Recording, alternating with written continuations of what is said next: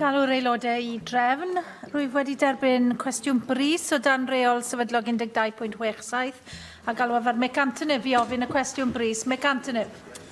First Minister, will the First Minister make a statement on the implications for Wales of bespoke border arrangements for Northern Ireland? Well, we can't allow different parts of the UK to be more favourably treated than others. If one part of the UK is granted continued participation in the single market and customs union, then we fully expect to be made the same offer. Things seem to have moved on, though, where the UK government was clearly looking to do a deal with the EU yesterday. That deal was torpedoed by the DUP, which asks the question why it is that a small party in Northern Ireland has the ability to have a veto over what is good for the UK in terms of negotiations with the EU. That is not, my colleague from behind says that is not strong and stable. I agree entirely with him. But really the question is this, is the Prime Minister really in charge of the UK, or is the UK in the charge of 10 MPs from Northern Ireland? Well, thank you for that answer, First Minister. You might, like me, have been under the misapprehension that we were living in a parliamentary democracy, that Parliament was there to represent all the interests of all the parts of the United Kingdom. And we now find, First Minister, that it is apparently being run and dictated to by just 10 people who have strong right-wing and homophobic views, historic links to terrorism, and are opposed even to the majority decision of the people of, of Northern Ireland in respect of the European Union. So when the people of Wales were encouraged to leave the European Union because it would make Parliament sovereign again, do you think this is what they had in mind? Well, no is the answer. I don't think they had in mind a scenario where first of all, the UK government could be shaken down for £1.67 billion, and secondly, the UK government was not able to negotiate with the European Union because of a veto held by a small number of members of Parliament. I don't think that's at all what people had in mind when they voted last year. Mark Ishord. I think clearly, as successive Welsh governments know, working in coalitions, which you are a de facto head of, and we've had two previous Welsh governments in coalition, that is the reality of coalition government. But last night, the Taoiseach said we don't want a border in the Irish Sea. At lunchtime today, David Davis stated in the House of Commons we're now close to concluding the first phase of negotiations and bringing forward trade negotiations. The government does not want a hard border between Ireland and Northern Ireland. The UK government recognises the integrity of the EU single market, but also of UK borders, and that we will not be treating any part of the UK differently. He also noted that Labour Shadow Chancellor John McDonnell has said that staying in the single market would be interpreted as not respecting the referendum. Noting, therefore, that last week Bertie Ahern, the former Taoiseach of the Republic of Ireland, stated that technology would be a partial solution to managing movements across the Irish border after Brexit. And a number of times you've raised this disparagingly. What research has your government actually undertaken at the technologies being applied in many parts of the world which are managing goods transporting across borders on precisely this basis? I'm not sure it's our responsibility to do that, quite frankly. And the UK government has said consistently that it's exploring the technology. In other words, it has no idea what technology might be used. Can I say to the member that there is one example of an entity that is outside the customs union having a border with an entity within the customs union, and that is Gibraltar. And that border is very, very hard. It's far from being a soft border. And really, you seem to be reading out the statement that you should have delivered yesterday afternoon, and that is that the UK government is close to a deal with the EU. Well, that clearly isn't the case after we saw the collapse of the negotiations last night. I'm surprised to hear that the DUP are actually in a coalition with the Conservative government. I wasn't aware that they were actually in coalition, had ministers in a coalition. But isn't the point this? That the UK government has a responsibility to secure a deal that is good for the whole of the UK. It is quite clear yesterday, that they were looking to arrange a special deal or special status for Northern Ireland. That was where the UK government was yesterday, lunchtime. Arlene Foster picks up the phone and says, Theresa, sorry, we're not going to allow you to do this, and Theresa May then capitulates. Is there not a danger here that the whole of the UK and its interests will be made subject to the views of the largest party in Northern Ireland, true, but not a party that represents the majority of people in Northern Ireland? Can the member not see there are dangers in that? Rhina Piarwerth. Diolch yn fawr iawn, Llywydd. We've seen over the past 24 hours the prospect of one part of the UK getting a unique deal, and I reiterate that we in Plaid Cymru want Wales too to be able to benefit from any kind of distinct or special arrangements that would allow us also to be in the single market and the customs union. And nobody in their right minds would want to see a hard border on Ireland. I know the First Minister agrees with me on that, but shifting a hard border eastwards is not a solution that would work for Wales, and certainly not for my constituents and the Port of Holyhead. Mae yna oblygiadau difrifol iawn I fetholaeth I, ar 1,000 o bobl sy'n gweithio'n uniongyrchol neu'n anuniongyrchol ym Mhorthladd Caergybi o weld ffin caled yng Nghaergybi. Caergybi yw'r ail borthladd prysura ym Mhrydain o ran ferries yn cario nwydda. Mae Masnach yn gwbl ddibynnol ar lif rhwydd o nwydda. A mi fydd nwydda'n chwilio, mi fydd Masnach yn chwilio am lwybr a haws. Mae yna dystiolaeth yn barod o chwilio am ffyrdd mwy uniongyrchol I fynd â llonga o gyfandir Ewrop I borthladd Caergybi. Rwan, mae rhaid ystyried pob opsiwn erbyn hyn. Aros yn y farchnad sengl ydyn ni fan hyn yn ei ffafrio. Pa ystyriaeth enghraifft os methu cael y nod honno I greu ardal Masnach rydd yng Nghaergybi neu yn Ynys Môn gyfan, neu mewn ardaloedd porthladdoedd eraill yng Nghymru fel ffordd ymlaen.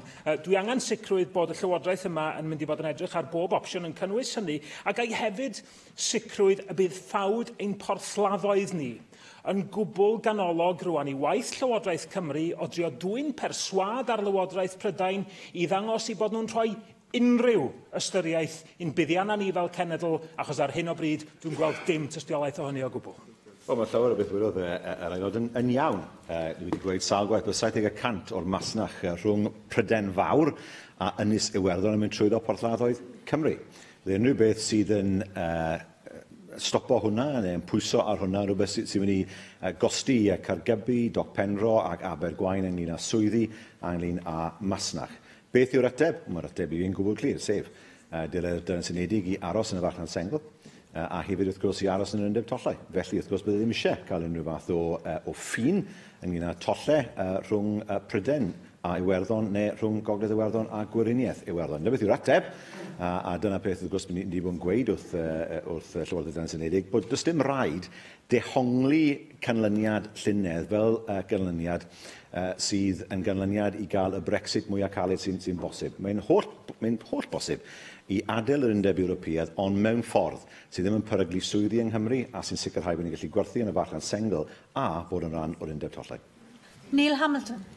The only thing we've learned out of the fiasco of the weekend is that Theresa May isn't terribly good at politics, which we knew anyway from the last general election result.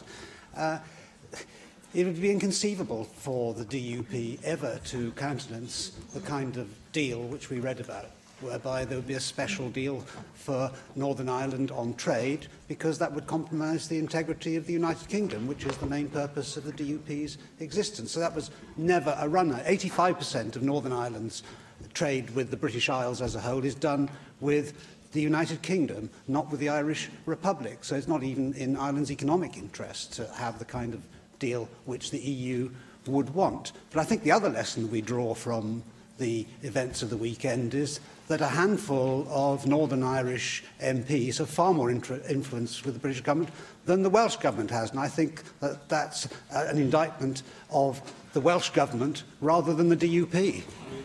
The Conservative Party and the weakness of the Prime Minister. I mean, it is worrying to hear the leader of UKIP say, well, the Prime Minister isn't terribly good at politics. That perhaps is not the strongest attribute that somebody might have when they are, in fact, the Prime Minister.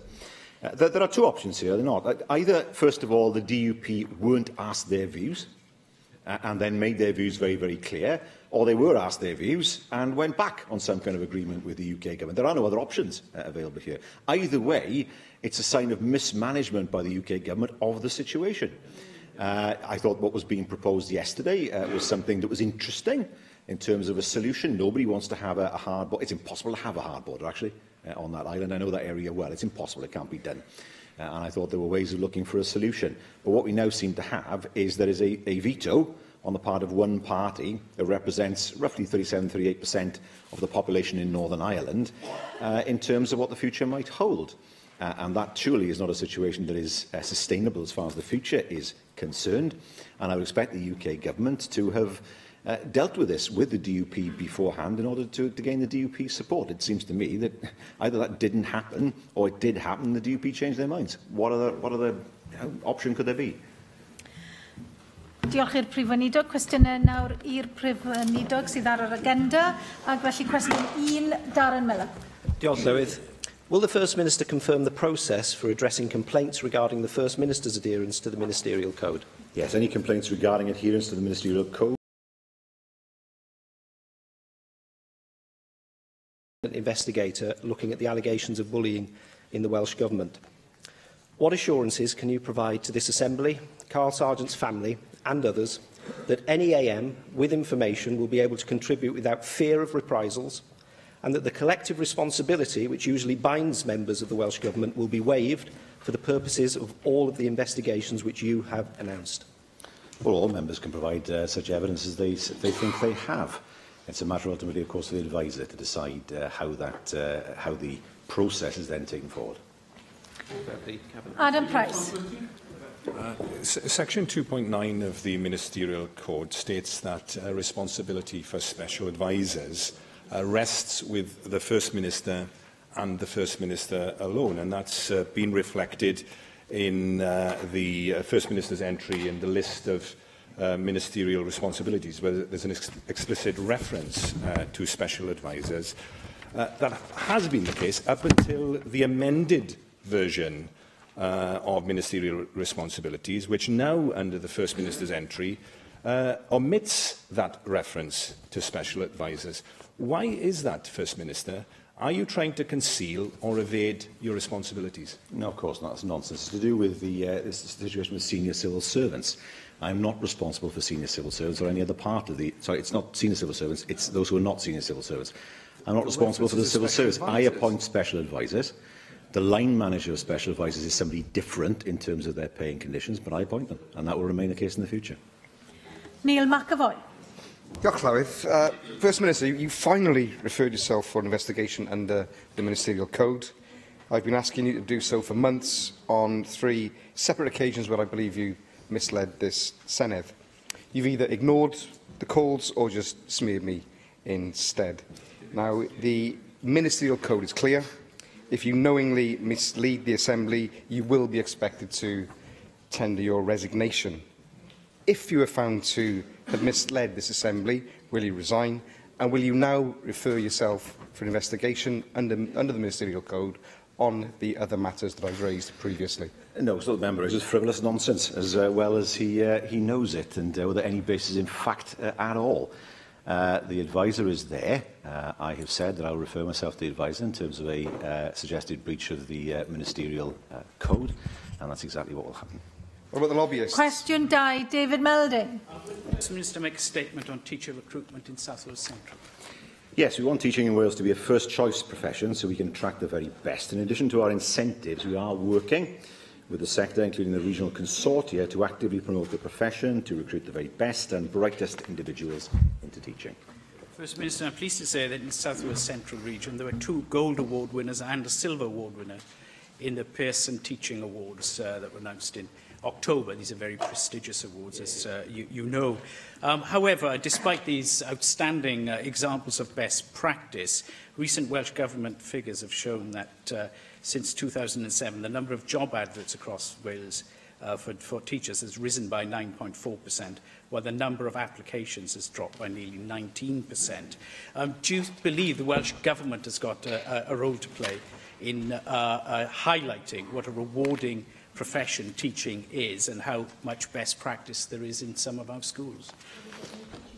Yes, I do. And just to give the member some idea of what we've been doing, we've been working with regional consortia to actively promote a recruitment and retention offer to support recruitment to ITE in Wales.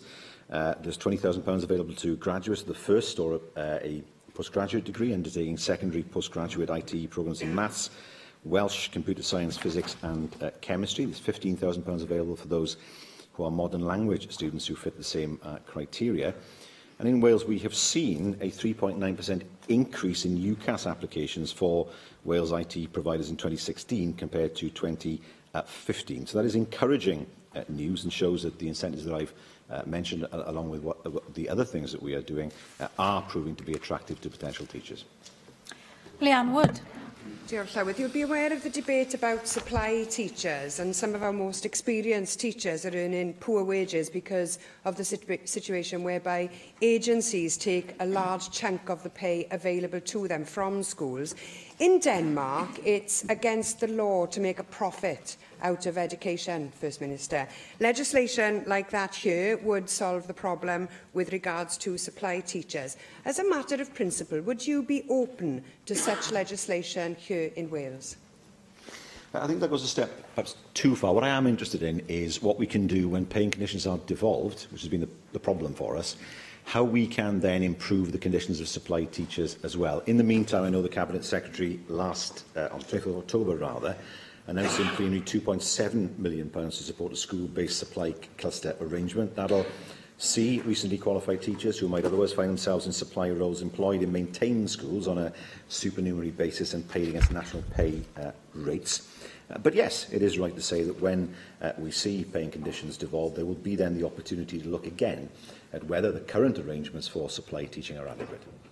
Gareth Bennett. Diolch, Llywydd. There have been problems with the retention of teaching assistants, or TAs. Often TAs qualify as higher level TAs, but find that they aren't given the salary or responsibilities appropriate to their new level. This has contributed to many leaving the profession. What steps can the Welsh Government take to address this problem? Well, it's a matter, of course, for schools in terms of what they do. Local management of schools means that schools have a certain degree of autonomy in terms of how they employ people, but it is clearly in the interest of schools to ensure that they provide the right terms and conditions in order to retain the teaching assistants that they need. Rhiannon Passmore.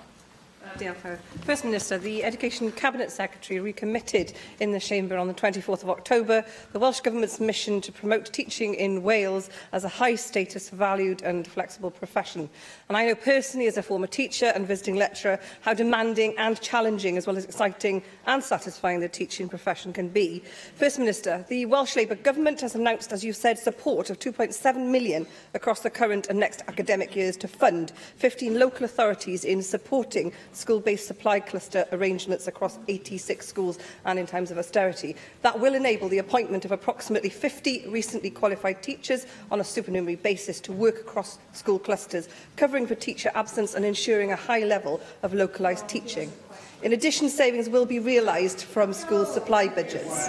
First Minister, how then will the Welsh Government measure the success of this highly innovative approach, and what possibility will there be for its rollout to cover my constituency in Islwyn so the benefits are felt by all schools in the Gwent Valley? Can I thank the member for her question and the passionate way in which she represents her constituency and the people who live in it.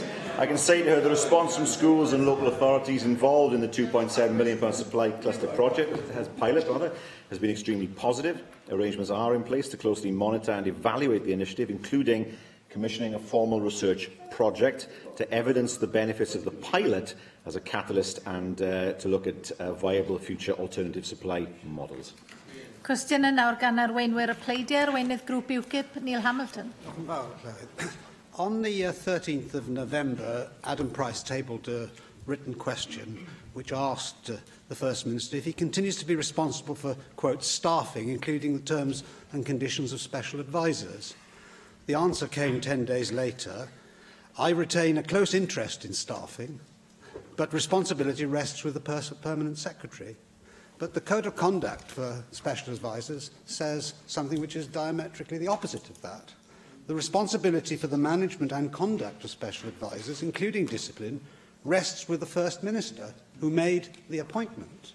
So how does the First Minister reconcile what that said on paper with what he's just told Adam Price? I'm not responsible for the civil service in any way, shape or form. I am responsible for special advisers and for their appointment in terms of their pay and conditions as a line manager. That's the responsibility of somebody else. Conduct, yes, I am responsible for the conduct of special advisers. Good. In which case, can the First Minister then confirm that the inquiry which is being undertaken, one of many, another day, another inquiry today, which is being undertaken by James Hamilton, will involve also an inquiry into the conduct of special advisers, because they are specifically responsible to him, the First Minister, ultimately, for their political conduct. No, the inquiry will look at whether I have breached the ministerial code in relation to the answers I gave in November 2014 and November 2017. So is the First Minister saying that the conduct of special advisers will not be part of the terms of inquiry of James Hamilton? Well, I've referred myself under the ministerial code to the adviser. It'll be a matter for the independent adviser to decide how then to take the inquiry forward. Arweinydd Plaid Cymru, Leanne Wood. First Minister, as you said earlier, the Democratic Unionist Party torpedoed the UK's attempt to move on to the next stage in the Brexit talks, and the border in Ireland is the sticking point. Now, none of us want a return to a hard border, but neither do we want to see barriers between Wales and our nearest neighbours. Barriers will be bad news for the port of Holyhead, as we've heard earlier, to Stena Line, to Irish ferries, to jobs, and bad news for other Welsh ports as well. There'll be delays to business, and gridlock for passengers is the risk. We all know how much influence the DUP has. What influence can you use to protect the port of Holyhead from a new hard border? Well, we have spoken to the Irish Government about this and informed them, of course, of our concerns, and they share our concerns. The last thing they want to see is a hard border between Wales and Ireland as a maritime border, and we are working with them in order to ensure that doesn't happen. First Minister, I used the word influence on purpose. The Welsh national interest can only be protected if our MPs vote the right way on crucial Brexit divisions. Plaid Cymru's solution to the border problem, as you'll be aware, is for the UK to stay in the customs union. The UK Labour Party is supposed to be the official opposition in Westminster. You've just said earlier on that you want Wales to remain in a single market and that membership of the customs union is the solution to this problem. We heard earlier also about the importance of parliamentary democracy. Can you tell us, therefore, why Labour MPs voted of the customs union as recently as November the 20th? Well, I have to first of all, it is gratifying to see that Labour and Plaid Cymru MPs have worked together in order to make sure that we look to try and get our amendments through the Commons and the Lords, which I very much welcome. She will know my view, and that is that I believe we should have full and unfettered access to the single market. We've agreed the same position. I also believe that the UK is best served by staying within the customs union. There will be different views in my party in London as to, those views are well known, as some members have put them. But my view is, as First Minister, that we are best served by Labour views. We don't have clarity as to what the Labour position is. And there has been a failure by Labour MPs to protect our interests here in Wales by the way that they vote. We're facing a weak and divided Tory government, but a consensus has been allowed to be built over leaving the single market and the customs union. Now, you've said that if a distinct deal is offered to another UK country, you expect that to be offered to Wales. Now, perhaps I trust Westminster a lot less than you do, First Minister. But as things stand, I expect Westminster not to offer us such a deal. But we can change that situation if we want to. In the absence of any action or initiative from the UK Labour Party, this Assembly can speak out. You have the power to ensure that Wales doesn't settle for second best here. As First Minister of this country, will you ensure that when the time comes, Labour MPs in Westminster will back a distinct deal for Wales? Well, I think they've shown that with their actions last night, in fairness. It's not as if that they haven't been supportive of the amendments that we have put down. Look, the perspective I have is this. I want to see a good deal for the whole UK. I think that's by far the easiest solution. Having a deal specifically for Wales is more difficult. There's no question about that. It's more difficult. It's not impossible. It's certainly more difficult. I would like to see the UK as a whole remain in the customs union, have full and unfettered access to the single market, and that means, of course, that Welsh businesses will be able to access the UK market, which is hugely important for them, and the EU market at the same time. I don't see that there needs to be any kind of competition between those two aims. Arweinydd yr wrthblaid Andrew R.T. Davies. Thank you, Presiding Officer. First Minister, did Leighton Andrews make a complaint of any nature in 2014 about the conduct or behaviour of members of staff in the Welsh Government or your office? No. First Minister, why have you subsequently then, when we've been questioning you in this chamber, indicated that you had issues brought to your attention by the individual I named and others, and you dealt with those issues at that time? Because there's quite clearly two stories running here, and it is difficult for the impartial observer to actually try and get to the truth of what people want to hear, which is what was actually going on in 2014 and what action was taken by you.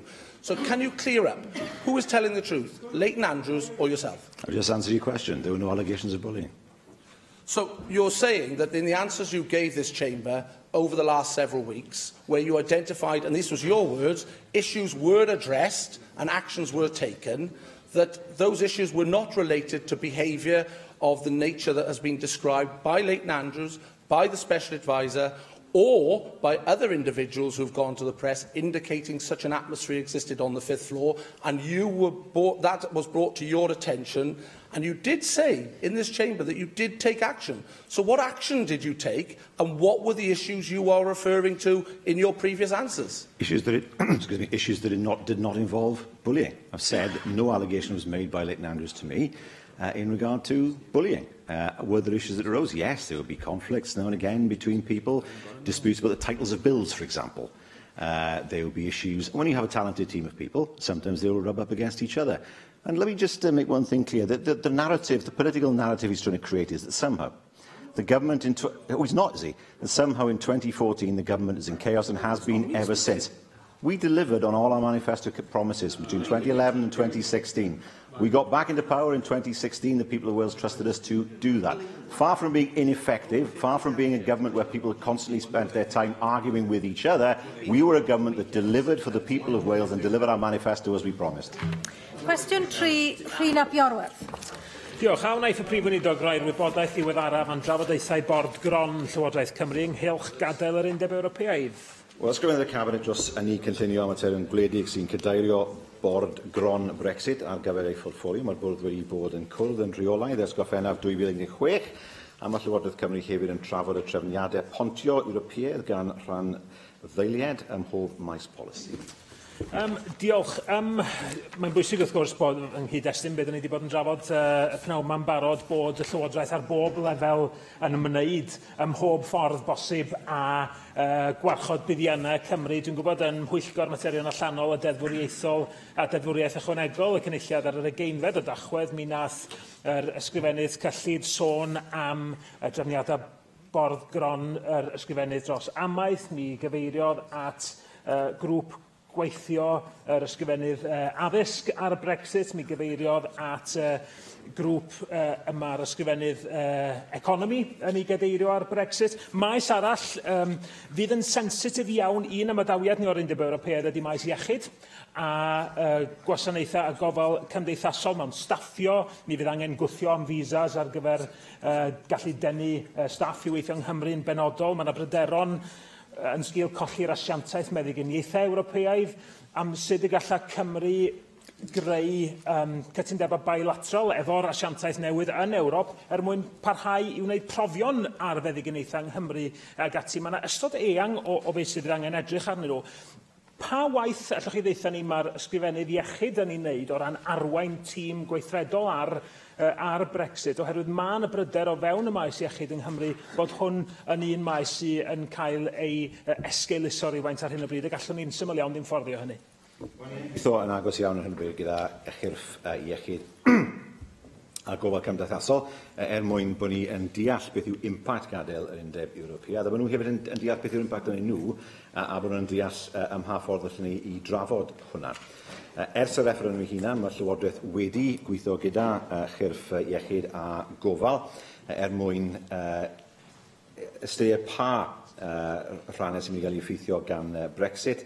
Mae yna gweithdai hefyd wedi cymryd lle rhwng Llywodraeth Unedig a Llywodraeth Cymru i ystyried yr impact cyfreithiol a hefyd gweithredol o adael yr Undeb Ewropeaidd ynglŷn â sawl peth. So mae yna sawl peth wedi digwydd mwyn sicrhau bod Gwasanaeth Iechyd yn ystyried pa broblemau y gallai codi o achos Brexit, yn enwedig Brexit caled.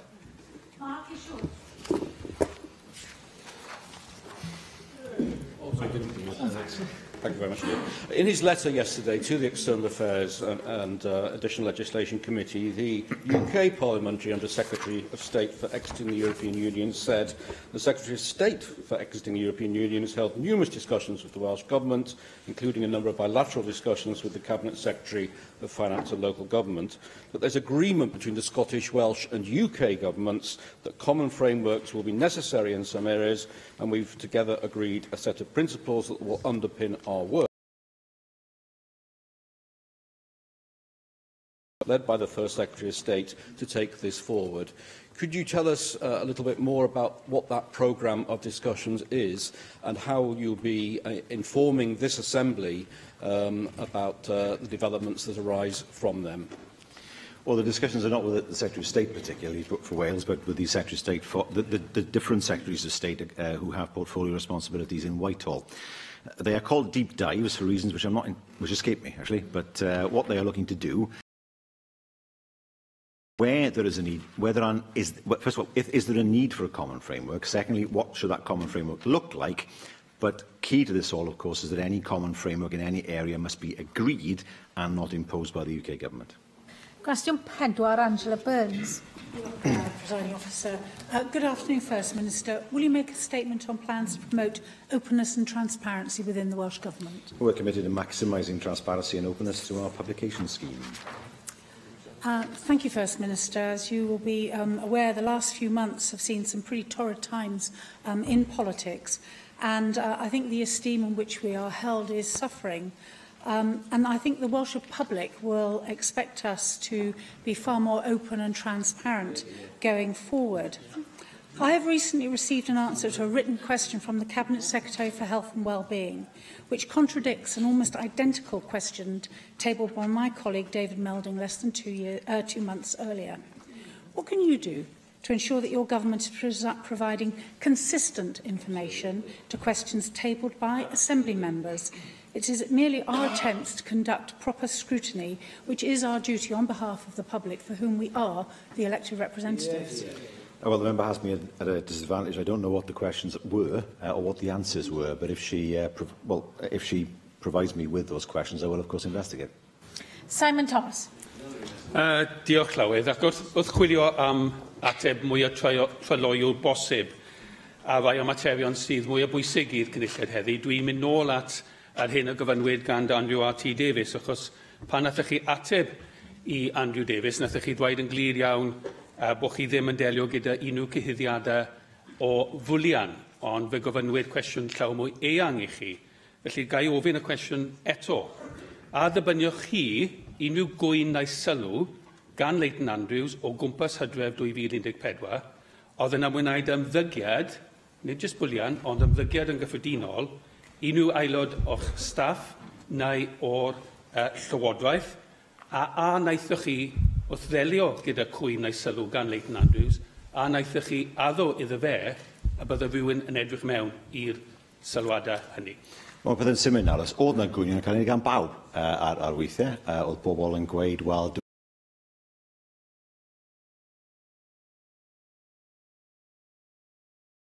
Cyfalodd fel rhywun oedd yn ymgynghorydd yn y Llywodraeth cyn ni. A wedyn ni, wrth gwrs, oedd yna lot fawr o drafod tu yn y Llywodraeth hynny ynglyn â rai o'r problemau oedd yn codi, ynglyn â bobl yn gweud, wel, dyle hwn i ddigwydd, dyle hynny i ddigwydd yn lle ni. Mae hwn yn rhywbeth hollol naturiol ynglyn â ffordd mae'r Llywodraeth yn cael ei redeg. A fel ydy bobl yn mesur Llywodraeth, wel, ynglyn â beth mae'r Llywodraeth yn gweithredu, a hwnna mae record da gyda ni. Ynglyn â oedd yna unrhyw fath o gyhuddiad, as hwn oedd y cwestiwn o'r dechrau, mae'n ei gofio, unrhyw fath o gyhuddiad o fwlio gan Leighton Andrews yr ateb yw na. Neil McAvoy. Diolch, Llywydd. First Minister, you're now investigating a potential leak after it was alleged that many people knew about your cabinet reshuffle before it's happened. It also seems that there are many people here who know who the complainants are against Carl Sargent and the nature of the complaints. They can't be raised here because of data protection laws. By Friday, on the Monday of the week in question, you said you had no complaints of harassment against your AMs. By Friday, you said that you had 3. So I'd like you to state on the record whether or not you're aware of those complaints being coordinated in any way. That's a remarkable suggestion, I have to say. I hope he has evidence for that. First of all, I'm not sure what he's talking about on the Monday. He's not clear about that. If he is saying that if it wasn't for data protection, he would out complainants, then he's taking a long, serious, hard look at his own character. Question 5, Steffan Lewis. Will the First Minister make a statement on the future of perinatal mental health services in Wales? Yes, the Welsh Government is committed to supporting mental well-being before, during and after pregnancy, as well as developing community perinatal mental health teams across Wales since 2014. We have committed to providing inpatient care in Wales as part of the draft budget agreement. I thank the First Minister for the answer. As he mentioned, because of the agreement between Plaid Cymru and the Welsh Government, there will be a return of inpatient perinatal mental health services in this country. It was expected, though, that by now WISC would have come back with a report on how inpatient perinatal mental health services could be delivered. I wonder if he could outline the reasons for this delay and perhaps could elaborate on what timeline he expects to be followed in the new year. Well, we have invested since 2015 to 16 an additional £1.5 million each year to provide a community mental health service within every health board in Wales. Each health board now has a community service in place, with more than 2,300 women being seen across Wales since the start of last year. Those new teams do help to improve perinatal mental health outcomes for new mothers as well as their babies and families. We have also committed to providing specialist inpatient care in Wales within the draft budget for 2018 to 19 and 2019 to 20. And the All-Wales Steering Group on Perinatal Mental Health has been asked to draw up options for inpatient care in Wales by the end of January. Given that up to 1 in 5 women are affected by perinatal mental illness, the view of the Royal College of Psychiatrists have stated that there has always been a shortfall of perinatal mental health services in Wales, and that is a worry.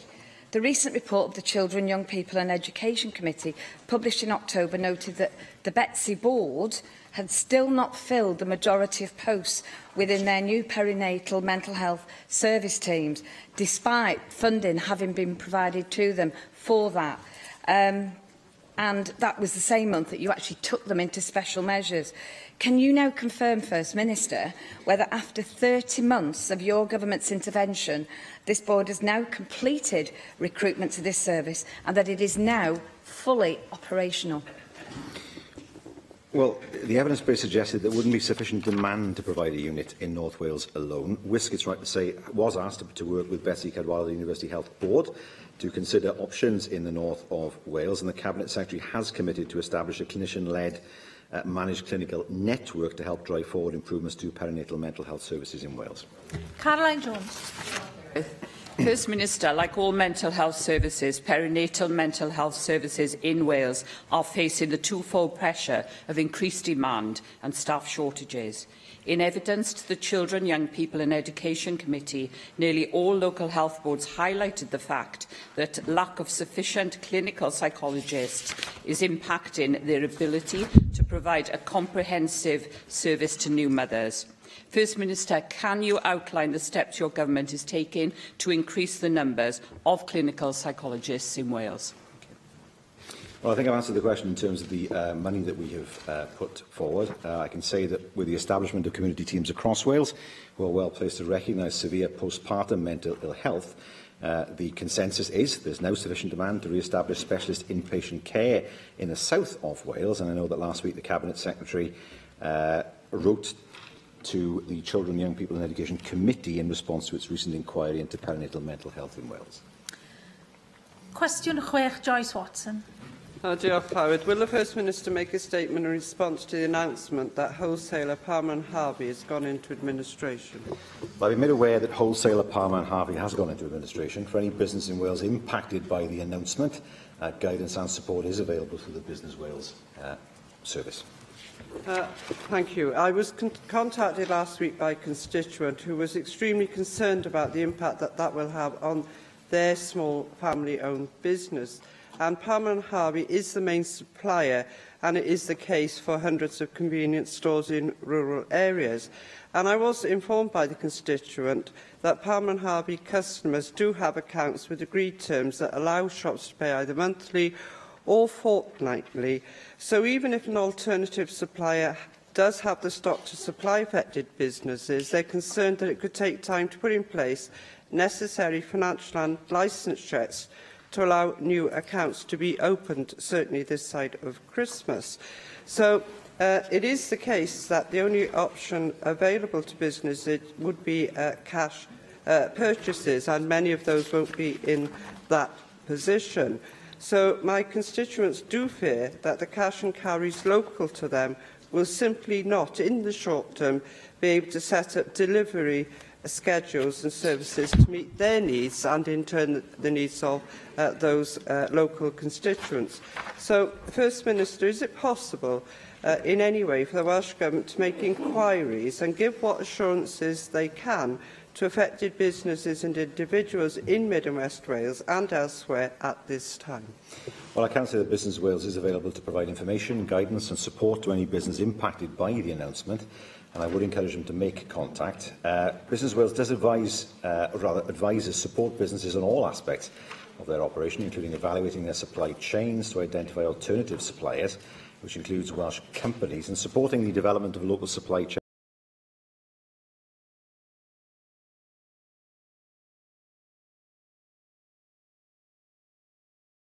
Development, which we will set out in the Economic Action Plan. Russell George. First Minister, 10,000 firms went out of business last year in Wales. The number of firms still in business after 5 years is just 43%, which is below the UK average. Now, understandably, some firms will go out of business due to changes in the market and for other reasons. But can I ask what your explanation is to why businesses are more likely to go out of business in Wales? And can I also ask how the government is addressing this trend? Well, in terms of why businesses in Wales, some businesses fail, we know that that will happen from time to time, unfortunately.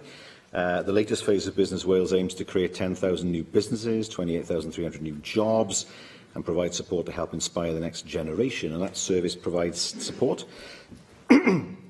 right across Wales for aspiring entrepreneurs, start-ups and existing micro-businesses and SMEs, including social enterprises. Question 7, Lynn Nagle. Will the First Minister provide an update on the impact of universal credit in Torfaen? Well, I'm extremely concerned about the time claimants are waiting for their first payment and the fact that many of our most vulnerable people in Torfaen and elsewhere are struggling to deal with the complexities of universal credit, and we have called on the UK Government to halt the rollout. Thank you, First Minister. As you highlighted, in July, Torfaen became the second part of Wales to go live with the full-service operation of universal credit. And after just 2 months, our main housing provider, Bronavon, had recorded £27,000 worth of arrears, with 300 tenants in arrears. Torfaen CAB is monitoring closely the impact locally, which has, as you've alluded to, included delays and difficulties accessing payments and particular problems for young people. Now, in Torfaen, we are fortunate in that the local authority, CAB and housing providers are all working together in partnership to support people through these difficulties. But with the UK Government intent on continuing with this ill-conceived rollout of universal credit, it is going to be essential that similar arrangements are put in place throughout Wales. What more can the Welsh Government do to ensure that there is that planning in place across Wales to ensure that all communities are supported through this process? Well, the Minister has written to the Minister of Employment requesting more details in relation to the UK autumn budget changes, particularly where universal claimants are in respect of housing costs, to understand how the new support arrangements will work for claimants in relation to the universal credit. The Minister is also seeking reassurance that the DWP will be able to offer financial support to universal credit claimants over the Christmas period. As far as we're concerned, there is £5.97 million of grant funding in place this year to provide advice on social welfare issues, delivered through 3 projects. First Minister, you say you support the principle of universal credit, and the aim of universal credit and the UK Government's wider welfare reforms is to help people get in and stay in work. Given that unemployment in Torfaen is historically low and has fallen further in the past year, isn't that something you should be supporting constructively and trying to work with the UK government? Well, it doesn't work. That's the problem. I mean, regardless of what the principle is, it clearly doesn't work. There'll be people left high and dry without any money. We know that it's a mess. We know that are members of his own party, well, I don't know if he is a member of the Conservative Party or not, but there are members who sit in the same party on that side in Westminster who have made the same points to the UK government. The point is that this is a mess that the UK government's making and ordinary people are suffering. Question 8, David Rees. Has the First Minister sought legal advice from the covenant that exists on land in Baglan Industrial Park, on which the Ministry of Justice wishes to build a new prison? Well, as the member will be aware, this question relates to legal information that's privileged, so I can't respond to him on that point. First Minister, I asked your Council General the same type of question about a fortnight ago, and I got a typical lawyer's answer, or perhaps a typical Council General's answer. My constituents want clarity, and there's a debate tomorrow afternoon in this chamber about that prison, and they're seeking that clarity, particularly on the Welsh Government's views on its responsibilities under the Covenant. Can the First Minister reassure my constituents that the Welsh Government has no plans to change the Covenant and will seek to abide by its principles of keeping the use of the land for industrial purposes and to avoid nuisance for neighbours, which would mean telling the MOJ no when they wish to purchase or lease the land for the development of a prison, which in my books does not come under an industrial development? What I can say to the member is this. The Ministry of Justice have not asked the Welsh Government to sell them the land at the Baglan site, and no decision on the future of the site has been made. I can say that a letter was written by Carl Sargent to David Lidington, Lord Chancellor and Secretary of State for Justice on the 26th of October 2017. That letter sought confirmation whether it's still the intention that the proposed prison at Baglan would be a Category C establishment, or whether there are plans to house other prisoners in the proposed prison. In addition, the letter requested confirmation of the effect that a new prison in South Wales would have on the prisons at Cardiff and Swansea. We have not received a response to that letter, and there will be no further action from the Welsh Government until that response is forthcoming. Susie Davis. That's a very interesting answer, First Minister. I think, however, you are possibly able to tell us, as it's a matter of public record, which parties would be entitled to enforce the covenant that's in the documentation at the moment. Are you able to tell us as well how many expressions of interest have been made in that land during the period of Welsh Government ownership and which have been put off by the existence of the covenant? It's very difficult to give a view on whether an expression of interest has been put off, because, of course, you wouldn't know about the expression of interest in the first place. What I can say is that it's the Ministry of Justice, which her party, of course, is responsible for, who want to build on this land. From our perspective, we are quite clear that until and unless we get the clarification that we wish to have, we will take no further steps in relation to this land. We will examine very carefully whether this land is, in fact, the right place for a prison to go. Bethan Jenkins. Legal advice I've received, and I quote, says, assuming this is correct, there is a covenant and that covenant is legally valid. It means in the event of a breach, the party with the benefit of the covenant could take steps to enforce it, e.g. by seeking an injunction, restraining the development and or claiming compensation. So from this legal advice, which clearly shows there are many tools within the Welsh Government's box to block the proposed prison and force the MOJ into compulsory purchase. The only reason not to do this, as far as I could understand, would be that the Welsh Government wants to have this prison in Baglan. Will you seek a commitment here today that the Welsh Government will oppose releasing this land to the MOJ, so therefore posing the question to the UK Government is no longer necessary in future? Well, we wait a response from the UK Government. Right? I say quite clearly to the member that there will be no action on this point unless there is a satisfactory response to that letter, and even then we will consider whether, in fact, this land is the right place for a prison. Diolch i'r Prif Weinidog. Point of order arising out of question, Simon Thomas. Thank you, Presiding Officer. Just seek your advice as much as anyone's as to whether standing orders can help us actually get the correct answers to questions in this chamber. You would have heard my question was very specific to the First Minister about whether he'd received any comment about the behaviour of his staff from Leighton Andrews, to which he gave no reply. I'm listening to this point of order in order to decide whether it is a point of order or not. Thank you. I think we listen to the current Presiding Officer in these regards, if we may. The In the last 15 minutes, Leighton Andrews has issued his own statement saying as follows: in November 2014, I told the First Minister face to face that I believed that the Code for Special Advisers had been broken. I asked him to carry out a formal investigation. He said he would. He said he would. Can we reconcile these two questions by giving the First Minister an opportunity to add to what he told myself, Angela Burns and Andrew Davis?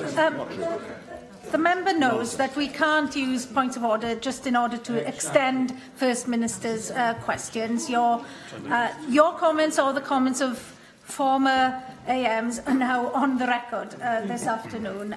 We now move on to business questions and the Leader of the House, Julie James.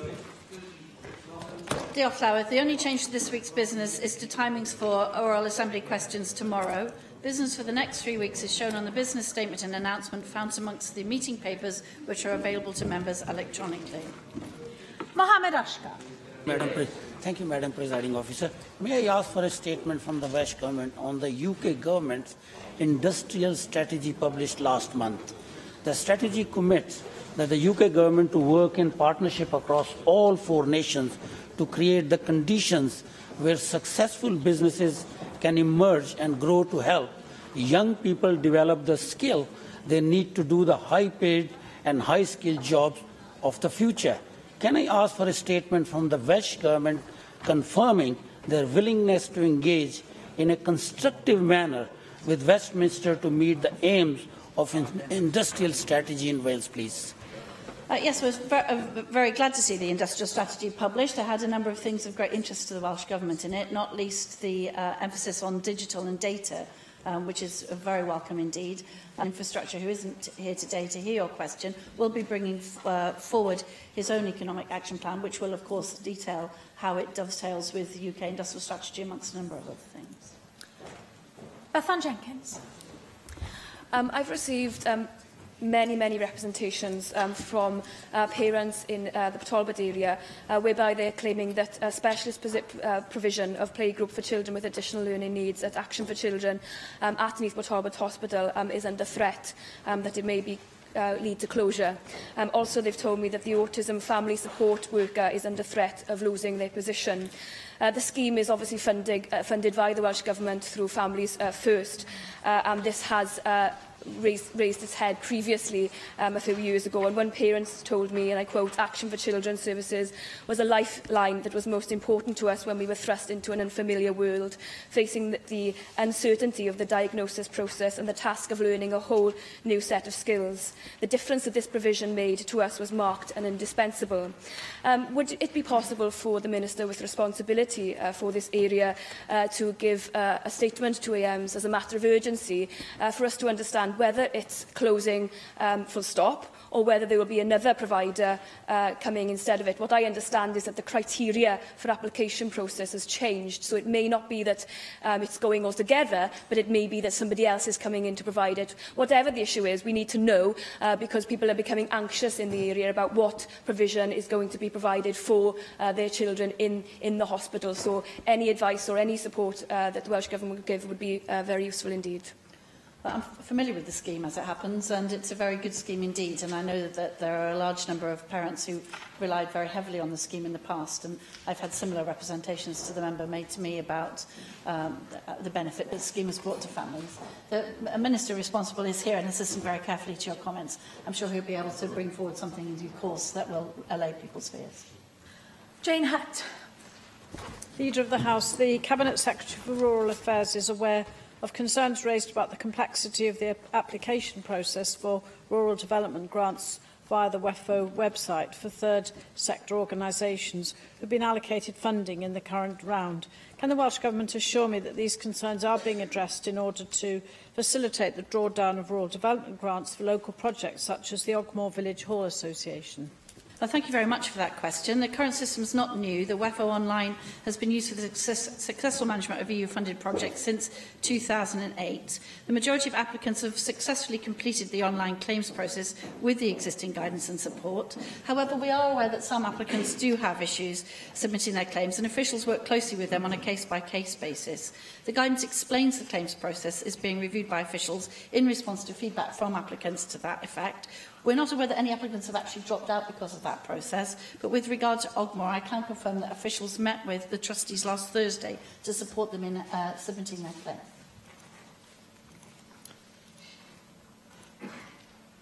Dramatic pause. Susie Davis. Dramatic questions. Diolch, Llywydd. I wonder if we could have an update from the Cabinet Secretary for Health, please, on the draft dementia strategy. Now that he's had time to hear concerns raised at the cross-party group from dementia representatives. It's not published yet, of course, but some concerns were raised that perhaps it maybe wasn't as innovative as they were expecting, or that was still too clinical in its model. And wondering if, well, I see that you're here, whether you might agree to do that fairly soon. Secondly, in September, following some pressure from my party, the government undertook to review how potential conflicts of interest were managed in the case of a former civil servant with links to a film production company who subsequently received a Welsh Government loan. On the 1st of November, which was 2 months later, I was told that the review was being finalised, and as of today, I'm still not sure what the outcome of that was and whether it has been finalised. I mean, I think this was probably a very straightforward review, but this delay, I think you'd have to agree, is unacceptable, not just in terms of transparency, but in terms of uncertainty for the individual who was the subject of that review. And I'm wondering if you could arrange for an urgent update to the Assembly on that, please. And then finally, I wonder if you could if I could ask your assistance as business manager, actually. On September the 29th and October the 4th, I submitted a total of 16 written questions about film policy and its delivery process to the Cabinet Secretary for the Economy, of which two of those have been answered. I've been told more than once that I will get a full set of answers to remaining questions, and I haven't. An attempt to resubmit some of those questions via FOI were rebuffed on the basis that they required explanation which is not held in a recorded form, and that is completely unacceptable when they relate, amongst other things, to conflicts of interest managing that, which of course should be minuted. I wonder if you could investigate, please, why I haven't had an answer to those questions. Thank you. In terms of the dementia strategy, I've had myself several meetings with the Health Secretary about the dementia strategy, and I'm very aware that he's taken on board a large number of the issues that were raised to him by the various groups, including groups of people who have dementia themselves, and that he's on course to publish the new strategy, taking into account all of those views in the new year. And I can see he's nodding at me, so that remains the case. In terms of the conflicts of interest, and I don't know if that's related to the second one or not, but it's obviously the same topic. Different subject, same topic. I think the best thing for us to do there is to actually discuss it outside, and I will undertake to broker with the member meetings with the various people that she's mentioned to see if we can reach a satisfactory solution. Llŷr Griffith. Could I ask for a statement from the Cabinet Secretary for Health and Education following the news yesterday that the Care and Social Services Inspectorate Wales, CSSIW, has classed 14 care homes in Wales as services of concern, meaning there's a possibility of suspending the service or indeed of cancelling their registration. Now, I'm particularly concerned at the disproportionate nature or spread of those homes, with 10 of the 14 being located in North Wales, which of course is an area that I represent. Now, I previously called for the expansion of the remit of CHCs, Community Health Councils, to include social care, rather than abolishing them, which is the proposal of the government at this moment in time. The intention is, of course, for the government to create what could be a remote national body, no doubt based in Cardiff.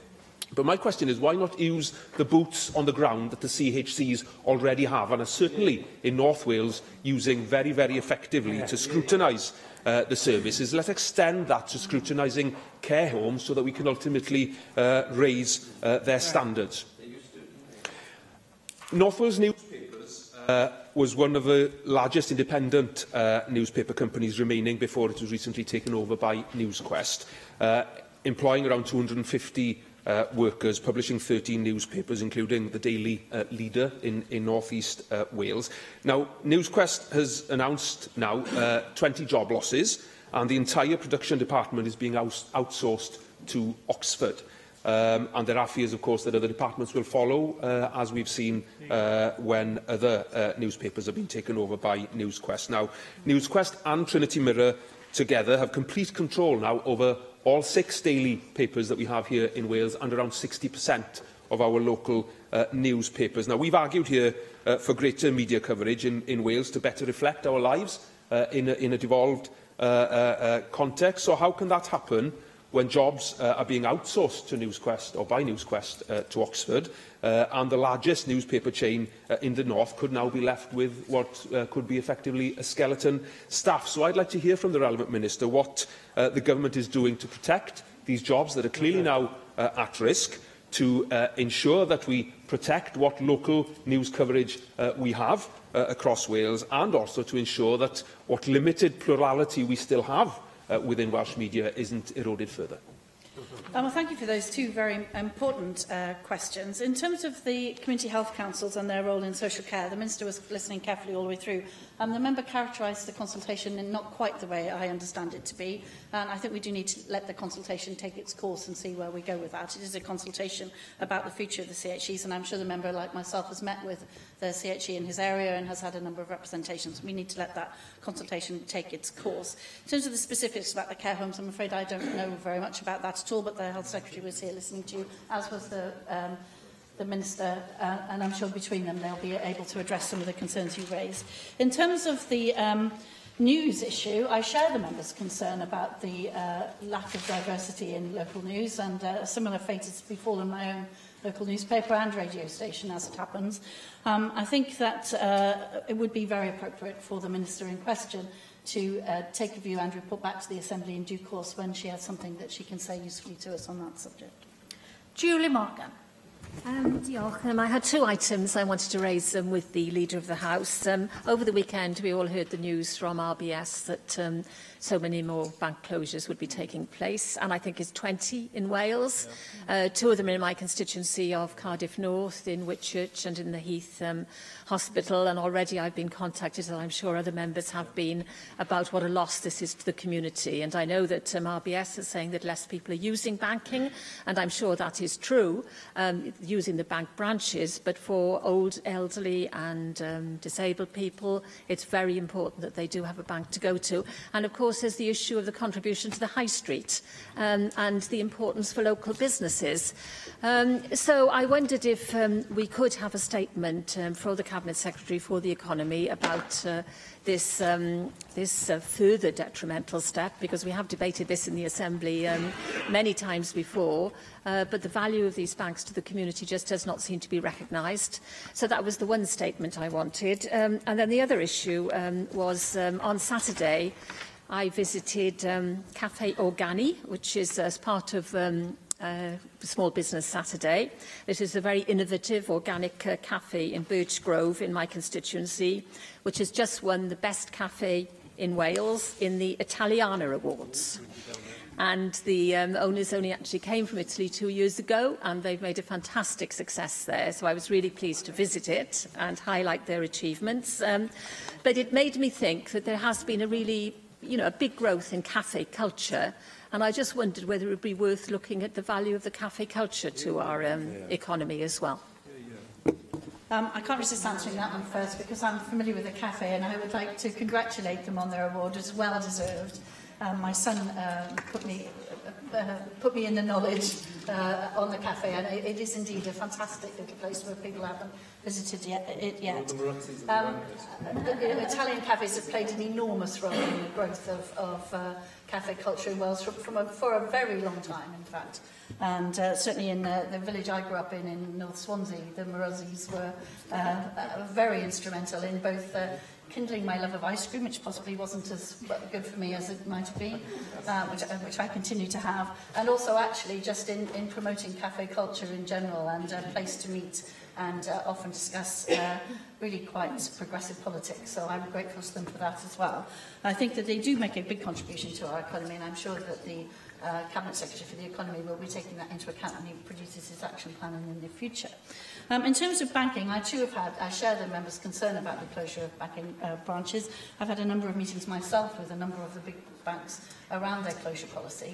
They do produce statistics about the use of branch banking and so on, and a number of them do have good policies in terms of contacting older people and people with particular problems in mobility and so on about their banking. There is an arrangement in place with post office counters, in actual fact, to do some banking, and we've made representations to them, I know, in my previous role, about ensuring that the post office counter staff have the right training and that there are appropriate premises in which to conduct what might be a quite personal transaction in some cases for people who want to conduct banking transfers there. But I don't see any reason at all why we couldn't ask the Cabinet Secretary for the Economy to make this Assembly's concerns known again. Can I ask for a statement from the Cabinet Secretary for Health on the situation faced by emergency departments in North Wales? The Leader of the House will be aware that there were reports in the media over the weekend that some people were spending up to 2 days or more in the emergency department whilst waiting for medical beds. Now, we know that there is a problem at other North Wales hospitals. The poorest performing hospital as far as the 4-hour emergency department target is concerned in the whole of Wales is Glenclwyd Hospital in Bodilwyddan. This appears to be a significant problem in North Wales, which clearly people will want to have addressed prior to the very cold weather which may come over the winter period. Now, we heard a statement a few weeks ago which was issued by the Cabinet Secretary for Health on winter preparedness, and he gave the impression that everything was fine. Well, things clearly aren't fine in North Wales. We need to know precisely what additional support is going to be put into place to make sure that patients in an emergency can get the services that they need. Well, that's a very important point that the member raises, obviously. The Cabinet Secretary for Health has made a number of contributions in this place to winter preparedness and indeed to delayed transfers of care and a number of other issues affecting waiting lists and so on in North Wales. He was here listening to your point. I'm sure he'll take it into account the next time he addresses us on the subject. Neil Matthews. Diolch, Llywydd. I need to look for 2 statements from the Leader of the Chamber. The government has rightly issued statements about terrorist atrocities over the past 18 months. We have a Yemenis community in Cardiff and in Wales, and civilians in the Yemen are being bombed and starved to death every single day. I'm wondering what the Welsh Government position is on this and the daily terror, Saudi Arabian-backed terror, that the civilian population of the Yemen have to face every single day. Second one is, it's about mesh implants.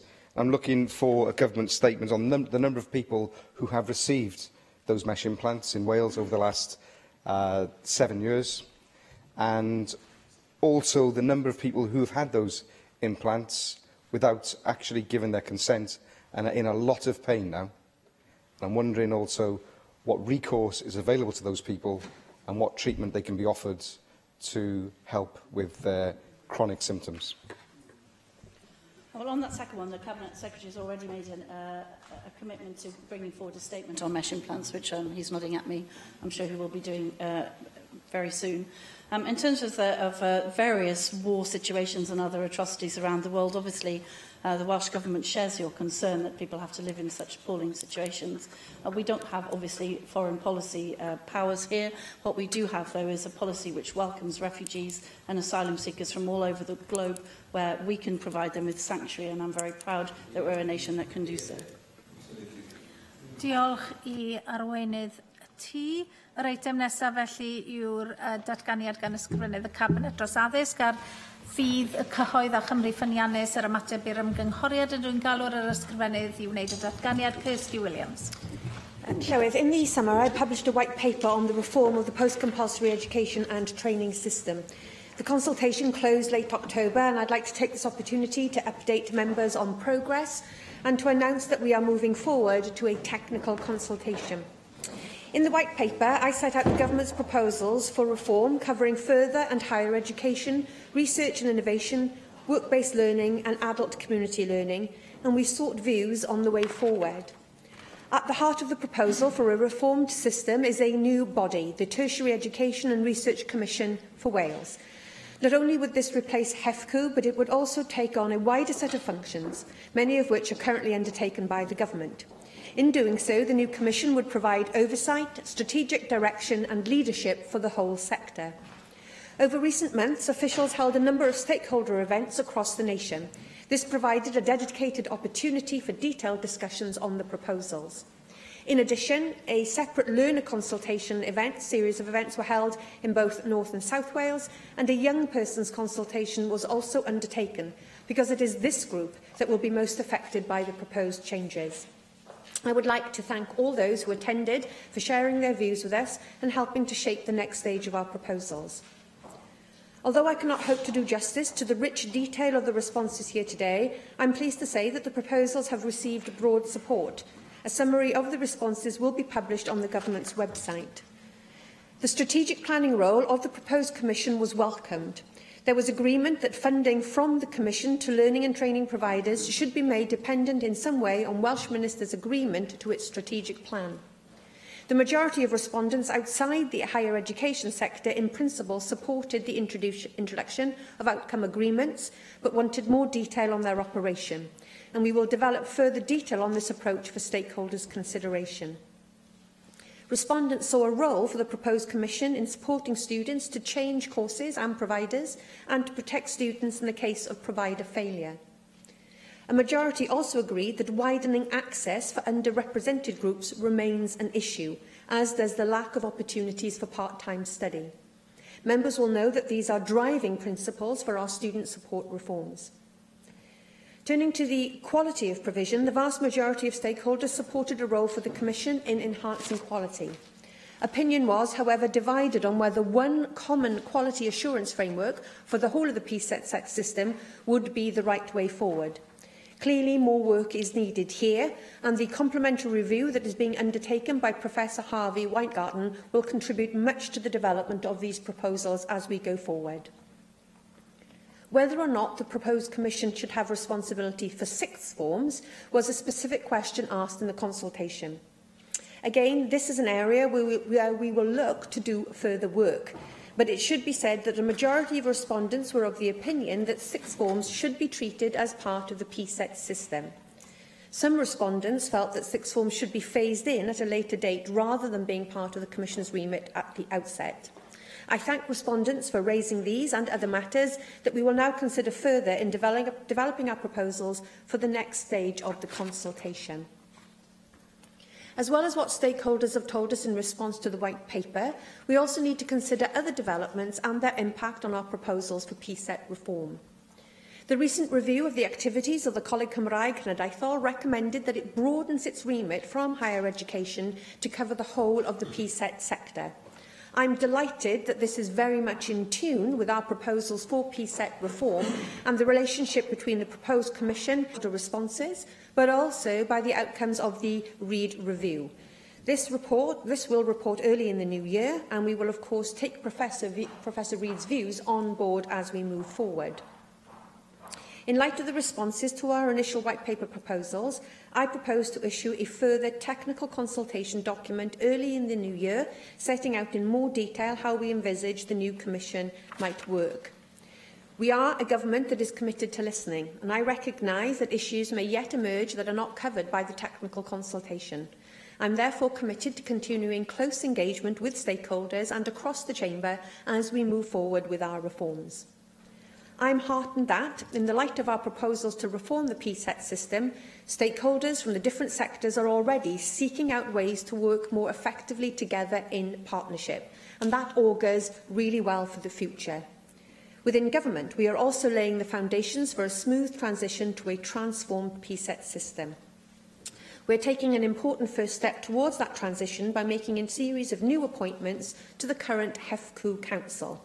The first of the new members joined the Council on the 1st of December, and the other new appointments will take up their roles early in 2018 as current members stand down. These appointments will be for 3 years in the first instance and will help broaden the Council's reach and perspective. I am delighted that we have been able to attract such high-calibre individuals to these roles, which will be critical to helping us realise our ambitions for tertiary education, research and training.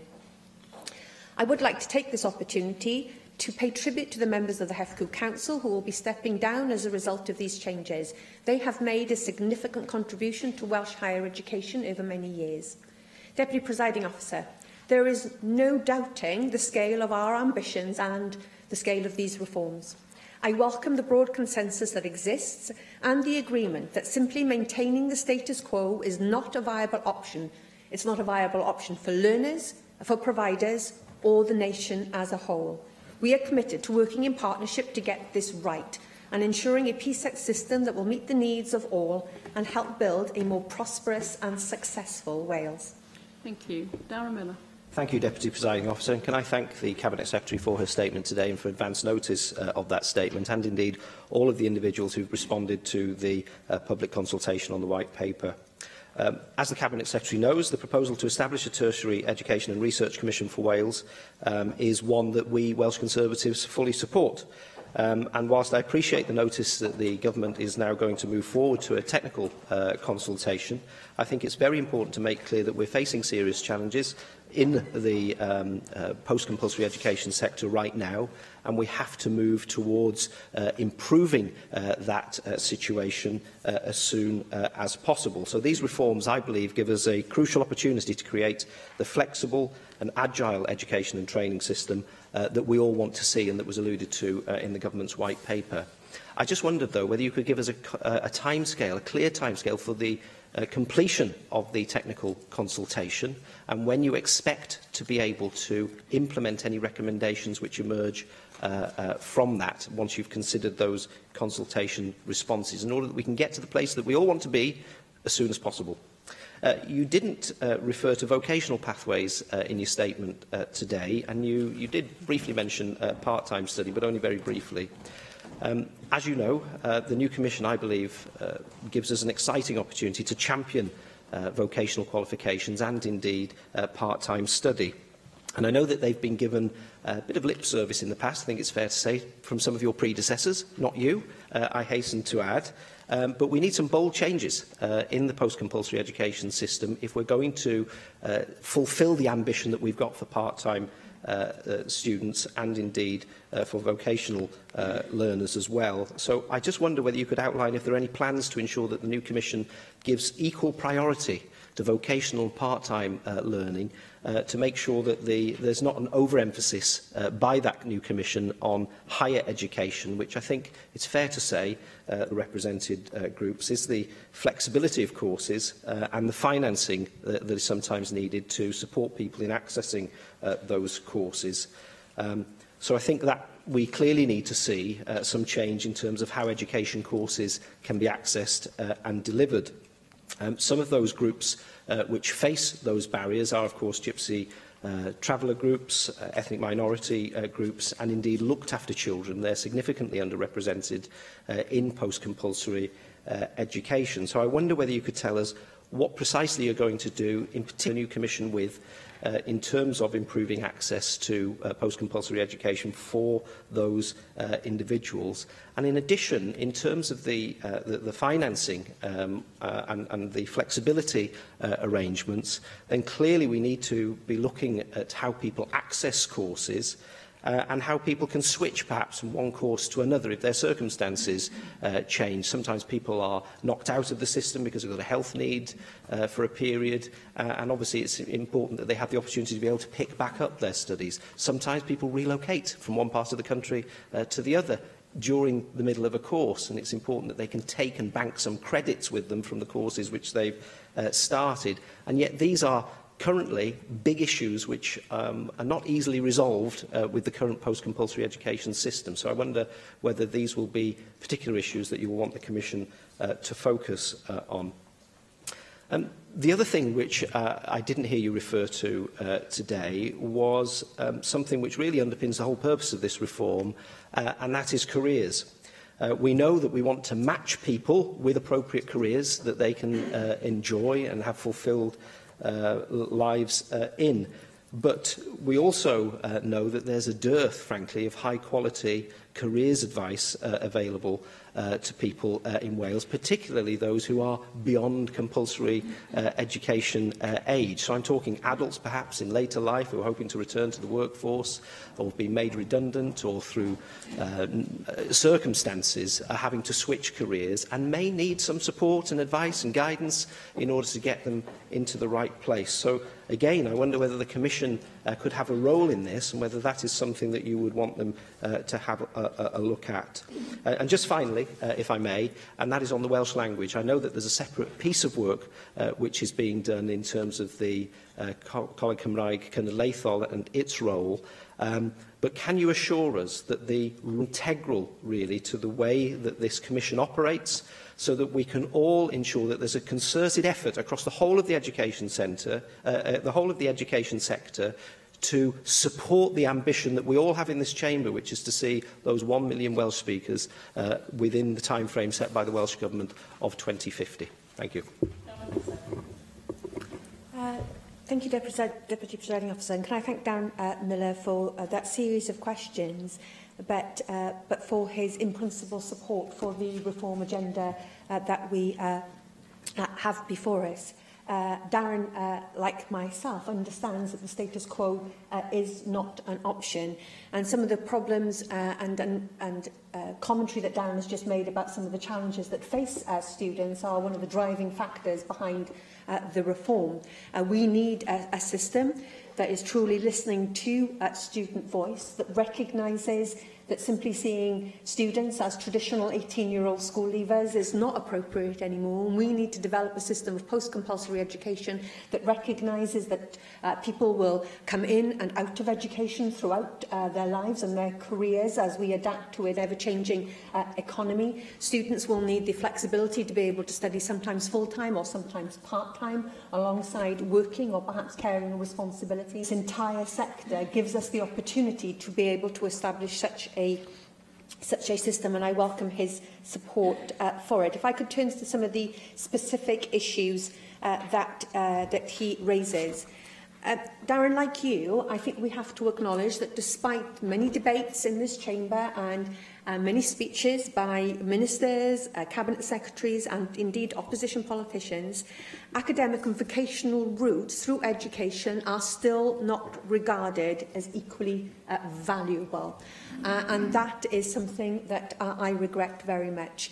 And evidence suggests that learners, young learners especially, and their parents are not always receiving the best information and advice to steer them towards learning and career choices that are right for them. And that was one of some of the strongest messages that we had as a result of our learner consultation, is that young people are saying we're not getting the advice that we need to be able to make those choices. And again, one of the rationales behind this reform is to say that these courses, these pathways into employment, into learning and studying are of equal status.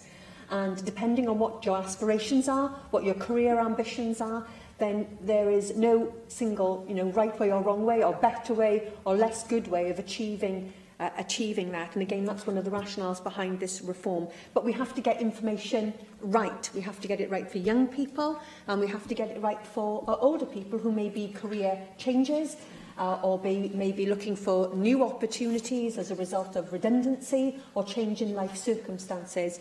I think it's fair to say that perhaps we have not developed this as much as we would like, and it's something that is a constant source of conversation between myself and the Minister, as well as the Cabinet Secretary for the Economy, as we look at employability programmes and economic development in the round. And we will need to do further work in this area to get the offer right, because if we listen to students and young people, they're not getting it at the moment, and we have to be honest about that. Otherwise there's no point in carrying out the consultation if we're not prepared to take on board what people are telling us. Access, of course, is at the heart of our student support reforms. That's why we will be unique in the UK, where we will offer pro rata support for part-time learners of higher education. For those that are in the further education field, we have maintained our commitment to the EMA. to the education maintenance allowance that allows children and young people from a poorer background to access financial support in the FE sector. Looked after children, of course, will be eligible for the highest level of maintenance support that this Welsh Government will offer, in excess of £9,000, to allow them to study at a higher education level.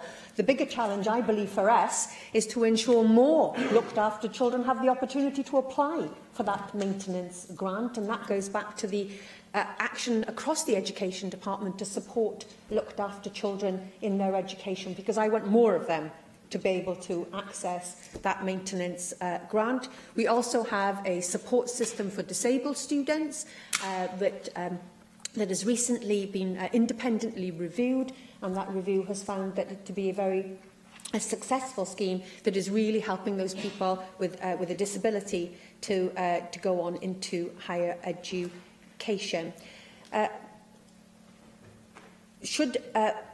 It is my intention that, as a result of these reforms, it should be easier for students to be able to switch courses, carry credits forward, to have a blended nature of their study, part-time, full-time, depending on their circumstances.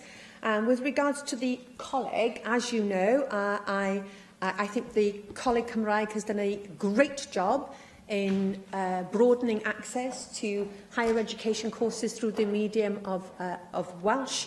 I believe that the principle of extending that to FE and work-based learning, so that that people have the opportunity to undertake their learning and their training in Welsh, I think is particularly crucial in certain sectors where we have a dearth of professionals. Only recently, in the additional learning needs debate, we talked about a whole raft of professionals that need Welsh language skills that we don't currently have at the moment, and it's absolutely crucial that we develop the role of the Coleg in line with our PSET reforms, and I believe that they are attuned. But I have to say, Deputy Presiding Officer, I'm very grateful to the way in which Darren Miller has engaged in this. Like me, he has high ambitions for this particular part of our education and training sector, and I look forward to continuing to work with Darren on the technical consultation, which will be released in the new year. I'm a minister who is keen to get on with things,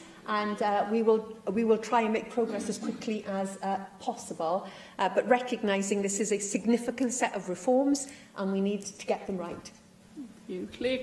Diolch i'r Brylywydd, ac aina hefyd ategu'r diolch i'r sgrifennydd Cabinet am ei datganiad. Dwi'n edrych ymlaen i weld cynnydd yn y broses yma dros y misoedd a'r blynyddoedd diwetha ar hyd yr un llinelleg sydd eisoes wedi cael ei mynegu. Yn sicr mae yn daith sy'n mynd i'r cyfeiriad iawn. Mae'n debyg falle fyddwn ni angen trafod ymhellach pan ddaw'r glo ma'n i'r amlwg, ond yn sicr i ni'n gefnogol i'r bwriad yn y pen draw. A gai ddiolch hefyd i'r ysgrifennydd am ei datganiad i bod hi'n ymrwymo i ymwneud agos a budd-eiliad ac ymwneud ar draws y siambr hefyd wrth i'r diwygiadau yma symud yn ei blaen. The previous question I asked particularly about the timescale of the technical consultation. I'm just interested in your confirmation maybe that you still intend for this legislation to have completed its journey through this Assembly by the end of this Assembly, and maybe you could map out some key milestones for us on that journey if that's possible, just so that we have that broad timetable a bit more clearly in our minds, because there are a number of hairs running here, really. You've mentioned a number of reviews, the technical consultation itself, of course, the Reid review, which will feed into this, the Weingarten review as well, and I'd be interested in hearing how you think all of these can actually come together and be aligned effectively to ensure that all of these are taken into full consideration. I've raised with you before the sixth form question, and it was in the white paper, and rightly so. You say that the majority of respondents were in favour of including sixth forms under the proposed system, although some made a pitch, if you like, to phase them in at a later date. And I'm just wondering if you could tell us what more information or what further discussions you need to come to a decision around that, and how that could potentially affect the timetable. Would that require legislation later on, or would you incorporate that into your proposed legislation for something that will be brought in at a later point? Because clearly many of us are hoping that this will be coherent and comprehensive a reform of the sector. There's a danger that if we start hiving certain bits off, that it becomes piecemeal. I understand the difficulties around that particular issue, but I'd just like to hear a bit more about your thinking in that respect. You did mention adult community learning, or you name-checked it at the beginning of your statement. There's not much more, and clearly we've heard one or two things in your last response. Clearly, the decline in sort of part-time adult provision is very worrying, and adult community learning, some people feel, is very much on its knees at the moment. So the sector are telling me that they can't wait for these changes. Although there was very little actually in the white paper on adult community learning, there is a risk that we end up talking too much about sixth form colleges, universities. We need to talk about them, of course, but I think we need to get the balance right. So I'd just be interested in hearing a bit more about how we can really incorporate the sector's voice into the discussions from now on, and not fall into the trap of paying lip service, which I think is the second time that phrase has been used, and how that voice will be heard within the Commission's role, because we come back to this sort of parity of esteem principle that we're all pursuing, and it'd be good to have greater clarity again on that. You touched on the extension of the role of the Coleg Cymraeg Cenedlaethol. I would reiterate that we need to make sure that the role isn't eroded in any way, that it retains its existing responsibility, its enhanced responsibility and its distinct role within the new landscape. And maybe you could acknowledge, or will you acknowledge, that additional responsibilities has to mean additional resources as well, albeit we're in a very difficult time, I know, in that respect, but one would expect would have to follow the other. And on that point, it probably is too early to start talking of budgets and all that kind of thing for the proposed new body, but I remember well when discussions were being had around the establishment of Natural Resources Wales, that one of the reasons being put forward was that it would create an efficiency of savings. I'm not sure whether that is part of your consideration, or to what extent that might be driving some of what is playing out now, and I'd be interested to hear whether you envisage some sort of projected efficiency saving from the new arrangement, or is that not part of your consideration at all? It'd be interesting to know actually at what point you think that might become clearer. And we've touched on addressing the barriers to PSET and the cuts that have had a disproportionate effect on a number of groups. I presume that the outcome agreements that you mention in the statement would maybe look to address some of those in terms of ensuring that maybe some people with caregiving responsibilities or those requiring particular kinds of support are offered that. You say that it's a driving principle for your student support reforms in terms of addressing some of these barriers, and I'm just looking for confirmation that that will be embedded into the Commission's remit. Can I thank Rhyn again for the support in principle that he has for this reform, the reform agenda. The consensus that we seem to have in the Chamber today is reflective of the consensus that there is out there across Wales of the need to move forward to deliver to certain timescales, because what I have also learned is things take a lot longer than you initially anticipate in government. But it is my intention to go out to technical consultation in the new year, and it is still my absolute intention to bring forward legislation, and with the cooperation of this chamber and the legislative processes that we have, to complete that process before the end of this Assembly term. That's what I am setting out to do. But already in beginning to scope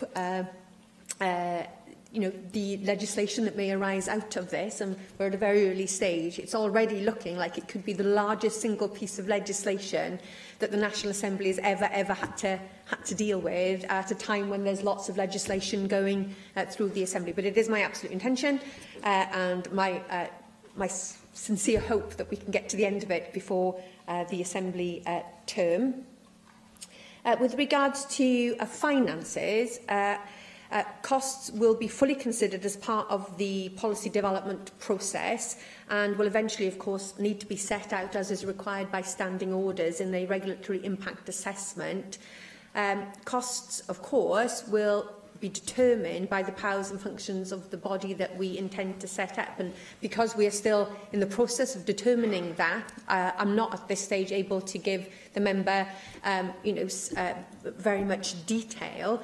But what I can say to the member is that I hope to publish a partial regulatory assessment setting out the methodology for establishing the costs alongside the technical consultation. So that's what my intention is to do, to be able to give members an opportunity to see how the government will eventually arrive at budget considerations associated with this. And I hope that that would be welcomed by members of all sides and would assist members in their scrutiny role that they have here. Just to provide clarity, the Reid Review, which is looking at research and innovation, will again be published very early in the new year, and that is integral to our thinking of how we develop that very important piece of what the Commission will be in charge of. And the Weingarten Review is specifically to look at the issue of outcome agreements. And as I said in my statement, there is not a consensus at the moment about whether a single how exactly the outcome agreements would work, given the complexity and the diverse nature of the sector. And so the Weingarten Review, of course, from an eminent person who has significant experience in this field in Canada and in systems around the world, will be crucial in helping us to provide greater detail and greater insight into how those outcome agreements will work in practice. Sixth forms. Well, Deputy Presiding Officer, I think the member said that he's in favour of sixth forms being in, but I note he didn't put that in writing in the consultation. But I think he was hinting at that is his preference. It certainly is the preference of the majority of people who responded to the consultation, but of course that is at odds with the recommendation of Ellen Hazelcorn, who actually did not recommend that way forward and demonstrated in other international systems that she looked at that sixth forms were not part of that system. And that's why we need to give, again, considerable thought to the advantages and disadvantages of inclusion. What is true to say from the consultation is that people were very much of the opinion that if we are to break down this artificial divide and this perceived difference in parity of esteem between vocational and academic, that it's very important that sixth forms go in. But it could be the case where, given that this Commission is going to have such a big task, it could be that we could legislate in a way that would allow for sixth forms to enter into the Commission at a later date, not requiring additional primary legislation, but to create the circumstances in the original legislation that would allow that to happen later. But we need to again, to have really thoughtful discussions with stakeholders about the advantages and disadvantages of those particular proposals. I think that's addressed most of the issues. With regards to adult and part-time, that's one of the reasons why we are welcoming new members onto the HEFCU board, because we can't just wait for the new commission to be set up. We need to be developing thinking in this area now. We need HEFCU and other stakeholders to be working towards this agenda now. And that's why I'm very pleased to say that we have work-based learning experts going on to HEFCU from the 1st of December. And we will also have experts in adult learning and part-time learning joining the HEFCU board later on this year as a vacancy arises. Michelle Brown. Thank you, Deputy Presiding Officer, and thank you, Cabinet Secretary, for your statement and your announcement of the abolition of HEFCU and the creation of a new commission. I would be interested to know how you foresee these commissioners will be appointed. Will it be put out to an open tender, advertising for applicants, or will it be essentially an interdepartmental appointment of the commissioners? We've seen the results of appointed boards in the form of the failures in care at Betsy Cadwallader in North Wales. So how are you going to ensure that the Commission is properly accountable? There's been engagement with stakeholders, and I note a range of educational establishments, organisations and learners took part in the consultation exercise, including the stakeholder events. Widening access for underrepresented groups and lack of opportunity for part-time study was an issue for the respondents, as you said in your statement. But I'm sorry, Cabinet Secretary, I don't really see any signs of you tackling the problem so far. According to the responses to the consultation, the biggest barrier to entering post-compulsory education was considered to be fear of debt. Now, we've had conversations about this before. This is obviously going to be more of a barrier to older people looking to change career or resume their education later in life. But I'm sorry, you've done nothing to remove this barrier. In fact, you're making it worse. The stakeholders who took part in the consultation do really have so valid views about the system and are to be commended for their work in contributing to the consultation exercise. However, I'd suggest that if you want to widen access to education, the people you really need to be speaking to are those who aren't currently involved in the education system. Those people already engaged in the education system obviously have a great deal of knowledge and experience that can contribute to your decisions about that sector. But it doesn't really inform you in massive detail and from a very personal point of view why people are discouraged from resuming their education and upskilling or improving their skills in other ways once they've actually left compulsory education, and that kind of window in people's heads for going into post-compulsory education has ended. So I'd like to see you consult with those people who aren't currently engaged with the education system to investigate what might encourage them to become engaged in the education system. I'm not surprised that advice and support provided to learners was a key concern, and given the Cabinet Secretary's recent decision to saddle Welsh students with debt, it's vital that the Welsh Government gets this right. I appreciate that so much detail isn't going to be here right now, inevitably because of the stage of the process you're at.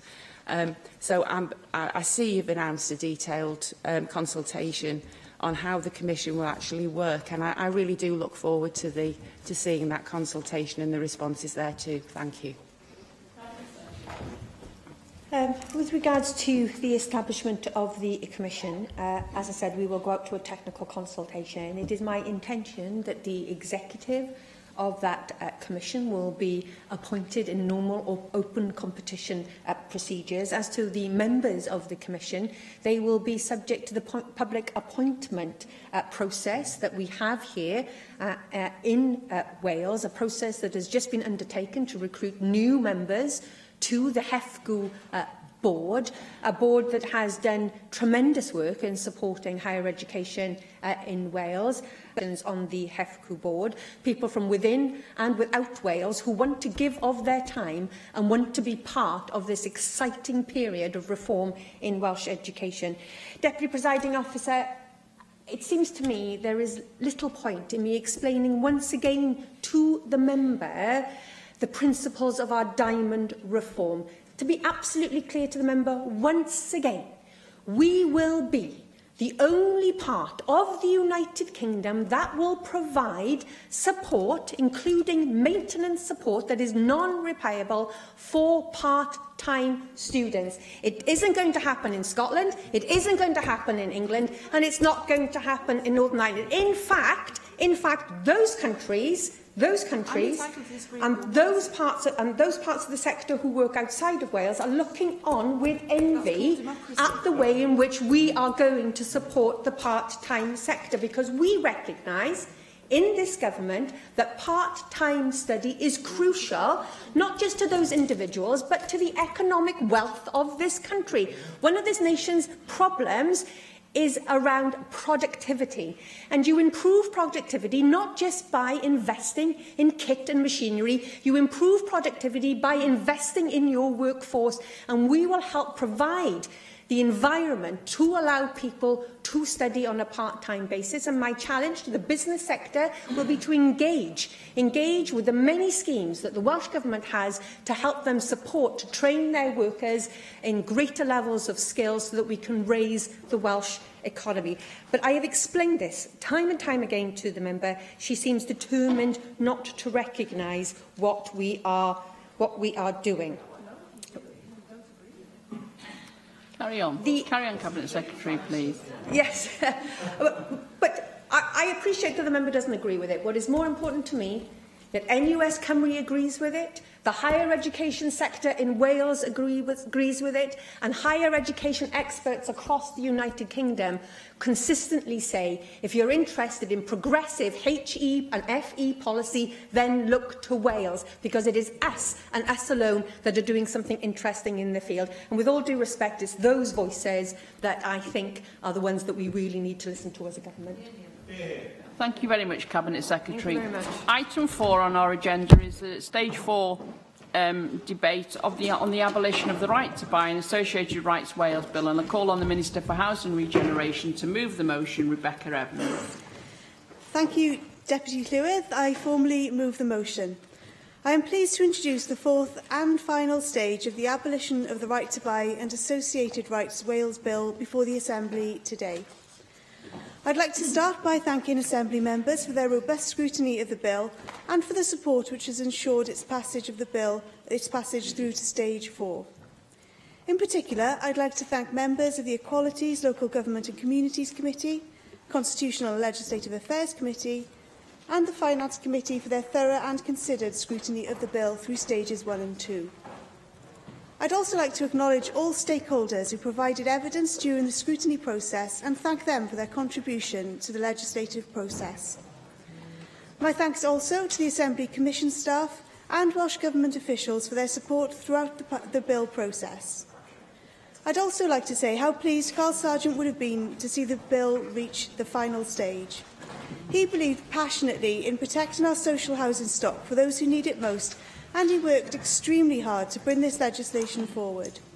I'm delighted to be able to steer it through its final stages and onto the Welsh Statute Book. This bill forms a key part of the Government's housing policy and was a manifesto commitment in 2016. This Government is committed to ending the right to buy and to protecting our social housing for those in the greatest need. Ending the right to buy will give local authorities and housing associations the confidence to invest in new developments to help meet the need for quality, affordable housing in Wales. The right to buy has been a feature of social housing for many years in Wales, and this has resulted in a loss of a significant number of homes, more than 139,000 between 1981 and 2016. In recent years, although sales of social housing have slowed, social housing stock is still being lost at a time of considerable housing supply pressure. Measures taken by the previous Welsh Government to address the impact of homes lost through the right to buy and the continued pressure on social housing included introducing the Housing Wales Measure 2011. This enabled a local authority to apply to suspend the right to buy and the right to acquire in its area. While the right to buy has been suspended in some parts of Wales, significant housing pressure still continues across the country. This bill was introduced last March following a white paper consultation in 2015 to address the continued housing pressure and ensure that social housing is protected throughout Wales on a permanent basis. The bill abolishes all variations of the right to buy, including the preserved right to buy and the right to acquire. Provisions in the bill also allows at least a year after royal assent before final abolition on existing properties. But to encourage investment in new homes, the rights will end for homes that are new to that social housing stock and therefore have no existing tenants 2 months after royal assent. 1 year is a fair and reasonable amount of time for tenants to decide whether they wish to exercise their rights and to take appropriate financial and legal advice. The bill contains provisions to ensure all tenants are given information within 2 months of royal assent and that this information is supplied in the most appropriate format to meet their needs. This provision ensures all tenants will be fully aware of the impact of the legislation before it comes into force. This government remains committed to enabling home ownership for those who want to enter the property market. We are well on our way to delivering our manifesto commitment of an extra 20,000 homes during this Assembly term. Government schemes such as Help to Buy, Home Buy and Rent to Own are designed to help people on modest incomes into home ownership, but not at the expense of reducing the social housing stock. Ending the right to buy ensures that we safeguard the investment made in social housing over many generations for Welsh families now and in the future. And I ask members to support the motion. Thank you. David Melding. Diolch, Deputy Clywyd. The right to buy policy has been extremely successful across the UK and especially in Wales, because it responded to the aspirations of those on lower incomes to purchase their own homes. As I have consistently argued, the problem with the housing market have arisen due to a lack of housing supply, and especially in Wales, not because of the 300 or 400 homes that are now annually sold under the right to buy schemes.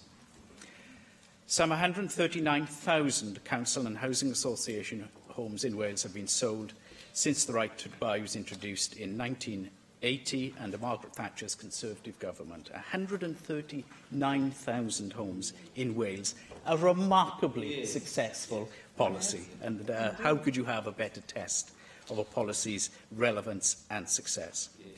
The Welsh Conservatives, Deputy Clywyd, have tried to offer sensible ideas of reform for this popular policy so that abolition could be avoided. The Welsh Government has not been prepared to listen, and we regret this. We then attempted to make this right to buy abolition bill fairer. We tried to provide a fairer outcome for those tenants in the currently suspended areas so that they too could get one last chance to purchase their property. Denied them. We also offered an amendment with the intention of limiting the Act's operation to 10 years, following which the Welsh ministers may lay regulations proposing that the abolition is made permanent. We did this because the Welsh Government made it clear in committee that it was not against the right to buy in principle. So I tested this point, but alas, again, denied, no response. Another amendment, which would have ensured that the abolition of the right to buy and associated rights may not have come into effect until at least 2 years after the bill receives royal assent, was also denied, despite the fact that this was what happened in Scotland to allow a calm period of transition. These amendments were laid in response to the views of tenants throughout Wales who want more house building and would prefer alternative solutions to permanent abolition. Instead, this bill intends to take their aspiration of home ownership away from them forever. Deputy Presiding Officer, should we get the opportunity, the Welsh Conservatives will aim to reintroduce the right to buy policy with a reformed structure for the modern housing climate. These reforms would include ring-fencing the right to buy receipts so that they are reinvested into new social housing stock, and removing the right to buy's applicability to new housing stock until it has been rented to a social tenant for a certain number of years. In conclusion, this bill does not serve the people of Wales well. It serves rather a narrow left-wing ideology, oblivious to all the evidence and decades of success in its application as a policy. We will go on reflecting the aspirations of many tenants. Even at this stage, I urge members to reject this bill. Thank you. Siôn Gwenllian. Gair byr iawn gen i wrth i'r bil gyrraedd diwedd I daith yma yn y cynulliad. Mae Plaid Cymru wedi cefnogi'r bil yn llawn ar hyd yr amser ac wedi helpu I wella fo drwy'r broses graffu. Mae dileu'r hawl I brynu wedi bod yn bolisi gan yn plaid ni ers degawda. Roeddan ni'n grediniol y bydda hawl I brynu yn gweithio yn erbyn y rhai sy'n methu fforddio prynu tŷ, yn gweithio yn erbyn y rhai sy'n ddibynnol ar rentu yn y sector cymdeithasol mwyn cael to uwch eu pennau. Ac yn anffodus, dyna sydd wedi digwydd. Mae'r nifer o dai cymdeithasol wedi haneru bron yng Nghymru. sydd wedi arwain at restra aros maith, wedi arwain at ormod o bobl yn byw dan yr un to, wedi arwain at bobl yn byw mewn tai anaddas ac wedi arwain at gynnydd mewn digartrefedd.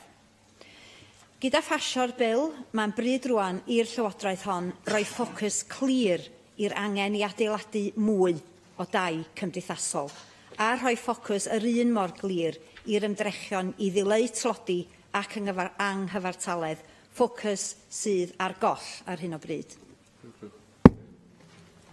Thank you. Neil McAvoy. Diolch, Dir Pryd Clywyd. I won't be supporting this legislation. I asked in this chamber what is wrong with selling a council house as long as all the money is used to build new ones.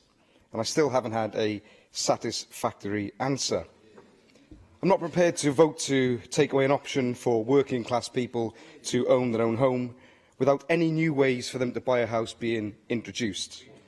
The legislation is part of an unhealthy trend of keeping people dependent on the state and reinforcing inequality. So here's some suggestions on where the government would be better off putting its efforts. Before 2012 or between 2012 and 2016, Cardiff Council, run by Labour, didn't build a single council house, not one. That was their choice. Other councils manage it. And this legislation does nothing to address that. We should ensure that local people are the absolute priority for housing lists, and social housing stock in Wales should be used to cater for local demand. I hope that's a principle we can all get behind. We need to build a lot more affordable housing, and that means really affordable. Better planning laws could force building companies to build a higher proportion of genuinely affordable housing. But we're in a situation now where just a few developers dominate the housing sector, leading to bad development plans where greenfields are destroyed and local culture ignored. An industry where smaller local house builders build housing based on local need and local characteristics is surely a good thing. But the high cost of land and the complexity of Labour's planning laws prevent this. If we really want to do something about the battle against the housing crisis, let's do something about the 23,000 long-term empty properties in Wales. They're sat empty and they're a blot on our communities. If those houses were used with an average of 2 people, then we'd quickly get 50,000 people housed very quickly. Now, credit where credit's due, because Torfaen Council managed to bring a third of long-term empty properties back into use last year. But Cardiff Council managed just 0.8%, but will let rich developers build unaffordable housing all over greenfields instead. So why doesn't the government get focused on every council in Wales getting families into these empty houses? Home ownership is part of the Welsh dream. Some here will say that ownership is just a UK obsession. I see nothing wrong with that. It's part of our culture, and I want to encourage it. That's why I cannot support this bill. Thank you. Call on the Minister for Housing and Regeneration to reply to the debate. Rebecca Evans. Thank you, and I've welcomed the opportunity to debate the bill, and I thank members for their contributions. I always look to find common ground where there is some, and I think there is some in terms of the wider ambitions for housing. For example, there's no argument from Welsh Government on the importance of building homes, supporting people to buy a home, increasing affordable housing and turning empty houses into homes as well. But there is a fundamental disagreement between ourselves and the Conservatives and others about whether or not losing 139 houses from the social housing stock is actually a cause to celebrate, because on these benches it's certainly not. What is a cause to celebrate is the fact that we are taking this important action to protect social housing stock for the future for the people who need it most. And I'd like to thank Sian Gwenllian for explaining why it is important that we're taking this forward, and take this opportunity to put on record my thanks to Plaid Cymru for the constructive way in which you've engaged with us throughout the passing of this bill. And so I'd like to ask members to support the motion to pass the bill. Thank you. Thank you very much.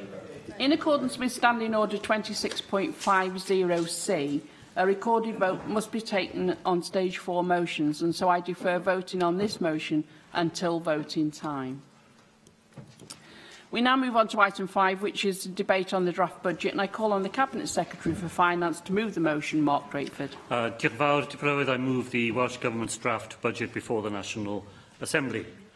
As members will be aware, this budget represents a significant milestone in Wales's devolution journey. It is the first time where we have been able to set out our plans for devolved taxes and our borrowing proposals. It is also the first budget to be brought forward under the new fiscal framework and with the operation of the new Welsh Reserve. Recognising the devolution of our new fiscal responsibilities, agreement was reached by the Assembly on a new budget process. For the first time, we have published our budget proposals in 2 stages. We set out the major building blocks of the budget on the 3rd of October, reflecting those new fiscal responsibilities and showing where the money comes from and how it was proposed that it should be allocated across portfolios. To help inform understanding, a suite of documents was published alongside the budget, including the Chief Economist's report, the Welsh Tax Policy report, and the independent report by Bangor University. I'm grateful to the Finance Committee for all its work in relation to this budget and was glad to see in their report on it an indication that they are content with the level of detail provided alongside the outline budget. I look forward to engaging positively with the further recommendations set out in the Finance Committee's report. On the 24th of October, we provided a greater degree of detail at Bell level than has ever previously been provided. This is a step that colleagues in the Chamber called for last year, and I hope that it has proved helpful in supporting meaningful scrutiny at the portfolio level. Now, I have followed with interest the scrutiny sessions by individual subject committees, and I'd like to record my thanks to all members who have played their part in our evolving budget process. My own reflection at this stage is that the 2-stage process has worked in line with the intentions which led to its creation. But I look forward, of course, to hearing the experiences of others in this regard during the afternoon. What is more challenging, Llywydd, is the unavoidable awkwardness of a UK budget which takes place late in our own draft budget process. That awkwardness is clearly apparent in the debate today, as we discuss a draft budget prepared before we had received the further allocations made available on the 22nd of November. Now, I intend to use most of the time available to me this afternoon to set out how I plan to align the resources made available in the UK budget with our own budget processes.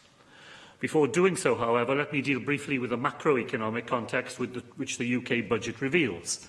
Downward revisions to the economic forecasts published by the OBR, confirmed weaker economic growth, lower tax revenues, and yet further pressures on living standards. That context has a direct bearing on our budget here in Wales, because the new forecasts from the OBR help shape the resources which will be available to Wales through the working of the fiscal framework.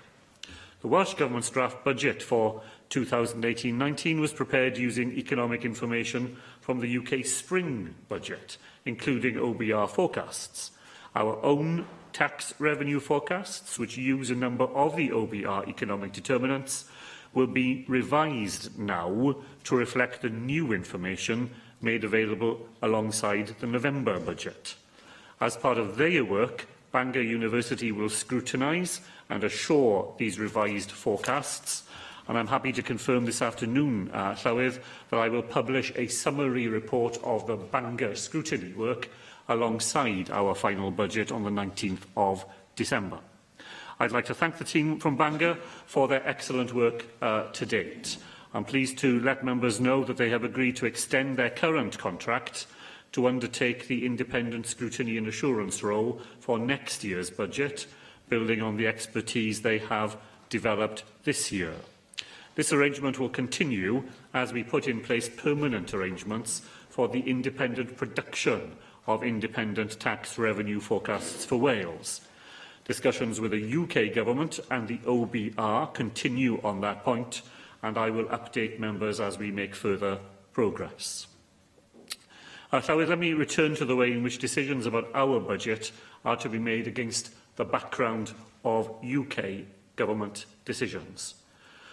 As far as revenue is concerned, over the next week I will continue to carry out discussions with Cabinet colleagues concerning the £215 million worth of consequentials from the UK budget available to Wales over a 4-year period. The First Minister has agreed to a paper being presented to the next full Cabinet meeting on the 12th of December, when I will bring a set of proposals for discussion.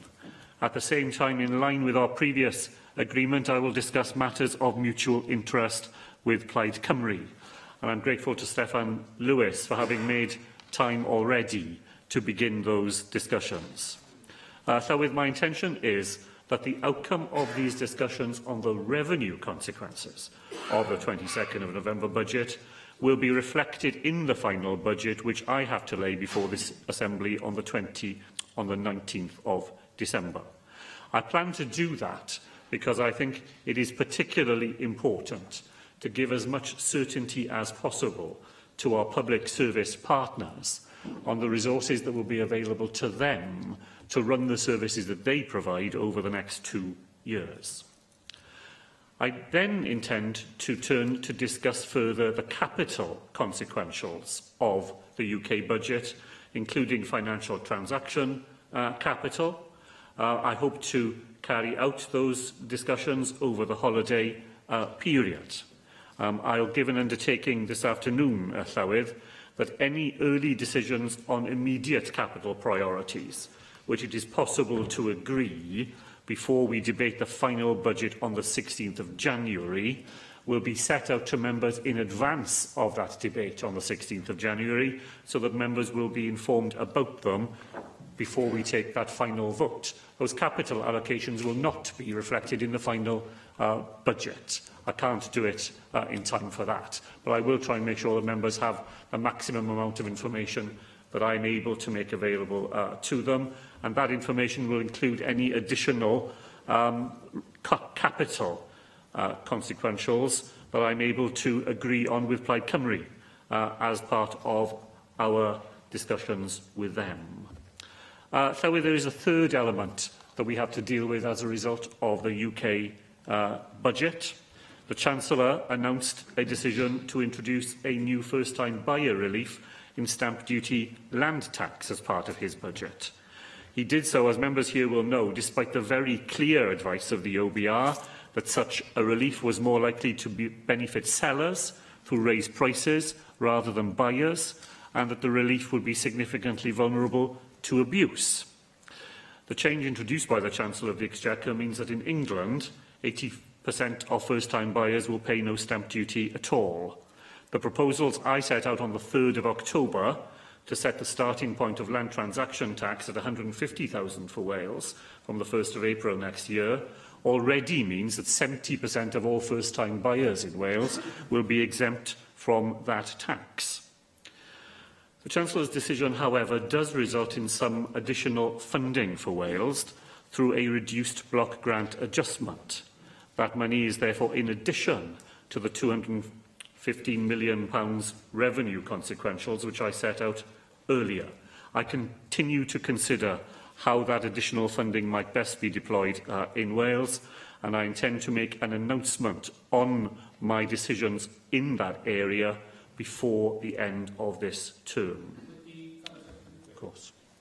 Just on that point, just for clarification about this adjustment, is that specifically a adjustment under the fiscal framework to take into account the impact of introducing this tax on an England and Wales basis before you have a chance to adjust as regards the new devolved powers next April? So it is exactly that. It is a one-off consequence of the timetables that will clash this year but won't clash in the future. It does mean that the block grant adjustment moves marginally in our favour. I'm looking to see what might be done with that resource. And as I say, Llywydd, I will make sure that members are aware of the outcome of that consideration before the end of term.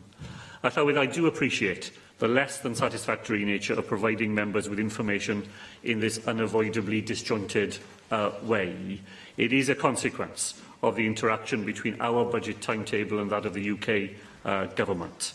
I hope members will agree that the plan I've set out this afternoon is designed to provide the National Assembly with as much information as possible before a final vote is taken on our budget proposals. The alternative, as I said at Finance Committee, is to adopt the model agreed by the Scottish Parliament, where MSPs will only see the draft budget for the very first time on the 14th of December, and where no opportunity to discuss or scrutinise will be available until after our final budget has been considered here. In its report, our Finance Committee acknowledges the detrimental impact the UK Government's move to a budget with an unspecified date in the autumn has on the Welsh Government's ability to plan fiscal, spending and tax policy. The other side of the coin, however, is the considerable benefit for the NHS, local government and other delivery partners in publishing our business plans in October. On balance, members of the committee concluded they preferred the arrangement we have in place here in Wales, and I'm sure that they will agree that while we continue to do things in that way, we should continue to keep in view the processes we have as our fiscal responsibilities develop. Shall we to conclude, we agreed that the new budget process we have started on this year will be a new chapter and that there will be lessons to learn for future years. The report of the Finance Committee is particularly helpful in identifying areas where further progress needs to be made, and as I said at committee, I'm always open to looking at the ways in which we can improve the information we provide and to go about discharging our responsibilities in the most effective way. I thank the committee again for its recommendations, look forward to working with them on them and to hearing the views of members this afternoon. Galwaf ar gadeirydd y Pwyllgor Cyllid, Simon Thomas. Diolch Llywydd, ac fel mae'r ysgrifennydd Cabinet os gyllid newydd amlinellu, dyma tro cyntaf i ni'n edrych ar gyllideb yn y modd yma, ffordd gyllideb newydd gan y Llywodraeth a ffordd newydd o graffu ar y gyllideb hefyd. Oherwydd bod Deddf Cymru wedi datganoli cyllid i Gymru yn y pellach, sy'n golygu taw rôl ni yn y cynulliad bellach yw dwyn y Llywodraeth i gyfri nid yn unig am cynlluniau gwariant, ond hefyd y ffordd mae'r Llywodraeth yn codi arian drwy fenthyca a drwy trethu ar eiddo a gwastraff tirlenwi ac wrth gwrs traeth incwm maes o law yn ogystal. Gyda hynny, cytun wedi newid y broses o graffu ar y gyllideb i sicrhau bod y Pwyllgor Cyllid yn cael y cyfle i drafod cynigion lefel uchel y Llywodraeth o blaenoriaethau, gwariant a refeniw ac wrth gwrs pob pwyllgor arall yn edrych ar y cyllidebau unigol yn perthyn i adrannau'r Llywodraeth, a dyna beth sydd gyda chi fel cynulliad yn adroddiad Pwyllgor Cyllid a'r adroddiadau Pwyllgor eraill heddiw. Un o'n prif ystyriaethau ni ar y Pwyllgor Cyllid oedd y pwerau newydd ynghylch trethiant y sut y bydd y pwerau cyllidol newydd yn cael ei defnyddio. Rydym yn ddiolchgar i ysgrifennydd y Cabinet am darparu manylion am ei gyrfaoedd treth arfaethedig, ochr yn ochr a dogfennaeth y gyllideb drafft. Roedd y wybodaeth y darparwyd ochr yn ochr a cyhoeddi'r cynigion amlinellol ar gyfer y gyllideb yn cynnwys adroddiad y Prif Economydd, adroddiad Polisi Treth Cymru a'r adroddiad gan Brifysgol Bangor. Ac fel mae'r ysgrifennydd Cabinet wedi cydnabod ar y cyfan daethon ni casgliad fod y wybodaeth a wyddarparwyd yn gynhwysfawr ac o gymorth mawr i edrych ar gyllideb. Ni hefyd yn ddiolchgar i'r ysgrifennydd Cabinet yn gadarnhau funudau yn ôl bod Prifysgol Bangor yn parhau ar gwaith yn diweddaru y gwaith nawr yn wyneb y gyllideb deunas gyfunol sydd newydd i gyhoeddi. Roedd o help mawr i'r Pwyllgor i graffu ar y materion lefel uchel hyn. Mynegwyd rai pryderon hefyd ynghylch trylwydr y cyllid cyffredinol ar gyfer Llywodraeth leol cyn cyhoeddi setliad, ac yn y dyfodol hoffwn weld yr asesiad effaith integredig strategol yn egluro mwy o ran sut cafodd penderfyniadau a'i blaenoriaethau a'i gwneud. Blaenoriaethu yn tynnu ddweud a'i gwneud. Hefyd, mater sy'n thema barhaus o'n gwaith craffu y llynedd yw wybodaeth sydd y gael yn y gyllideb ddrafft am sut y caiff amwymiad y Llywodraeth a'i blaenoriaethu a'i bwydo i mewn i'r dyfyniadau yn y gyllideb. Daeth ym i'r casgliad y hoffwn weld y cysylltiadau clifiach rhwng y gyllideb ddrafft, y faglen Llywodraeth a'r strategaeth ffyniant i bawb. Hyn i gyd, wrth gwrs, yn godwydd o dan y deddf llesiant cenedlaethol dyfodol Bondrwg y Bwll na. Nid yw'n derbydol y cyhoeddwyd gyllideb Llywodraeth y Dain Gyfunol yng nghanol yn gwaith o craffu ar y gyllideb drafft. Ni newydd cael ymlinelliad o problemau o di Llywodraeth gan yr ysgrifennydd Cabinet. Ond fel pwyllgor, rydym yn dal yn credu bod hwn yn defnyddiol cael y manylion ynghylch bwriadau Llywodraeth Cymru yn gynnar yn y broses. Roeddym hefyd yn teimlo byddai'n defnyddiol cael ffigurau dangosol ar gyfer y blynyddoedd i ddod, ac yn bod yn derbyn y gallai hyn fod yn anodd gan dibynnu ar adolygiad y gwafiant cynhwysfawr, mae yn defnyddiol cael y manylion hyn lle bod hynny yn bosib, ac wrth gwrs mae wedi digwydd yn y gorffennol. Yn sgil y newidiadau i gyfadda treth stamp y gyhoeddwyd gan Llywodraeth y Dain Gyfunol, dywedodd ysgrifennydd y Cabinet y byddai'n ystyried newidiadau i'r cyfadda arfaethedig yng Nghymru. Oeddwn ni'n meddwl falle gawn ni cyhoeddi'r ganddo fe heddi, ond dim cweit gawn ni glywed maes y law. Mae'n debyg beth sydd yn bwysig yw bod ni roi craffu priodol wrth gwrs i'r argymhellion terfynol gan y Llywodraeth.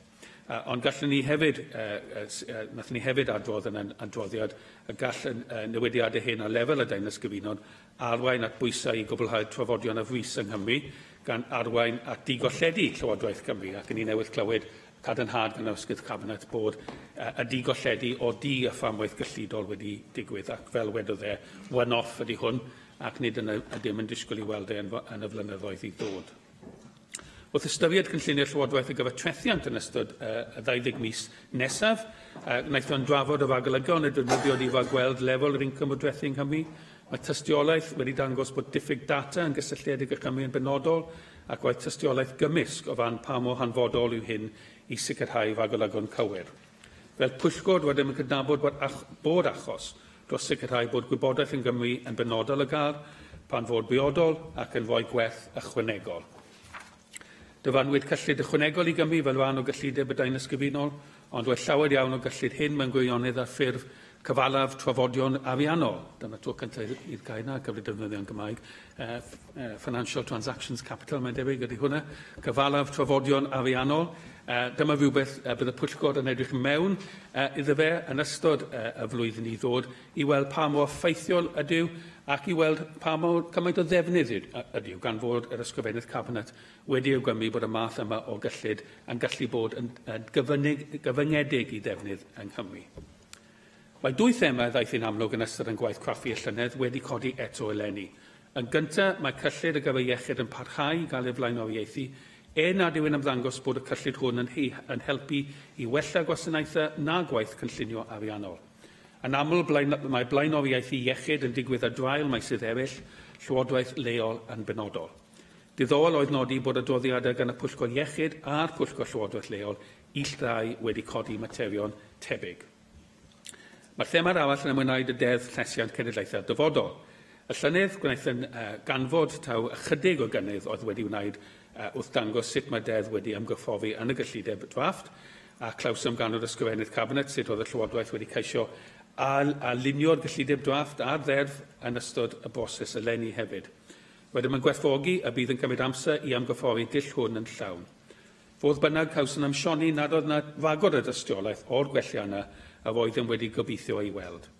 Ond gallwn gweld bod ymdrechion yn cael ei wneud, yn enwedig drwy weithio gyda Comisiynydd Llesiant Cenedlaethol Dyfodol hynny yw a meysydd caffael, dad Cabinet tir y gwell o fan Brexit. Wedyn mae'n pryderu bod ansicrwydd ynghylch Brexit yn effeithio ar benderfyniadau busnesau hyn o byd o fan busoddi.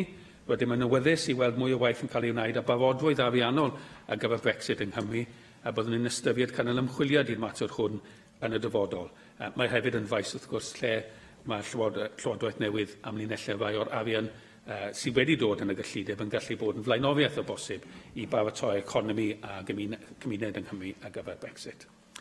Yn olaf, gwnaethom edrych yn fyr a gynigion ar gyfer trethu newydd, a chwedwn fod hwn yn gam newydd cyffroes o fan datganoli cyllidol yng Nghymru. Edrychom ymlaen at weithio gyda'r ysgrifennydd Cabinet yn ystod y flwyddyn nesaf wrth gyflwyno treth datganoledig newydd, ac wedyn mae'n cytuno y dylai fod Llywodraeth y Dain Gyfunol wrth drafod trethu newydd gael ei chyfyngu i faterion cymhwysedd ar effaith y refeniw Dain Gyfunol yn unig. Fel pwyllgor, mae gennym diddordeb yn y ffordd mae bydd y proses newydd yn gweithio, ac wyf wedi ysgrifennu at y Pwyllgor Busnes yn gofyn iddo ymgynghori hynny ynghylch y gwaith drefnau newydd ar gyfer cyflwyno trethu newydd yng Nghymru. Dyma flwyddyn gyntaf yn gwaith craffu ar y gyllideb ddrafft gan obwyntio ar y manylion strategol, tra bod y pwyllgorau polisi wedi adrodd yn ôl i'r cynulliad ar eu meisydd penodol nhw. Cyn y ddadl ar y gyllideb derfynol, byddwn nhw'n trafod yr adroddiadau hynny ac yn gobeithio trafod y broses newydd gyda aelodau eraill hefyd i ystyried a ellir gwneud gwelliannau ar gyfer y flwyddyn newydd. A byddwn ni'n croesawu unrhyw sylwadau gan aelodau ynglŷn â ffordd ni wedi craffu ar y gyllideb eleni a ffordd o wella at y dyfodol.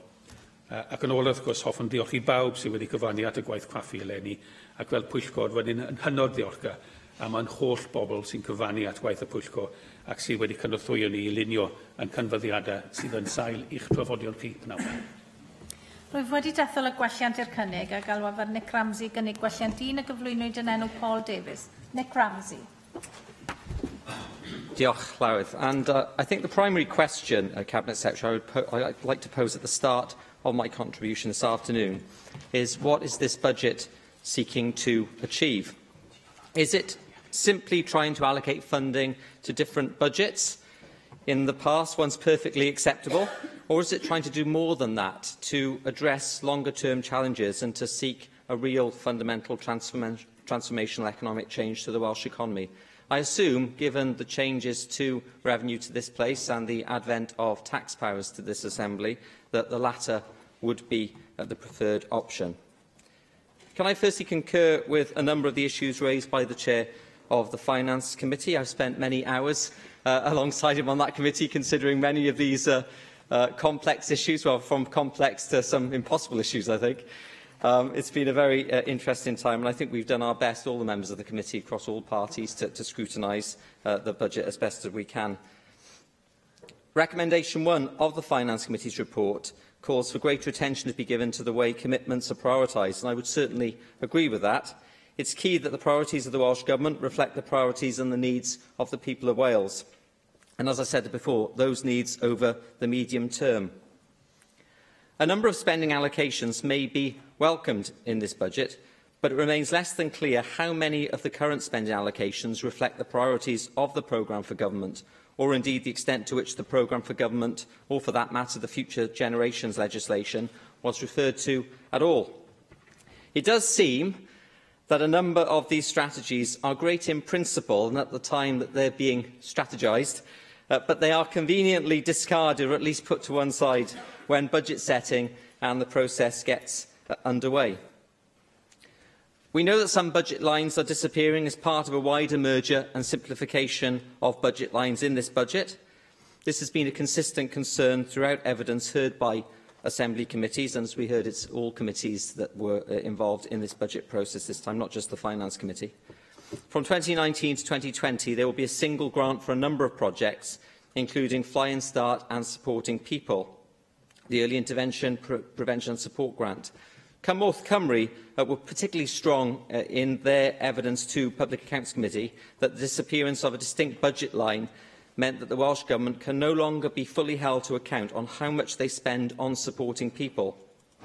It was also highlighted that it's unclear which services will be cut within the merged budget due to the £13 million savings from the decision.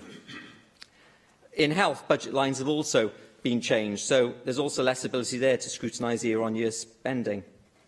What we do know from the Cabinet Secretary's comments is that it looks like being another deal with Plaid Cymru this year, well, before the final dissolution of the compact. And I'm sure that the Cabinet Secretary will say that the deal secures the whole of our budget and demonstrates our commitment to working with other parties to deliver shared priorities in the interest of the people of Wales. Your words, I believe, Cabinet Secretary, not mine.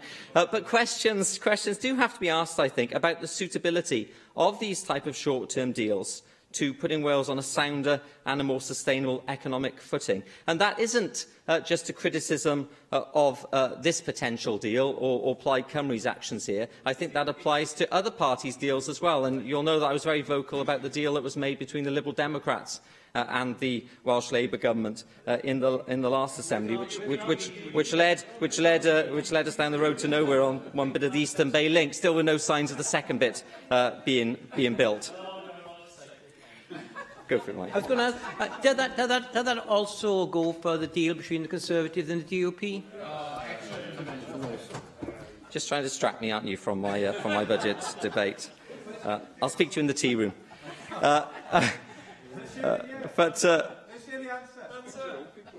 The answer is that it's this Welsh Government that is responsible for running public services in Wales. And I don't defend everything that the UK Government do. I never have. I'm sure you don't defend everything. Leave us at our disposal here to improve the economic situation in Wales, not just in the short term, but in the medium and long term as well. If I can just move up, we've spoken a lot about process, I'm aware of that, and I understand that's because we are at a change in the way that the Assembly is dealing with its powers. But it is important to turn to some of the funding allocations in more detail. And firstly, the health service, which Simon Thomas mentioned.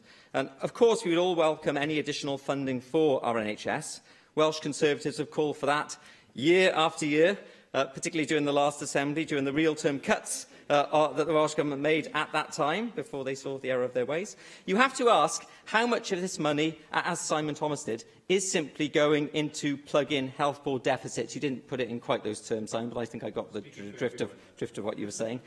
You have to look at where that money is going, and is it making up for a lack of sustainable medium-term financial planning? And if that is the case, then those gaps have to be plugged. We have to make sure that the financial processes that health boards are undertaking are sustainable on the longer term, because as Mike Hedges often says on committee, you can't simply pile more and more money into the NHS or into anything in Wales without making sure that the checks and balances aren't in place to make sure that that money is being made the most use of.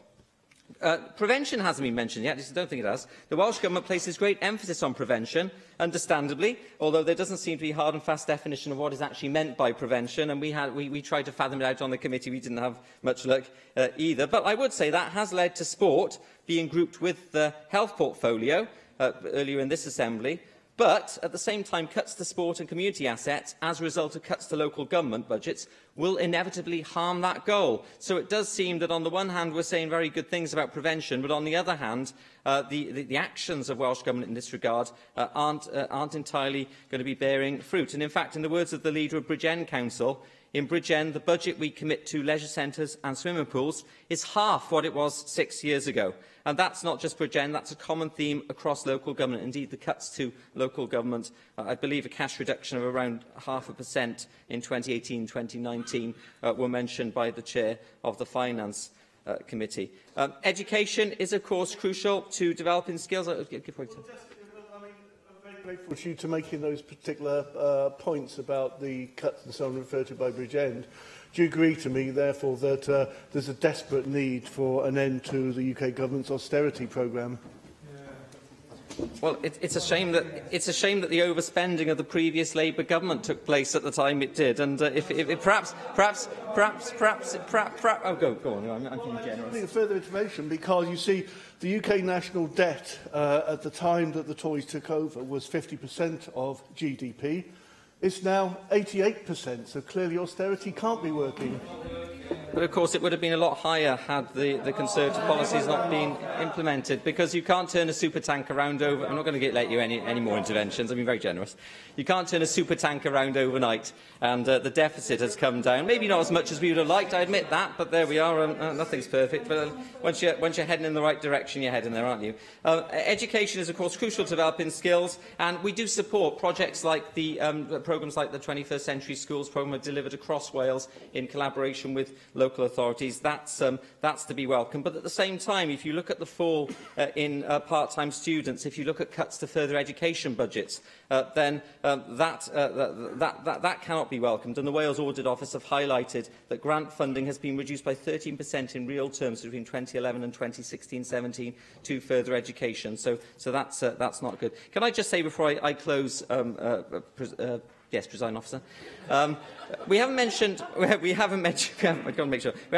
procurement. The Wales Audit Office has released 2 reports which are critical of the Welsh Government's approaches to procurement, including the fact it's had to fund the National Procurement Service, which is underused by the public sector. I think in the past procurement hasn't been alluded to enough, and I think it's becoming increasingly obvious that if we want to develop the Welsh economy, then actually procuring on a Welsh basis as much as we can, it is very important to doing that and getting the most out of every Welsh pound that is spent. So I would like to see a greater focus on that moving forward. I knew the Cabinet Secretary would cite the funding situation from the UK Government. You didn't dwell on it, to be fair, Cabinet Secretary. As I said, I believe that whilst we're in a difficult situation at a UK level, which does feed into the squeeze on your budget here, I think we all appreciate that. At the same time, we do need to address what we can do here to make the situation better.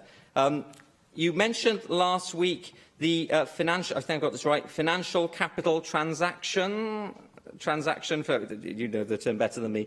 I've looked at some of the details of this, and I think that you were concerned that the £1.2 billion coming from the UK Government was not exactly as it seemed, because that capital could not be used across the board. But I think there are certain projects in Wales which have utilised that. I think Help to Buy is one of those, and as Leslie Griffiths, the Minister, rightly said in 2015, that's a huge boost to the Welsh construction industry. So while economic situation is tight and we do not have as much money here as we would like to have, I do think that the Government has to recognise that the money coming from the UK Government is to be welcomed. In conclusion, finally, Presiding Officer, I think that there are aspects of this budget which we would welcome, but overall I don't think it pays enough attention to the medium and long term. I don't think it does long term set the Welsh economy on that basis, secure, sustainable and competitive, that we would like to see, and that is why we will not be supporting this budget. Steffan Lewis. Diolch, Llywydd. Hoffwn I ddiolch i'r ysgrifennydd Cabinet am ei datganiad heddiw, ac hefyd I ddiolch iddo fe am y ffordd mae wedi ymgymryd ar y proses o negodi rhwng ein ddwy plaid, ac hefyd I ddiolch I fy ffrind Adam Price am arwain negodi ar rhan fy mhlaid I. Mae'n wir wrth gwrs fod yna nifer o bethau nad oedd yn bosib i'r Llywodraeth a Phlaid Cymru cytuno, ond rwy'n hyderus y bydd ysgrifennydd y Cabinet yn ymwybodol y byddwn ni yn cario ymlaen I graffu ar y Llywodraeth ar y nifer o pwyntiau o anghytundeb cyllidol, ond wrth gwrs I craffu hefyd ar weithrediad yn y meysydd lle oedd yna cytundeb rhyngddyn ni. Trwy gydol y cynulliad hyn, mae Plaid Cymru wedi defnyddio ein rhôl ni fel gwrthblaid mewn modd eiddfed ac adeiladol bydd pobl Cymru. Fel rhan o'r cytundeb rhwng Plaid Cymru a Llywodraeth Cymru, rydyn ni wedi llwyddo I sicrhau dros 210 miliwn o bunnoedd o wariant ychwanegol, sydd yn golygu ein bod wedi sicrhau bron I £1 biliwn o enillion ers ddechrau'r cynulliad yma. Enillion a fydd yn cyflawni gwelliannau gwirioneddol I fywydau pobl Cymru ac yn gosod sylfaeni ar gyfer dyfodol mwy ffyniannus i'n cenedl. Mae'r gytundeb yma yn cynnwys 40 miliwn ar gyfer gwella gwasanaethau iechyd meddwl, megis gwasanaethau cymorth iechyd meddwl amenedigol, buddsoddiad newydd mewn addysg feddygol yn y gogledd, nyrsys ychwanegol a buddsoddi mewn cysylltu ein cenedl drwy welliannau ffyrdd rhwng y gogledd a'r de. Yn bwysig iawn hefyd mae addewid I cymryd camau yn sgil Brexit, yn enwedig portal fydd yn cefnogi busnesu wrth iddyn nhw ceisio ymdopi gyda'r llanast sydd I ddod a'r llanast sydd eisoes ohoni. Mae'r ysgrifennydd Cabinet wedi cadarnhau heddiw yn ei cyfraniad ein bod ni mewn trafodaethau pellach gyda'r Llywodraeth mwyn trafod yr arian ychwanegol a cafodd I cyhoeddi rhwng gan Llywodraeth y Deyrnas Unedig, a fydden ni hefyd eisiau gwybod, fel mae Nick Ramsey eisiau wedi sôn ynglyn â'r Financial Transactional Capital. Mae hyn yn elfen nid newydd, ond mae'r maint a'r elfen o'r arian ychwanegol sydd yn deillio o hyn yn weddol newydd, a byddwn ni'n gwerthfawrogi mwy o esboniad gan yr ysgrifennydd Cabinet ynglyn â natur yr arian yma. Y gwirionedd, wrth gwrs, yn termau'r sefyllfa ffiscal ehangach yw bod cynulliad cenedlaethol Llywodraeth Cymru wedi gweld toriad pob blwyddyn, blwyddyn ar ôl blwyddyn, yn ei gyllid ers 2010, a mae'n debyg fod rhagor o doriadau ar ei ffordd o Llundain. Wythnos diwetha cawson ni cyfle I ddadlau cynnwys cyllideb y Deyrnas Unedig a cyhoeddwyd ar yr ail ar hugain o Dachwedd. Dydw I ddim am defnyddio fy holl amser heddiw I ail drafod cynnwys y gyllideb honno, ond mae'n bwysig deall y cyd-destun economaidd a ffiscal ehangach gafodd y cyllideb honno ei greu a'i effaith ar gyllideb Llywodraeth Cymru yn y dyfodol.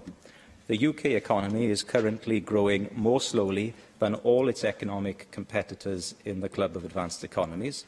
By comparing OBR forecasts with IMF forecasts for the other G7 economies, the productivity slowdown has limited growth, weighed on living standards and put the UK behind most of its peers in the G7 group of leading industrial economies. Britain's economy will also trail the Eurozone for each of the coming 3 years, at least, as its growth falls to the bottom of the European Union's 28 member states. The OECD's forecast for 2018 and 19 is even below the downgraded estimate issued previously by the OBR, and also highlights how the organisation believes Brexit will weigh heavily on the state's future economic performance. It is also important to put on the record that we should all consider the OBR's economic forecast as the very best case scenario. They incorporate the impact of any tax and spending measures announced in the budget statements by the UK Chancellor and its effect on economic growth for subsequent years.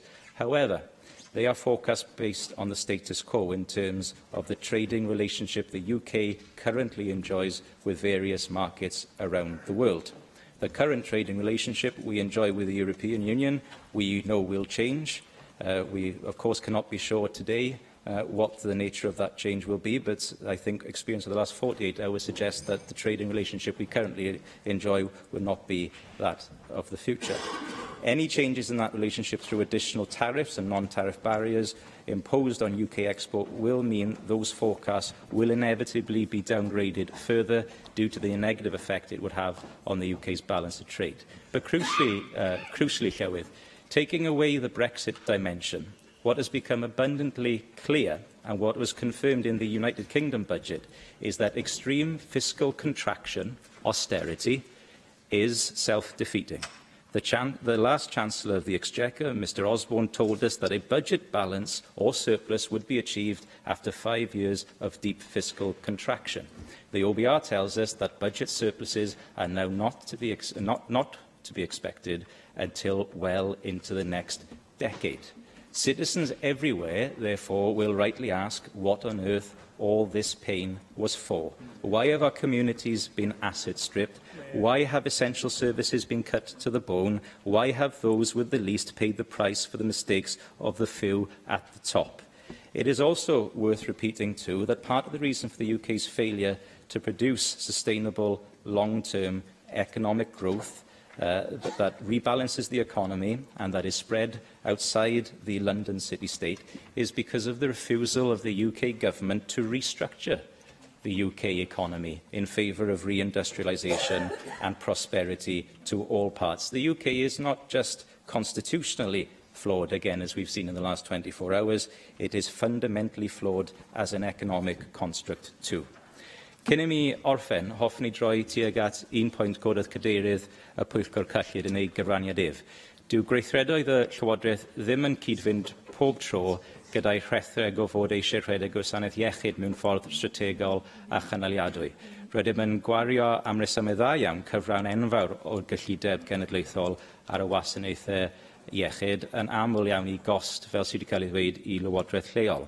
A mae canolfan Llywodraethiant Cymru wedi amcangyfrif gallai'r gyfran o gyllideb refeniw Llywodraeth Cymru y mae'r gwasanaeth iechyd yn ei dderbyn godi 56% os bydd gweinidogion yn canfod yr arian sydd ei angen i gadw at y twf a ragwelir yn y galw.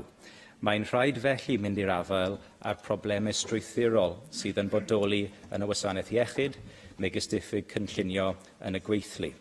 Ond i gloi Llywydd, fy nghanfyddiad i yw bod rhaid i ni fynd ati yn ddifrifol i edrych ar ddulliau newydd o fod allu codi arian ein hunan o fewn Cymru. Mae'r wlad yma wedi ail ddechrau ar y siwrne o fod yn endid ffiscal, ond mae peth pellter i fynd eto. Bydd angen i ni fynd ati nawr mwyn amddiffyn ein dinasyddion, ond hefyd mwyn cyflawni potensial ein gwlad. Neil Hamilton. Well, I welcome the Labour Plaid Cymru budget, and Stephen Lewis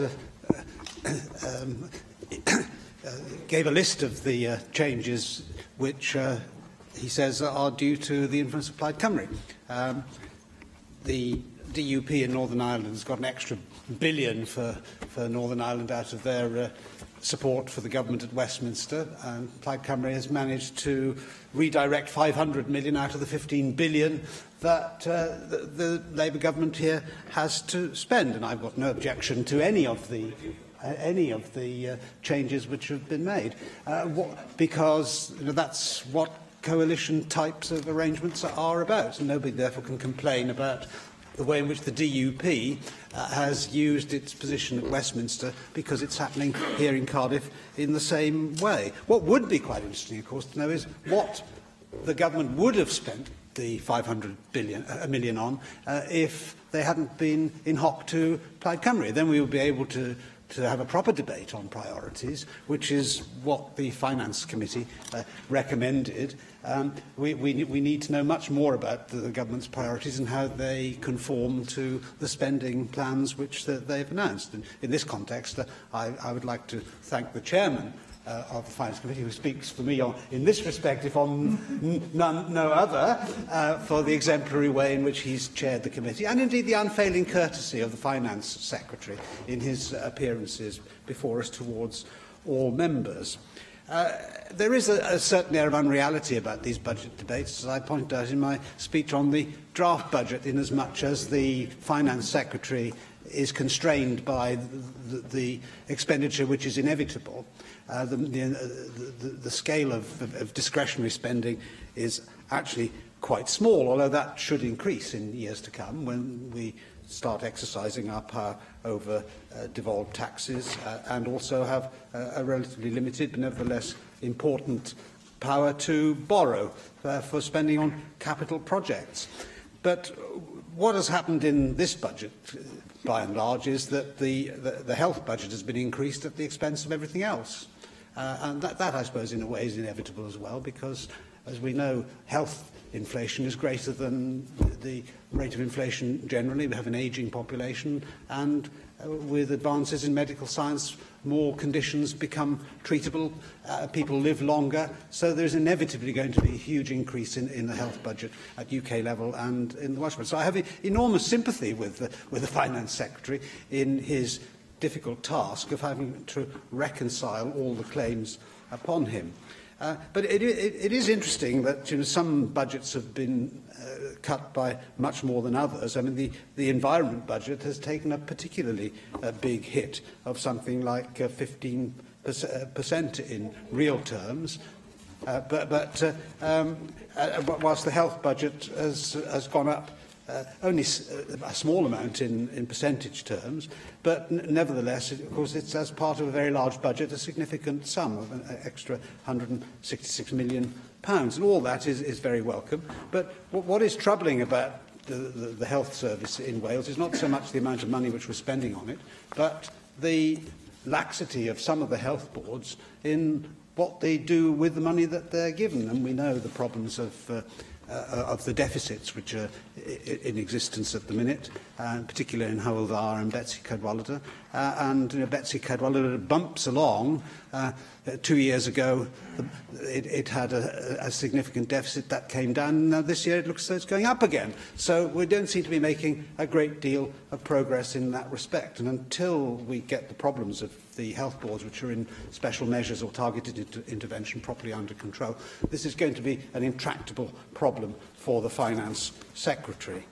There are other issues which I think we should turn our attention to. I've been particularly interested to look at the amount of money which is spent on enterprise zones. I think enterprise zones are a very good idea, and they do have a capacity to kickstart the economy in areas which have got otherwise very long-term problems. But when you look at how many jobs have actually been created or safeguarded relative to the amount of money which has been spent on them, we have to ask ourselves whether this is value for money. That's not to say I want to cut off these sums, but what I would like to see is we get more bangs for our buck, as it were.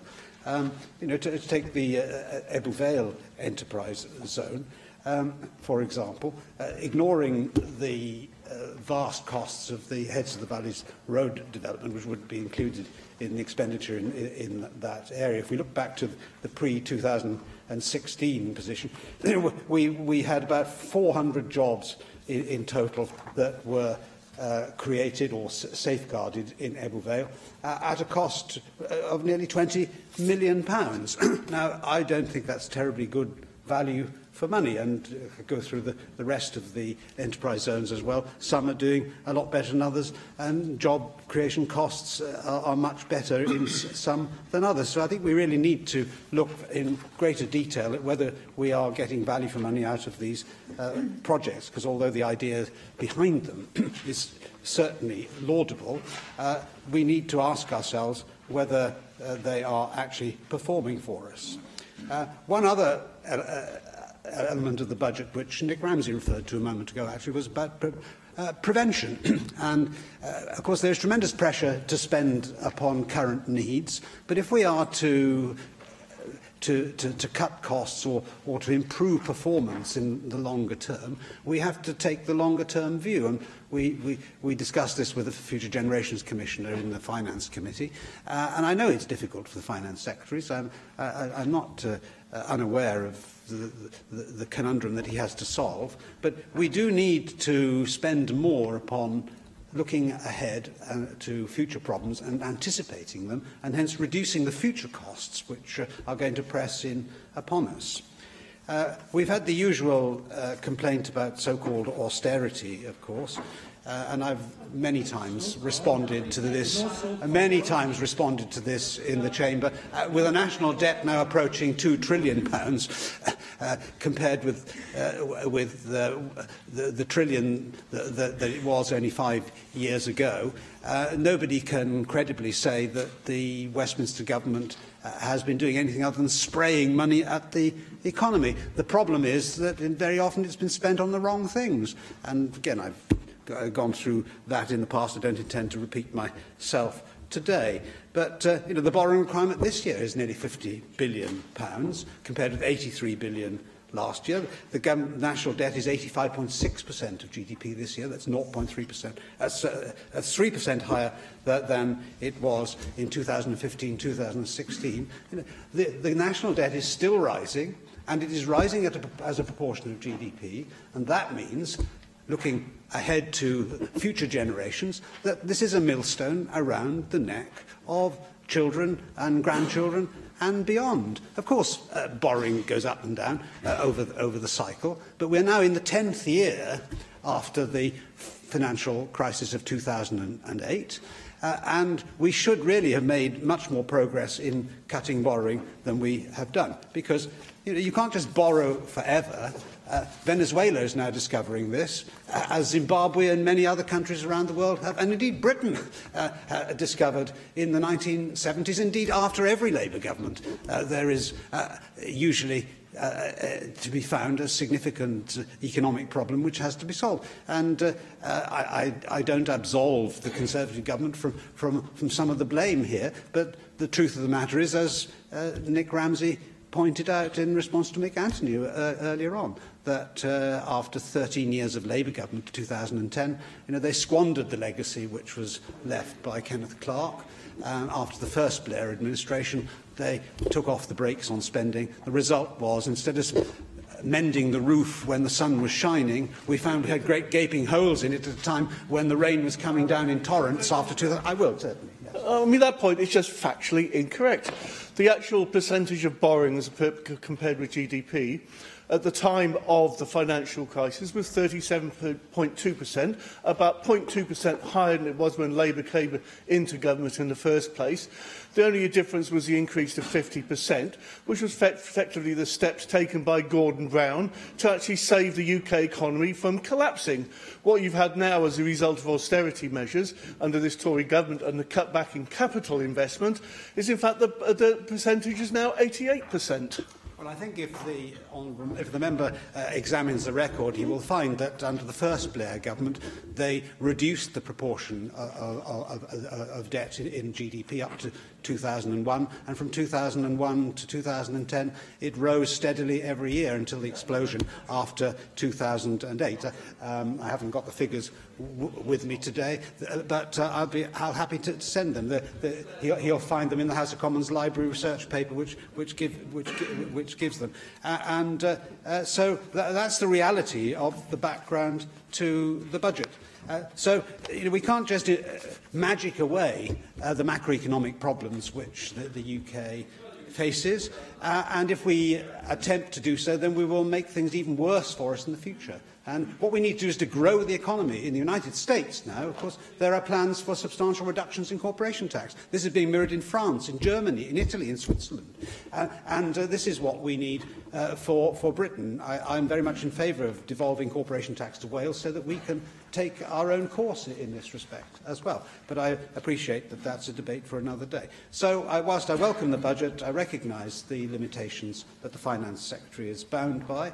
I think there are things that we can do to tweak things at the margins, but his scope for action is very little more than that. Mike Hedges. Thank you, Presiding Officer. While supporting the Welsh Government budget, I acknowledge the budget is inadequate for the needs of Wales. This is not a criticism either of the Finance Secretary or the Welsh Government. This is due to the inadequate block grant from the Tories in Westminster. As the year progresses, and we've heard some of it already, I expect Tory calls for more money for health, more money for education, and them to put any cutbacks being forced upon local authorities by a reduction in their block grants, while facing increasing need for social care and children's services. Austerity is failing as an economic policy. That should surprise nobody, because it's always failed. So it's been tried many times, and it's failed every single time. But for the Conservatives of Westminster, it's not an economic policy, it's an ideology. Shrink the state, reduce public expenditure, reduce public services, make people who can financially afford it use the private sector. The failure to distinguish between capital and revenue expenditure is another major problem. And put in terms the Conservatives will understand, revenue is the equivalent of borrowing for food and energy and would be a problem to any family. Capital is borrowing to buy a car and a house. As long as it is affordable, it's something many of us have done and currently do. Releasing money for capital is wonderful in terms of your economy. It reflates the economy, it gets people back into full-time work, everyone benefits. And it's just releasing borrowing for things like building houses and other revenue-raising construction projects. Building things, getting the money in from building them. It works. It's always worked. Unfortunately, we've had to use, instead of building things for use, building war machines in the past in order to reflate our economy at the end of a recession. Fortunately, we're not in that sort of world now, so let's learn from the past and reflate the economy. On the detail of the Welsh budget, additional money for the health service, reductions for everyone else. Health continues to increase the share of the Welsh budget. When given evidence to the Finance Committee, Michael Trickey of the PPIW identified when it would get 60% of the total expenditure in Wales. He was not prepared, despite me asking him, to extrapolate to when it reaches 100% of the Welsh budget.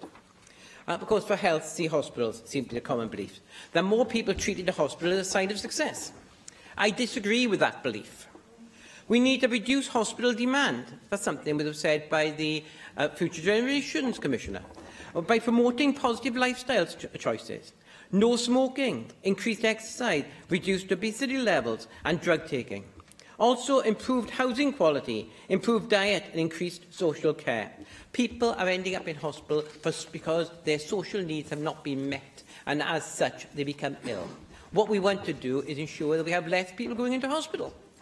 Finally, I would like to highlight some key issues identified by the Environment and Climate Change Committee.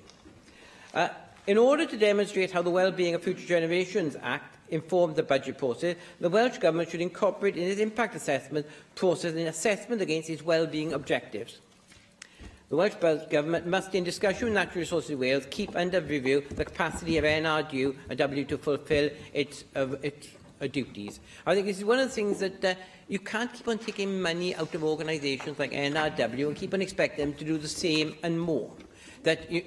If they're going to have less money, then they have to have less things to do.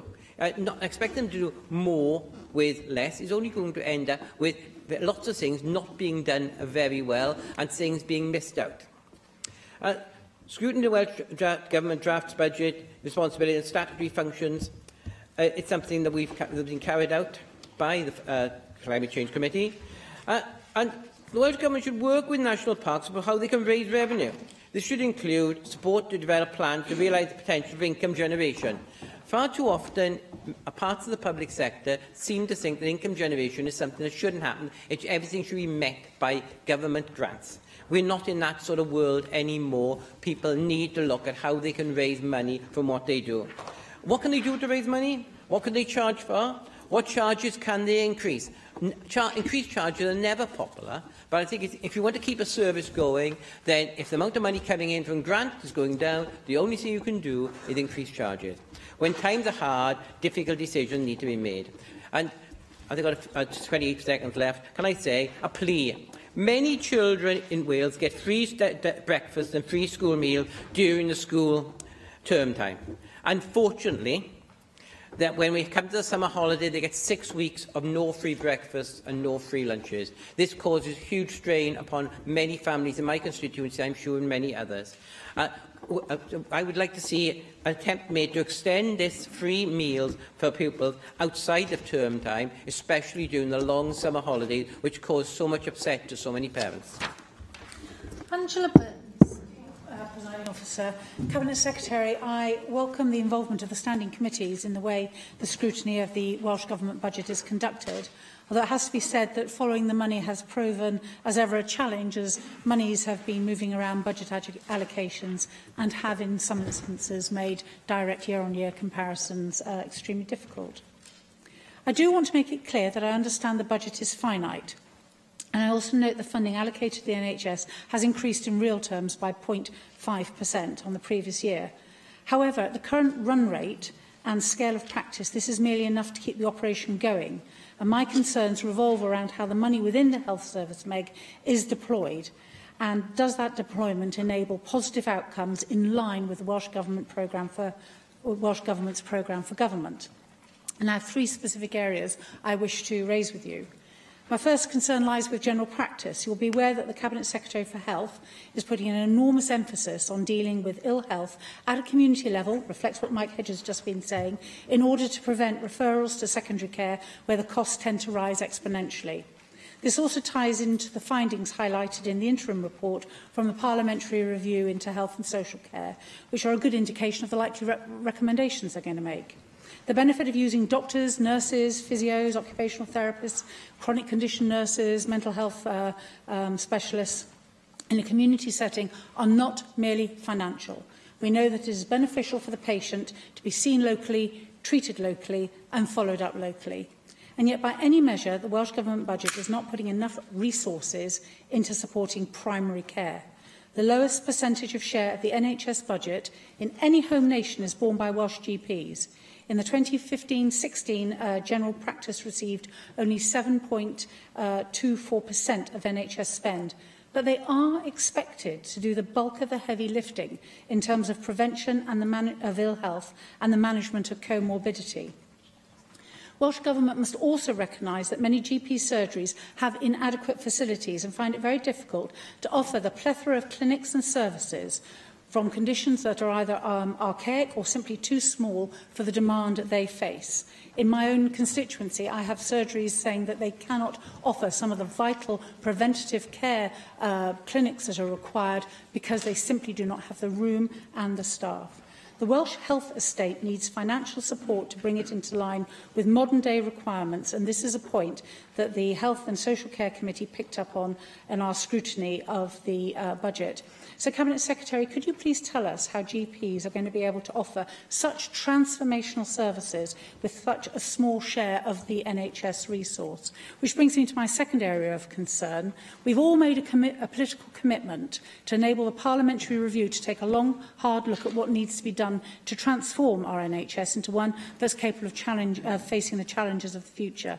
But I don't see that how the costs of this are allowed for in the budget going forward. In fact, reviewing evidence from both the Cabinet Secretary Health and yourself, it was very clear that the 0.5% increase provides barely enough to keep the wheels turning. So how can you expect health boards and GP practices to transform the way they work without clear funding streams to enable and support that transformational programme? And recommendations 1 and 2 of the Health Committee report are very clear on this.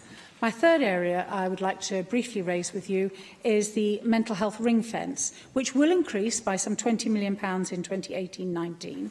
However, despite being ring fenced since 2008, the ways in which health boards have interpreted the ring fence is a cause for concern, with precious funding being absorbed by carrying out routine treatments. For example, if somebody with a mental health issue needs a new hip operation, that comes out of the mental health budget. And I cannot see the logic or fairness in that.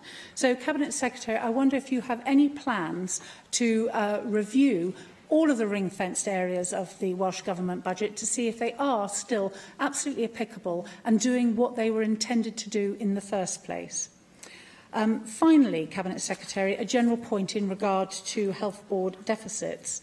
All of the foregoing is impossible if these health board deficits continue.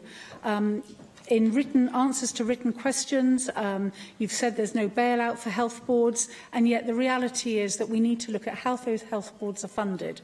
Because I'm not, and I want to make this crystal clear, I am not asking for any more money for the NHS out of that Welsh Government budget. But what I am questioning is the deployment of their current funds, including the 0.5% increase, and whether or not we have to make, or you have to make, and your colleagues have to make some tough decisions about where we have to move money from temporarily in order to effect that transformational change. Otherwise, we will not have a health service that can keep those wheels on and keep going for the people of Wales in the future. Jane Hutt. I'm very pleased to speak in this debate on the draft budget for 2018-19. It does mark a new era for this Assembly in terms of our powers and responsibilities with a new fiscal framework, and it's good to see this includes the outcome of the reform of the Barnett Formula as it applies to Wales at long last, resulting in an additional £69 million over this draft budget period. And the Cabinet Secretary has embraced these new fiscal responsibilities with characteristic skill, but I'm chiefly supportive because of the robust approach he's taken to ensure that Welsh Labour commitments are prioritised in this budget. This approach is underpinned by his commitment to promote social justice, tackle inequality and support our public services against a backdrop of austerity and cuts. And he's been vocal and consistent in his opposition to austerity, but in this respect he's not alone. Last year's economists from the IMF warned that austerity policies can do more harm than good, and warned that increased inequality hurts the level and sustainability of growth, and how right they were with the OBR forecast downgrading growth over the coming years. The impact of the negative fiscal impact of austerity is clear. Our Welsh Government budget has been cut by 7% over the past decade. Despite this, our Cabinet Secretary has crafted a budget which secures the Welsh Labour manifesto commitments on health, housing, social care, education, and negotiated a 2-year budget agreement with Plaid Cymru with economic and social benefits for Wales. The scrutiny of this draft budget has been subject to an enhanced budgetary process. The resulting report from the Finance Committee, of which I'm glad now to be a member, is both fair and firm, and it's good to see many shared priorities emerging which accord with the Welsh Government's draft budget. And in this context, I want to focus on 2 areas of shared priority: social care and housing. I was surprised there was no reference to social care in the UK budget, although it featured as a key issue in their March statement when the UK government actually passed the buck to local government in England to up council tax to meet the deepening gaps in social care. In contrast, the Welsh Labour government has been consistent in its support for social care over the past 8 years of austerity and reducing budgets. Recent figures published by the UK government show spending on health and social services in Wales is 8% higher than in England and growing faster than any other part of the UK in 2016-17. And in the draft budget we're debating, social care will receive an extra £42 million in 2018-19, rising to £73 million in 1920. That's welcome. But I'm aware of two areas of policy development which are relevant. Firstly, the opportunity to integrate health and social care and follow through the findings of the Parliamentary Review on Health and Social Care, due to be published in the new year. The Health and Social Care Committee makes this a key recommendation in the draft budget report, calling for fully costed plans to take forward transformation change in health and social care. Taking the intervention, you mentioned earlier the March statement in which the UK Government, of course, committed £2 billion towards social care, and of course this place will have had the Barnett consequential from that. Would you like to see that used primarily in the integration agenda on some other aspect of social care? Well, I was going on to say that a very important vehicle for integrating health and social care is, of course, our Integrated Care Fund. And in fact, going back to parties working together, that was devised by three parties in the Assembly in the fourth session, not just Labour with Plaid Cymru and the Welsh Liberal Democrats. When we were negotiating a budget agreement, it did result in a bespoke fund to integrate health, social care and housing, and that's been sustained over the past 4 years, and delivering outcomes throughout Wales, standing at £50 million in this budget. But I think it's also important that we look at who pays for social care, and I look forward to engaging the Finance Committee's inquiry into the cost of social care for an ageing population. But I want to finally say that Mark Drakeford has focused on housing. Last week we had a robust debate, and again this afternoon, in terms of our commitment to the abolition of the right to buy. But across this chamber there was recognition that addressing housing need must be a priority. Let's contrast the two budgets which affect us today. Philip Hammond's budget did nothing for social housing, but Mark Drakeford has released capital as part of the £1.4 billion investment towards building 20,000 homes, and crucially he's committed an extra £10 million to tackle homelessness in each year. And I welcome that, as did Shelter when they came to my constituency and discussed local housing needs.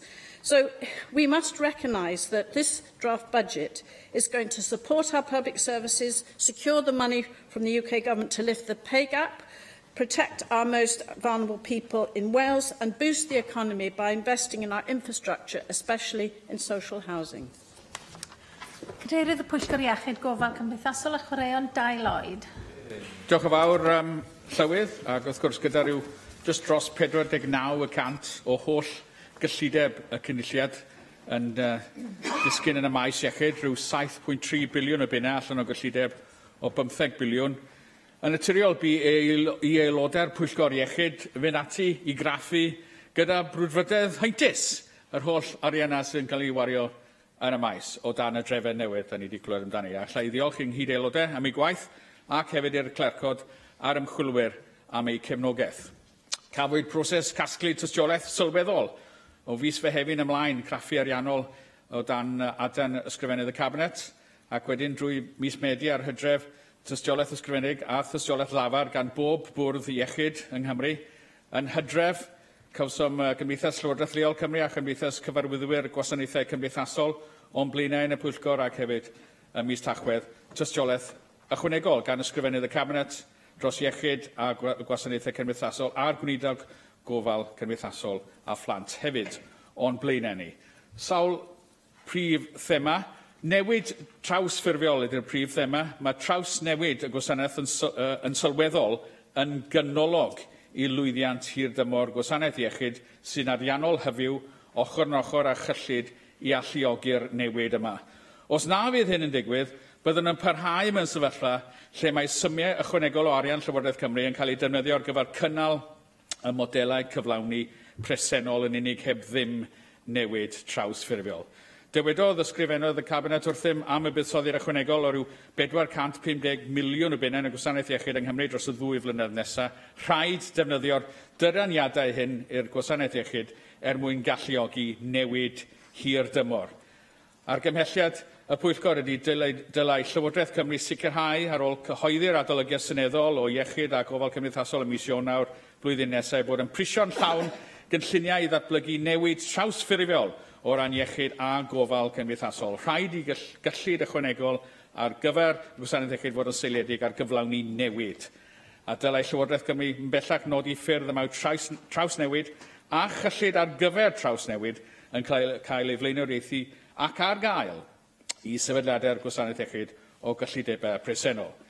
Yn troi at cyllid y byrddau iechyd, gwyddam bod y gyfran fwyaf o gyllid Llywodraeth Cymru ar gyfer gwasanaeth iechyd Cymru yn mynd yn uniongyrchol i fyrddau iechyd a cheisiodd y pwyllgor edrych yn fanwl ar ei sefyllfa ariannol presennol.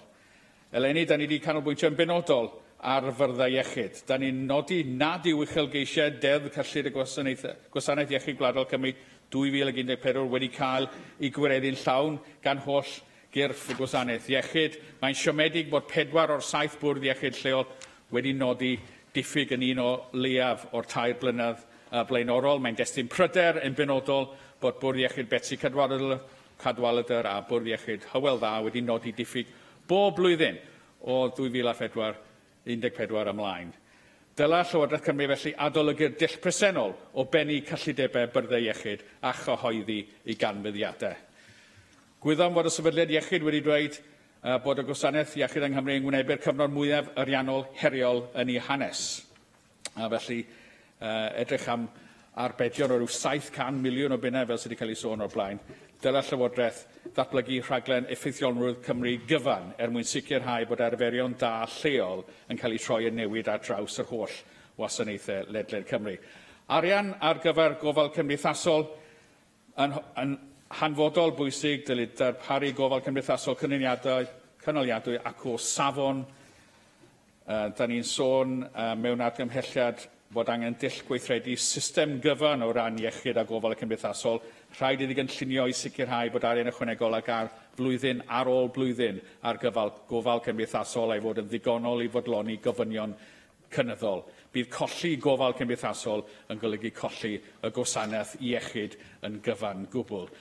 Troi at chwaraeon, oedd y pwyllgor yn syni weld y newid diweddarau portfolios Llywodraeth Cymru. Os da fi ddim amser yn fewn i'r manylion, dim ond nodi bod wedi symud allan o un portfolio i'r llall. Dyla ni, fel sydd wedi cael sôn eisoes, blaenoriaethu cyllid cyfalaf ar gyfer gofal sylfaenol yn y gymuned a sicrhau bod yn gwella'r gallu yn nhermau adeiladau yn y gymuned ar gyfer gweithio'n aml ddisgyblaethol ac yn hyrwyddo modelau gofal newydd. Dylai Llywodraeth Cymru hefyd gynnal adolygiad pellach o'r arian sydd wedi neilltuo ar gyfer iechyd meddwl i asesu a yw wedi arwain at wariant effeithiol a phriodol ar iechyd meddwl ac ar sicrhau canlyniadau gwell i gleifion. Dylai Llywodraeth Cymru hefyd edrych ar y ffordd mae Llywodraeth y Deyrnas Gyfunol yn ariannu iechyd carcharorion, achos da ni'n derbyn hanner ddigon o bres. Ac i orffan felly, mae angen ystyried y swm sylweddol mae Gwasanaeth Iechyd Cymru yn gwario o'r staff asiantaeth a dyla Llywodraeth Cymru gomisiynu adolygiad o'r holl anghysonderau a'r cymhellion gwrthnysig ar draws y triniadau asiantaeth. Felly, hoffwn feddwl bod y craffu mwyaf manwl erioed ar y gyllideb iechyd yn mynd i esgor ar y newidiadau angenrheidiol yn y gwariant ar y gyllideb yna, mwyn gwella gwasanaethau iechyd a gofal cymdeithasol i bobl Cymru. Diolch yn fawr. Mark Isherwood. As the January 2009 IFS publication, the Public Finances under Labour stated, Labour entered the current crisis with one of the largest structural budget deficits in the industrial world and a bigger debt than most OECD countries, having done less to reduce debt and in particular borrowing than most since 1997. In terms of Keynesianism, therefore, they broke the economic cycle. In 2010, a Conservative-led coalition inherited the highest budget deficit in peacetime UK history. Well, as every debtor knows, you can't reduce debt until expenditure falls below income. Those high-deficit countries which rejected austerity got it in full measure. Thanks to the hard work of people across the UK, however, the deficit here is down by over two-thirds, falling to a level last seen before the financial crisis. But we still need to get our debt down, not for some ideological reason, but because excessive debt undermines our economic security, leaving us vulnerable to shocks. As a senior Bank of England official warned last week, Britain cannot afford to borrow more without jeopardising the country's financial stability. Now, although £1.2 billion more is coming to the Welsh Government from the UK Treasury, significant Welsh Government funding into communities which are lagging behind has not borne fruit. As the Joseph Rowntree Foundation report released yesterday states, across the 4 countries of the UK, Wales has consistently had the highest poverty. After the Red Cross highlighted the need to ensure financial provision for preventative services, referred to earlier by my colleague Nick Ramsey, I asked the Finance Secretary in October what consideration he had given to financial provision in the context that community-driven development at local authority level, mobilising individuals, associations and institutions to come together and build on their social, cultural and material assets, putting them at the heart of decisions, or prevent care needs from becoming more serious and therefore save money for public authorities. In reply, the Cabinet Secretary agreed with me about the need for all public services to ensure that when people are involved with public services, they're not regarded as problems to be solved, but as joint participants in the business of bringing about improvement. That was the Secretary's quote. Where he added, local authorities that seek to engage their citizens in that positive way are likely to be able to make greater impacts with the budgets they have, particularly at the preventative end. However, widespread concerns have been raised that this budget takes us in the opposite direction. In your draft budget deal with Plaid Cymru, you agreed to ring-fence supporting people funding and increase it by £10 million annually for 2 years. But a subsequent letter to local authority chief executives revealed that local authorities would be given spending flexibility across supporting people and 4 other non-housing related grants, meaning that the supporting people funding is not guaranteed to be protected. If the Welsh Government now remove the funding ring fence and merge the supporting people grant with other non-housing grants, we would no longer be able to understand how much is being spent on housing related support services in Wales, or to hold Welsh Government ministers to account over this. Representing housing associations and third sector providers, Havan Cymru has therefore called for reinstatement of the ring fence and protection of supported people funding. And Welsh Women's Aid state that plans in this budget to effectively remove the ring fencing of supporting people and advance against women domestic abuse and sexual violence grants will very likely result in the dismantling of our national network of third sector specialist services that provide life-saving and life-changing support. And in the interest of access and inclusion, the Community Transport Association has called for an end to short-term funding cycles which prevent charitable operators planning for the future, a review of the concessionary fares formula to prevent their financial loss, and budget support for cross-departmental working, which recognises that they are increasingly providing health and social care services, not just transport. In this debate last year, I warned against the £5.5 million Welsh Government cut to the Charity Family Fund and the impact this would have on the most vulnerable families with disabled children. When the Family Fund presented at the last meeting of the cross-party group on disability, they told us that the number of grants awarded to families have fallen from 5,429 in 2015-16 to just 875 this year, and that the majority of families without grant support said there was no other support available to them. Well, this is both morally and financially irresponsible, and I urge the Welsh Government to reconsider. Hefin David. Diolch. I listened earlier to Nick Ramsey's question, which was, what is this budget setting out to achieve? And I think that's been answered certainly from these benches and these benches on this side of the chamber in delivering the Welsh Government's programme. But also, I would say what it is setting out to achieve as well is limit the damaging effects of his government in Westminster. That is part of what it is setting out to achieve. And I speak having been a councillor for 10 years and having sat through many budgets in the last 10 years, through consultation with members of the public, you are able to get an idea of where to cut. But nonetheless, it is incredibly hard to sift through a list of cuts that, over which you have no control. But one of the things you are able to tell yourself as a councillor in Wales is that it is much worse to be a councillor in England. And I think that is one of the credits that this Welsh Government has had over the past 10 years. The UK Government has had a golden opportunity. And I live in a different political world to Neil Hamilton. I just don't understand where he was coming from. And Mark Isherwood seemed to engage in a brilliant piece of doublethink, whereby on the one hand he waxes lyrical about austerity, and the other hand calls for more targeted spending. But the UK Government, yes, of course. Were you not listening? Did you not hear me say that what I was proposing would save further money for the Welsh Government and local services, money that should be helping the people who actually need it? There's no point getting angry about it. You know, I heard what he said, and I think some of what he said should be directed towards the UK Government, actually. And I think that some of the things that Nick Ramsey said reflected that too. We can only do what we can do.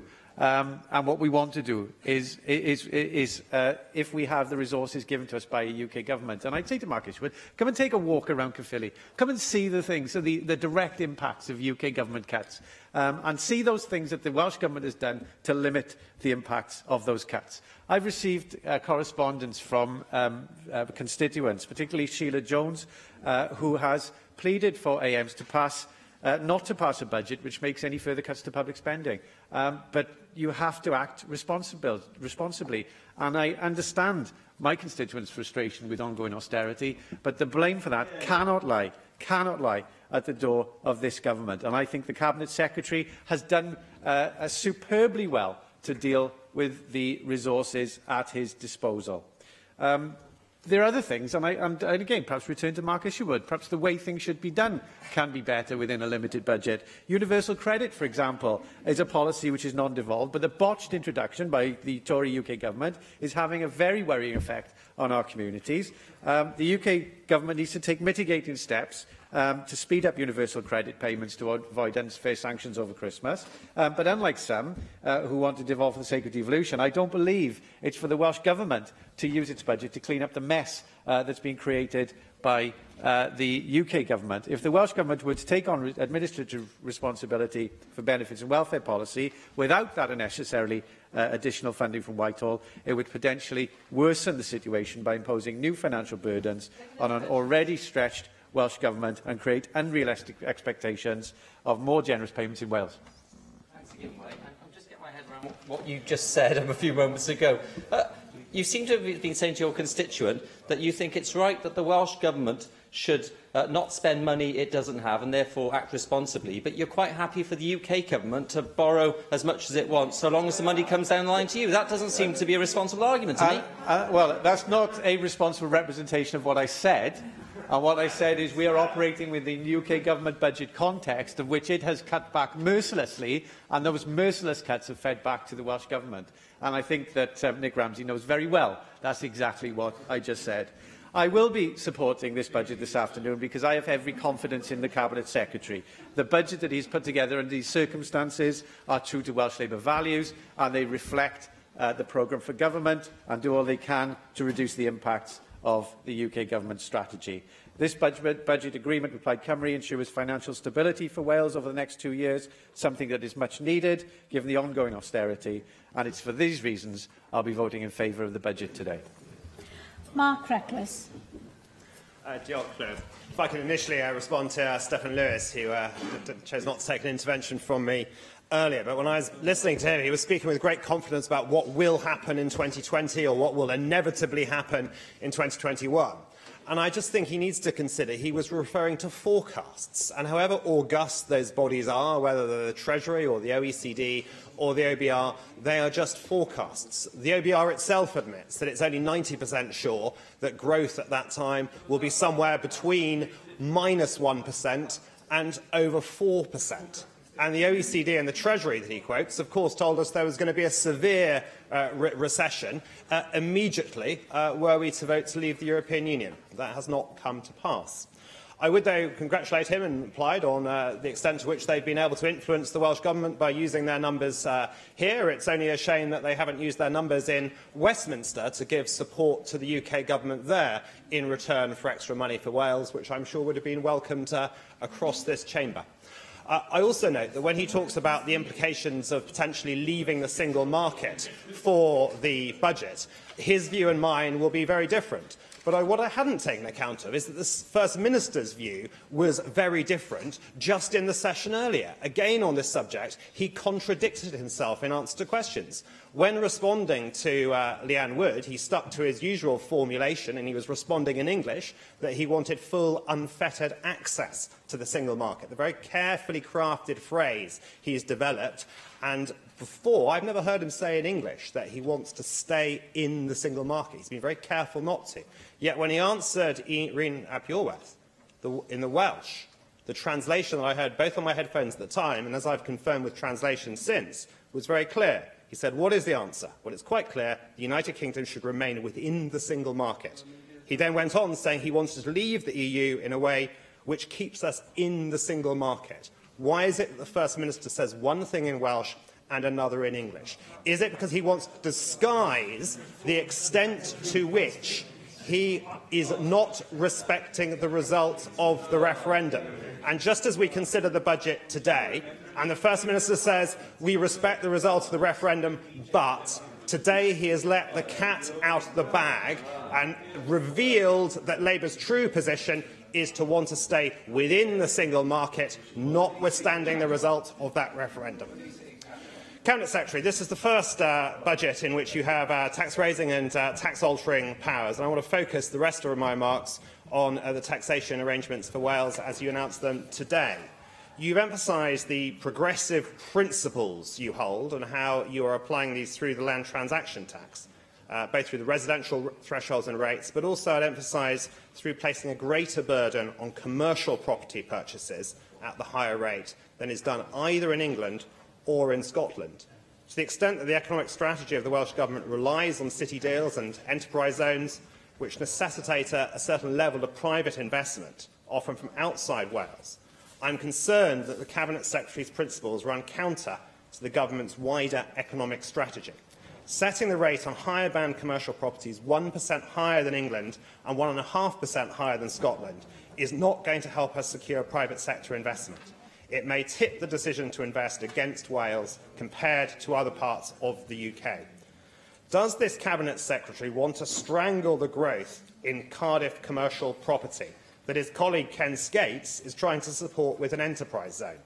It seems there is a lack in joined-up thinking between the two departments whose strategies may be running in direct opposition to each other. Now, today I detected a difference, at least in the tone, from the Cabinet Secretary to his previous responses to me on the issue of stamp duty and first-time buyers. Before, I had the impression that he was considering what and to what degree he might respond to the UK announcement around first-time buyers, and in particular, whether he would allow a similar concession, potentially perhaps not so large, but nonetheless a concession within Wales. And I've said again, this is a particular issue for first-time buyers in Monmouthshire, close to the border. Could he clarify his position on that, or has he essentially decided that he's going to stick with the LTT rates he had before? He rightly observes that the amount of the block grant will be influenced and corrected for any potential surge in first-time buyers' purchases encouraged in Wales through this, and I wonder what he will do with the additional money that he may get for future years. And I ask that he at least considers again that rise to 6% in that commercial stamp duty rate, just because of what that could do to disincentivise internal investment in Wales. The bigger danger, perhaps, though, is if Wales were to take a similar approach to income tax in future.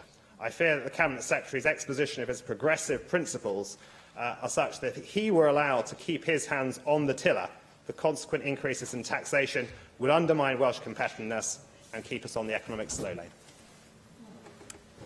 McAntonev. Thank you, Presiding Officer. I will do my best to avoid repeating any points that have already been commented on. Can I first of all thank the Cabinet Secretary for his report and the sober introduction to it, which recognises the severe impact of UK cuts on our budget. Paragraph 1.5, where you say, despite ongoing and severe cuts to the Welsh budget as a result of the UK Government's damaging austerity agenda, the Welsh Government has continued to protect public services from the worst effects of austerity. You did, in your your outline also refer to some of the circumstances that were particularly affecting the Welsh economy as part of the UK economy. Wages are falling and are lower now than in 2010. Wage growth is the lowest in Europe, bar Greece. Economic growth and productivity is the worst for a century. UK investment is lower than every other major economy apart from Greece and Portugal, and the Brexit shambles is causing uncertainty for business and people, and we recently discussed the absolute shambles over the DUP affair. Can I contrast your report with that of Her Majesty's Treasury report, which in the economic context does actually confirm most of those points about the ongoing long-term economic downcast reporting that's taken place, but then contrast it with the less than sober introduction to the report, which says the United Kingdom has a bright future, the fundamental strengths of the UK economy will support growth in the long term, and the budget will ensure that every generation can look forward to a better standard of living than the one before. It makes you wonder whether that report was written in two parts, the first part by the Chancellor and the second part by the people who actually knew something about what was happening in the economy. One of the points I really wanted to talk about, though, was the impact on the public sector and the public sector pay cap, and it particularly affects my constituency of Pontypridd, because we have in a region of 15,000 public sector workers in my constituency, the overwhelming majority of whom have not had a wage increase of any consequence whatsoever for the last decade or so. And the net effect is that by 2022, as a result of the UK government's austerity programme, nurses and firefighters will be £3,400 per annum worse off in real terms, librarians £2,100, paramedics and dietitians £3,800, the police £450 a year worse off, prisoner officers £980 a year worse off, and one of my constituents, Shirley Nichols, a Welsh NHS nurse for 30 years, she says this: I feel we are being squeezed year after year by austerity. Many cannot make ends meet. Many are leaving. Morale is low. It seems it is only the poorest who are being made to pay for austerity. I fear that if Westminster does not end the pay cap and bring austerity to an end, our NHS and public services will not survive. I'd ask you to consider, Cabinet Secretary, whether there is more we can do to put pressure on the UK government to make statutory pay body awards binding, because that seems to me to be the fundamental flaw, is that we set a body to actually determine pay, but the UK government then refuses to actually pay that. Can I then refer to a number of matters within the Welsh budget that I'd like to give some consideration to? The first one is the Community Facilities Programme, and I very much welcome the additional £6 million and further increase in subsequent years to this programme. It's a programme that has had significant impact in my constituency. The Ely Valley Miners Sports Project, the New Life Church, which provides a whole range of community support programmes. All of these which have leveraged other money seems to be a very effective use in terms of the tackling poverty priorities of the Welsh Government. And I really wonder if there is additional funding that further consideration might be given to how that could actually take place. Second point I'd ask you to consider is really with the section you have in the report on the Metro, and what the impact might be in respect of access to European funding, but also access to borrowing in respect of the European Investment Bank, and also the impact this might have on some of the projects we want within the Metro, such as the proposed new line to Llantrisant in my constituency. And can I make one further final point, and that is 21st century schools, welcoming the £1.2 £1.4 billion investment, but really to congratulate Rhondda Cynon Taf Council, who have already invested under this programme £200 million, have plans for a further £300 million, a massive structural transformation of education facilities as a result of this. It'll mean over a decade in Rhondda Cynon Taf, the council will have invested in educational facilities almost £500 million. That is a major success, I think, and should be recognised. And one final point then on new taxes, Cabinet Secretary, I wonder whether in your consideration of items for new taxes, it might be an opportunity now to give consideration to resurrecting the asbestos bill. Neil McAvoy. Diolch, Llywydd. I won't be voting for this draft budget. I won't be abstaining. I'll be voting against. This budget is bad. Wales still has tuition fees to the tune of £9,000.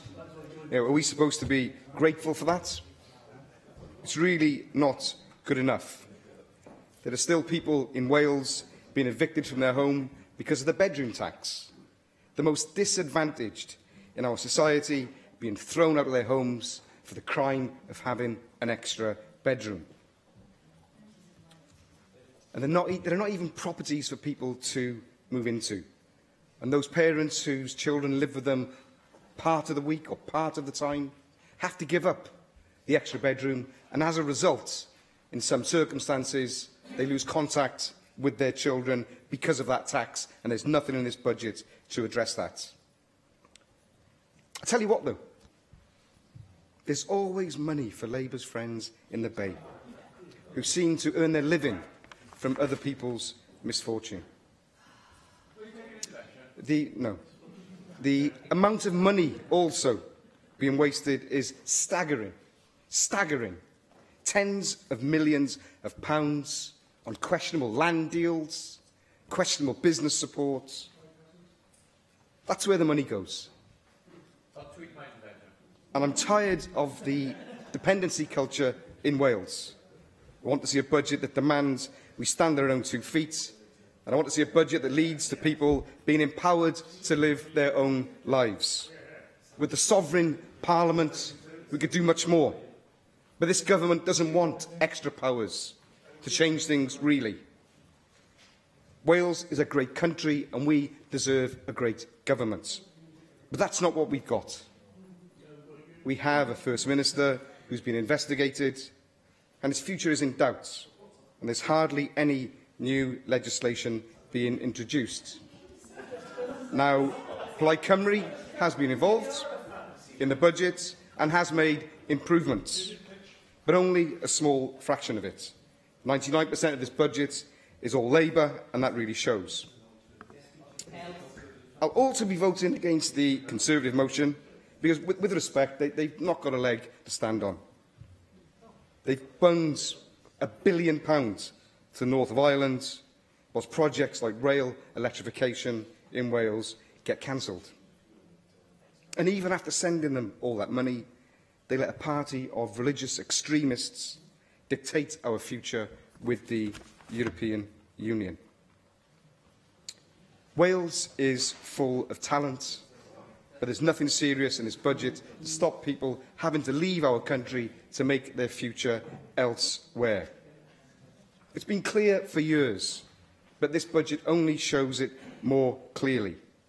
The only way to move Wales forward is by moving Labour out of the way.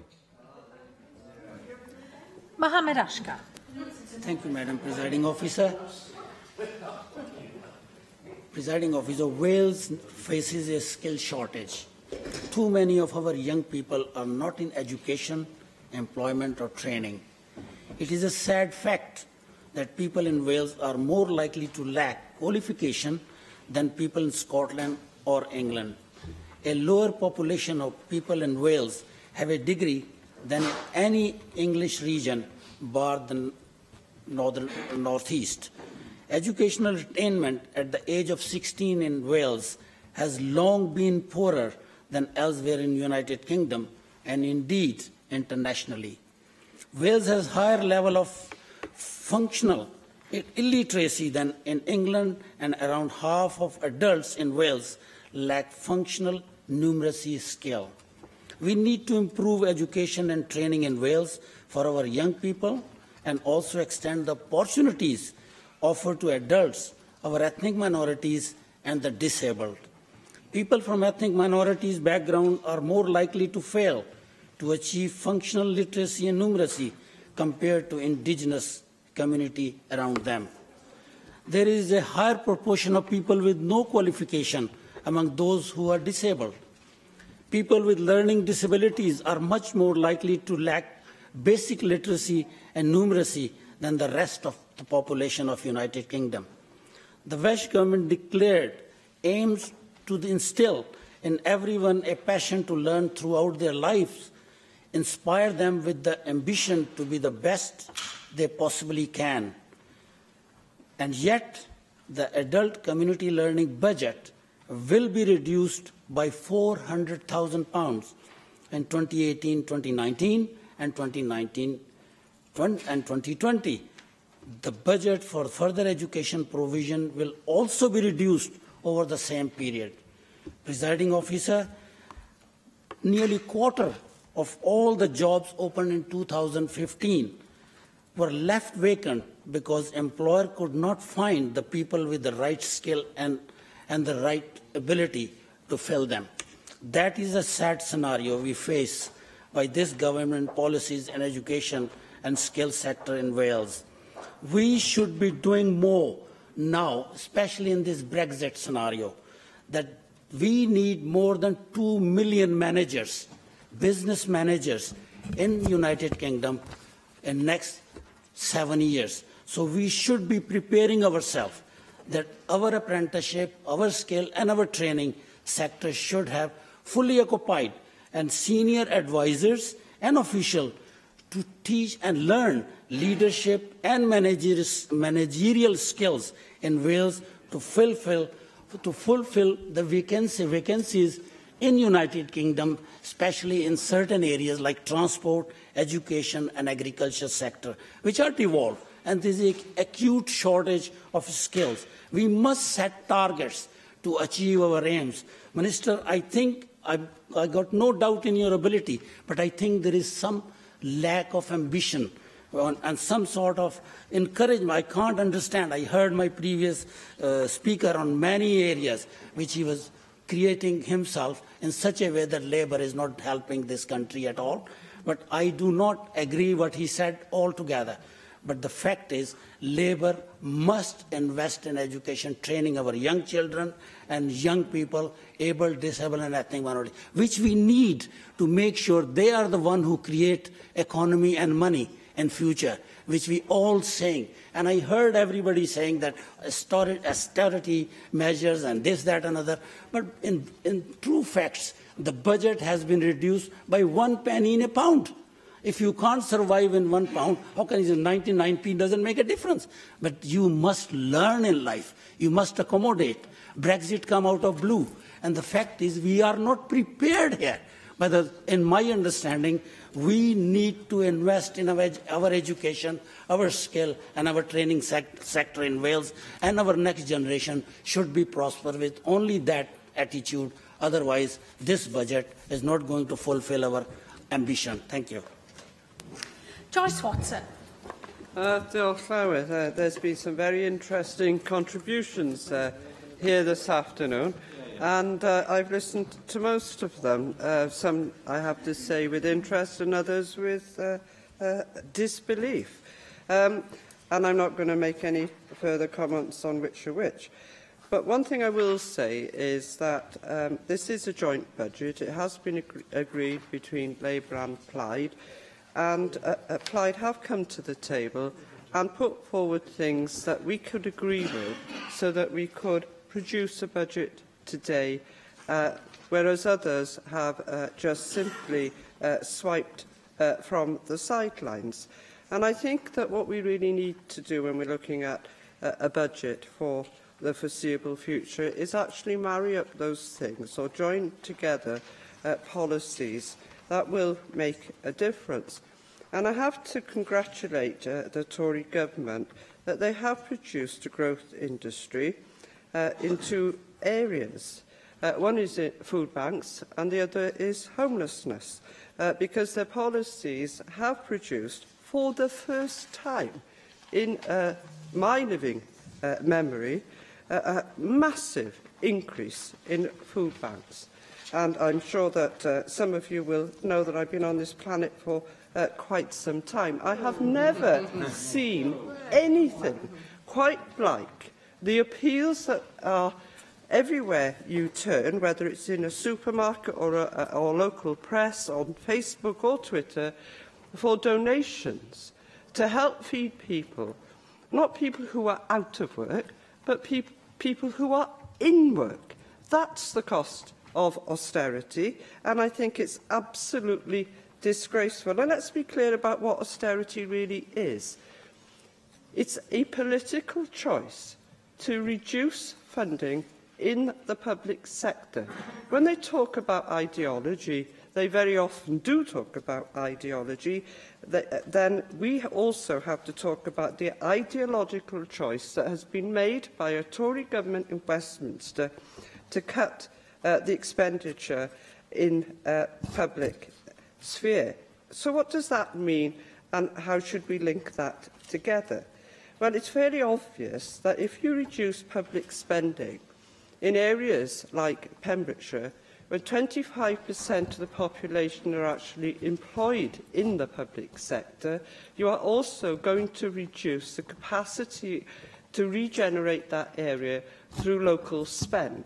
It is a fact that if people aren't working, or if their wages are so suppressed because there's been a pay cap, that area will grow and grow in being less poor. And yet it is the case that the Conservative representatives will come here time and time again asking us to spend more money that we haven't got in those areas. The other thing that is fairly clear is that if you bring in universal credit in such a way that people end up owing huge amounts in rent arrears, it will also impact on the ability of those housing providers, when they want to borrow money, that they become a higher risk. And I don't know whether, Cabinet Secretary, you've heard any or you have anything to say on that. But it is the case that the higher the risk that you become to a lender, the higher the cost of borrowing against it.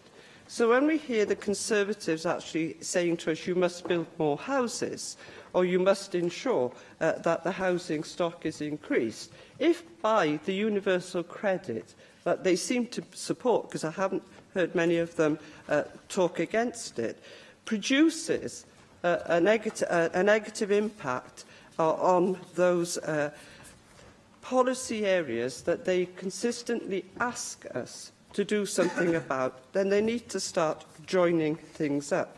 Because the budget doesn't stand in isolation. And Wales is impacted by the austerity that is coming thick and fast from Westminster government.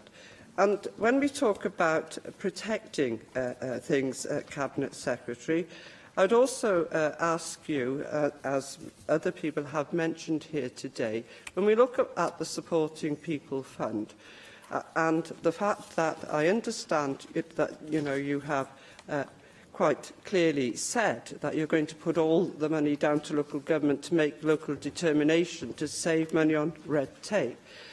I also ask that you will monitor the spend around supporting people, particularly in the area of ending violence against women and girls, so that those in most need don't end up not being provided for. Galwaf yr ysgrifennydd y Cabinet dros gyllidu ymateb i'r ddadl. Mark Drakeford. Diolch yn fawr, Llywydd. Can I thank almost all those who have taken part in this debate, and apologise in advance for the fact that I will not be able to respond to some serious points that have been made. Cai ddechrau trwy'r gweud diolch I Simon Thomas a beth wedodd cydnabod y pwyntiau oedd e'n wneud am pethau ni'n eisiau wneud am y flwyddyn nesaf yn well trwy loedwr, I bod yn glir am y blaenoriaethau a'r perthynas rhwng y blaenoriaethau a raglen a llywodraeth, diffyg data, pethau fel yna. Mae nifer o pethau ni'n eisiau gweithio arno, a dwi'n cydnabod hwnna ar ddechrau fy ateb.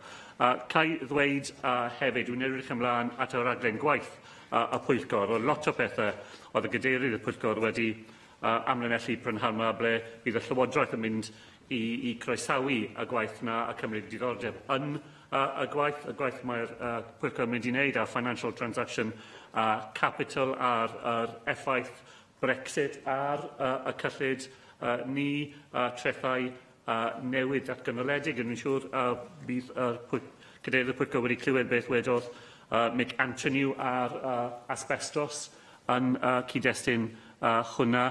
And hefyd, wrth gwrs, y proses o graffu newydd sydd â ni, a dwi'n gwybod mae'r pwyllgor yn mynd ar ôl hynny a helpu ni I ail feddwl am pethau ble ni'n gallu gwneud pethau'n well yn y dyfodol. Nick Ramsey, Llywydd, I should have said in my introductory speech that, of course, we are entering the festive season and in line with the Conservative Party's interest in tradition, Mr Ramsey has once again dusted down the amendment that the Conservative Party has laid to this debate over many years now. I accused him last year of simply recycling the identical amendment, and he denied that. And indeed, this year, his amendment does come with the additional insult of a split infinitive, which he managed to avoid last year. But sadly... Can I just advise you, if you object greatly to split infinitives, please never read Shakespeare or the King James Bible. It's always seemed to me, Llywydd, that readers of Conrad would have a greater grasp of English stylistics than that. However, let me say, look, there are two big themes which I think have run through the debate this afternoon. I want to say something briefly on both of them. The fundamental debate across the Assembly lies in macroeconomic policy.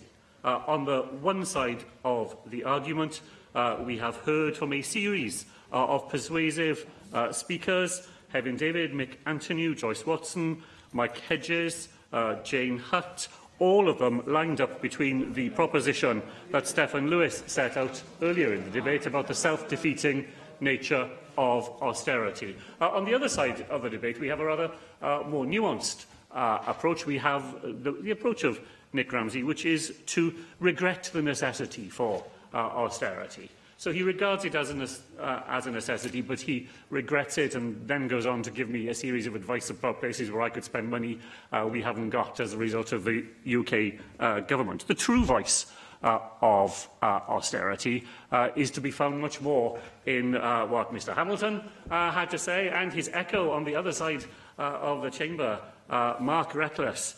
His impersonation of Marley's ghost as he came clanking across the chamber this afternoon, I thought was remarkable. Of course, yeah. Yeah. I wonder if he can confirm whether the Welsh Government's position is that the United Kingdom should remain within the single market, as the First Minister said in Welsh earlier. You know, the exegetical zeal of the Brexit fanatic, wanting to pick over individual words in English and in Welsh.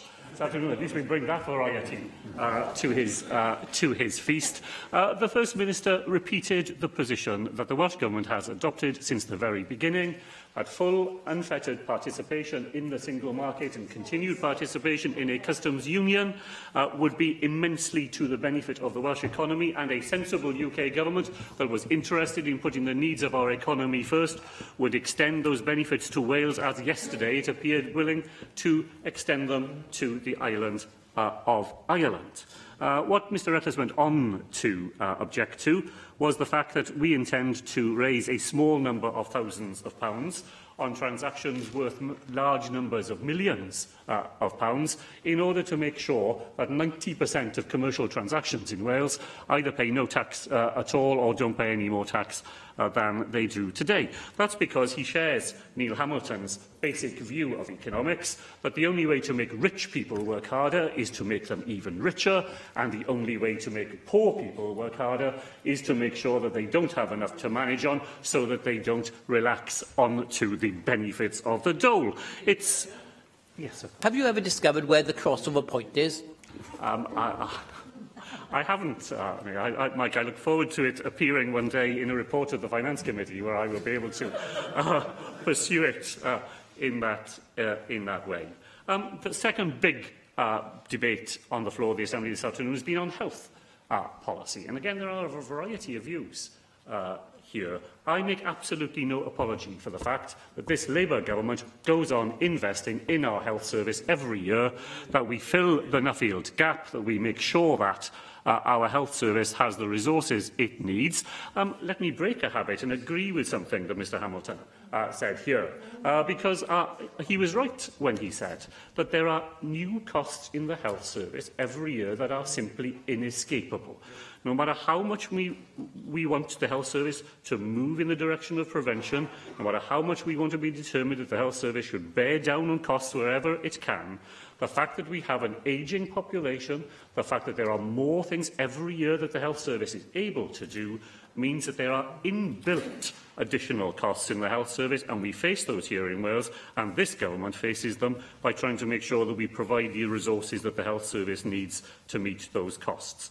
There was a great deal in what Angela Byrne said that I agreed with. Her contribution was characteristically thoughtful. Of course, my colleague Vaughan Gethin wants to make sure that we move the dial of the health service in favour of general practice. It's why we have a new £40 million investment fund in the primary care estate. But she will know. She will know from her own direct experience how difficult it is in the health service, how difficult it is with the public to persuade them to invest in primary care rather than in a hospital service. You mentioned the word Withybush in Pembrokeshire, and people will come out on the streets because they think there's something to defend. You mentioned the term primary care, which is where 90% of their contacts come, and it's much, much more difficult to persuade people to have the same sense. Yes, yes, of course. Yes. Thank you very much, Cabinet Secretary. And I absolutely accept the premise that you've just outlined. But this is why we have to look at some way of getting some pump priming. Because if we can actually get those local community services to work and work well, places like Argyle Street, and I'm sure it's replicated across Wales, then the public will have much more confidence that they do not need to scurry off to a hospital every time they have a problem. Well, I don't disagree with that, Llywyd, where we were able to do that. I didn't disagree with what Mark Isherwood said about the need to make sure that we position the citizen as a partner in that process, making sure that we work with citizens in the process of change. It is more difficult to do, we know, in practice than it is to say. So on those two big points, Llywyd, you can see that there are differences of views across the Chamber. In the agreement that we have with Plaid Cymru, let me be clear, I don't regard this as a short-term deal in the way that Nick Ramsey said. I regard it as a significant agreement going on over 2 years, in which we don't agree about everything. Of course we don't, but there is a common set of purposes. When I'm talking about the longer term, I am thinking about longer than 2 years, and I know that in your heart of hearts as well, Cabinet Secretary, that you would ideally like to think longer than 2 years as well, but your hands have been tied by this deal you've had to make. And I'm sorry you don't like my amendment, but I always was a Star Trek fan, so I'd like to split the odd infinitive. Well, you were boldly gone once again in laying your amendment, I know. Llywydd, my hands are tied, not by doing a 2-year deal with Plaid Cymru, but by the fact that we do not have a comprehensive spending review from his government. So I don't have a budget for the Welsh Government for more than 2 years ahead. That's what means, that is what making me unable to do anything beyond that. There were a series, Llywydd, of very specific things raised in the debate. Mike Hedges, I know, is an enthusiast for the SHEP programme and what we are able to do with £500,000 we've set aside in each year of the budget to help families during the school holidays. I hope we can do more. I hope we can do more in Swansea. Can I just clear up one point that's been raised by a number of members, and then I will finish, Chair, and that's supporting people, because I know there have been concerns about it. Let me just read out to you 2 sentences from a letter sent by my colleague Rebecca Evans to Bethan Jenkins in clearing up this matter. First of all, the Minister makes it clear that no decisions have been taken as yet as to whether an early intervention and prevention grant will be created in 2019-20. The Minister awaits the evidence from the work that is already going on before coming to that conclusion.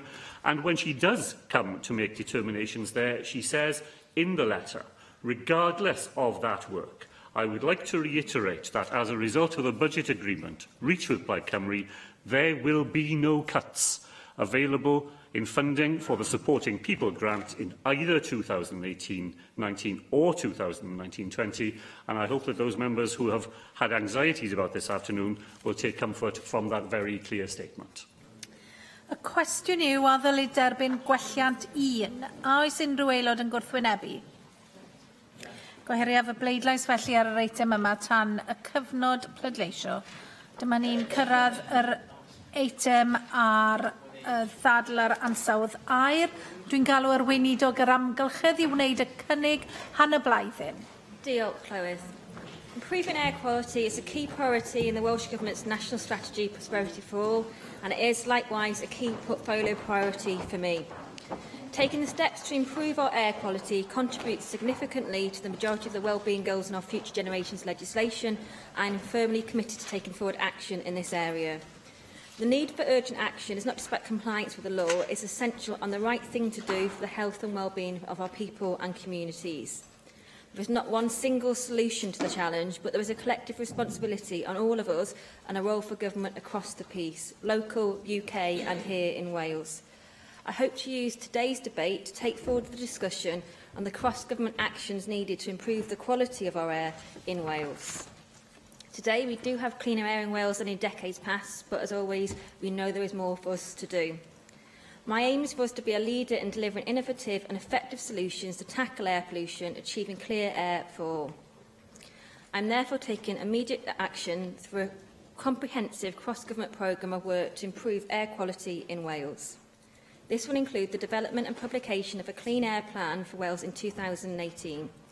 The plan will include improvements to local authority reporting on air quality problems and their plans to deal with them, a clean air zone framework for Wales to ensure consistent and effective establishment of clean air zones by local authorities wherever they are needed, the establishment of a national air quality assessment and monitoring centre for Wales, and the delivery of an ongoing cross-government communications and interventions to raise public awareness of poor air quality. The Clean Air Zone framework will set out our principles for the operation of clean air zones in Wales and our expectations in terms of how they should be established and what they should deliver, with a clear focus on health outcomes. A clean air zone is an area where targeted action is taken to improve air quality. They aim to reduce all types of air pollution, including nitrogen dioxide and particulate matter. The zones are area specific, so what works in one city or place may not necessarily have the same impact or effectiveness elsewhere. As well as ensuring consistent and effective implementation, the framework will help to make sure that businesses and members of the public have a clear expectation of what a zone is and how they may be affected by one. In addition, our development of improvements to local authority air quality reporting arrangements will free up their time to focus on the actions needed to deal with the problems they identify.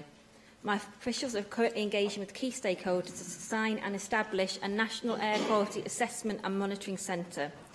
The centre will be a major step to securing the live information and evidence needed for timely, coherent and effective decision-making on air quality matters at both the local and the national government level.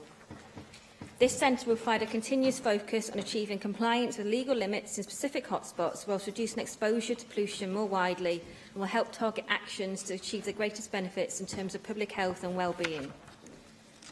My officials will also be working closely with colleagues from across the rest of Welsh Government to co-design and deliver sustained and well-coordinated action to raise public awareness of air pollution and its effects on health. The aim will be to help citizens minimise their emissions and their own exposure to pollution. As part of this work, I can today announce the relaunch of our Air Quality in Wales website later this month. The reinvigorated site will contain improved air quality forecasting capability, new sections for schools and health advice. A new pollution route planner will shortly be added to the site to guide healthier travel across urban centres. In July this year, in order to tackle air pollution, the UK Government committed to ending the sale of all new conventional petrol and diesel cars and vans by 2040. This is a necessary and positive step to achieve our ambitions, but 2040 remains a long way off. So I'd ask everyone in this place to join together in supporting and calling on the UK Government to develop, with our support and collaboration, clear timescales for a progressive transition to zero-emission road transport. Today, I would also like to draw attention to other work being done to achieve what we all want to see to take us forward to the ambitions of a clean air plan for cleaner air in Wales. Regulations have been laid in the Assembly requiring public service boards to take local authorities' air quality progress reports into account and putting together assessments of local wellbeing. This now paves the way for more collaborative work on air quality between public bodies. Work is underway with environmental health officers and local authorities to strengthen the air quality and soundscape provisions in Planning Policy Wales, and my department is making funding available through the single revenue grant to local authorities to support local action on air quality. And in addition, our new National Noise Action Plan, due next year, will further integrate noise and air quality policy in Wales. We can be clear that it is not enough to develop a plan for air quality in a single silo. I want to see air quality embedded in policies on planning, infrastructure, transport, active travel and public health. We must tackle poor air quality from each and every angle, from national and local plans and transport measures to urban design and the well-planned planting of trees and hedgerows. We can, of course, look to strengthen legislative and regulatory measures, and I'm fully prepared to examine strong cases for doing so. A large part of the challenge we face with our air quality can be attributed to transport emissions, but certain types of energy generation and industrial processes, farming and other business practices, and some of the ways in which people heat their homes are all contributing factors. These are all areas that need to be addressed by concerted and collective effort across government and using all the tools at our disposal. Air pollution very often originates from the same activities that are contributing to climate change. So our efforts to tackle both must be fully integrated, and decarbonisation and respect of power generation and large-scale industries will therefore play a pivotal part in contributing to cleaner air in Wales. The onus is on all of us in Wales to take action and help to make real and lasting improvements to the quality of the air that we all breathe. And with a real will and commitment to work together, we can realise these improvements and the opportunities they provide for a healthier, more prosperous and more equal Wales. I look forward to hearing members' views this afternoon on where we are, where we should be going and what more they would like to see on air quality during the remainder of this term. Diolch yn fawr. Thank you. I have selected the 6 amendments to the motion, and I call on Simon Thomas to move amendments 1, 2, 3, 4 and 6, tabled in the name of Rhys ap Iorwerth. Simon. Diolch yn fawr, Dirprwy Lywydd, ac mae Plaid Cymru wrth cynnig y gwelliannau hyn. Nid yn gwrthwynebu y cynnig gweithiol na chwaith fan fwy o cynnwys y gweinidog amgylchedd ar ei afaith gyntaf, dwi'n meddwl, yn y siambr o dan ei dyletswyddau newydd. Ond beth ni'n ceisio wneud yw fwy ffocws ar lle dyn ni'n credu mae angen gweithredu ar fus mwyn mynd i'r afael a'r broblem iechyd cyhoeddus hwn. Mae cynigion ni, mae gwelliannau ni yn ffocysu ar angen i symud oddi ar cynllun i rhywbeth llawer mwy statudol, lle mae yna goblygiadau dyletswyddau statudol a cyrff cyhoeddus i monitor a gweithredu a llygwedd awyr. Ac mae'r cynigion, a dwi ddim yn ymddiheibio gan bod ni yn fannu hyn anrhegion nadolig o'r llynedd, dwi ddim yn mynd i ymddiheibio bod y cynigion hyn yn seiliedig ar y gwella yna treu ni wneud fel Plaid Cymru i'r bil iechyd cyhoeddus rhyw 6 mis yn ôl. Dyn ni'n ail twymo'r cawl yna achos ni'n meddwl bod e'n berthnasol ac angen i weithredu arno fe. Ac mod i'n cytuno ar fod yn fwy o beth wedodd y gweinidog yn ei sylwadau agoriadol, nath i ddim sôn am y ffaith bod Llywodraeth Cymru yn ogystal â Llywodraeth y Dain Ysgyfunol yn wynebu achos llys nawr gan Client Earth a methu annau darparu awyr glân yng Nghymru ac bod yna rhyw ymgais yn y hyn oedd y gweinidog yn dweud I Bwfwbai a San Steffan, mae'r maes yma wedi datganoli yn llwyr, ac mae'r gallu i fynd i'r afael y llygwedd awyr yn dwylo Llywodraeth Cymru. So I think in really taking this seriously, we need to move from a world of plans and a world of ambitions to one of actual statutory delivery, and one where we can hold the government to account. There's no doubt that air pollution is all the environmental problems that have been described, but it's also a real public health problem. It's the second cause of premature death in Wales. It's second only to smoking, which you could say is an air pollution problem of its own. It's linked. But it's really problematic for children and elderly people with pre-existing chronic illnesses. It's a social justice issue, and this is something that I think we should take very seriously here. The impact is greatest in the most deprived areas. The richest people in Wales don't live in the areas with the air quality problems. They live near open areas with trees and parks and some natural scrubbing, as it were, going on.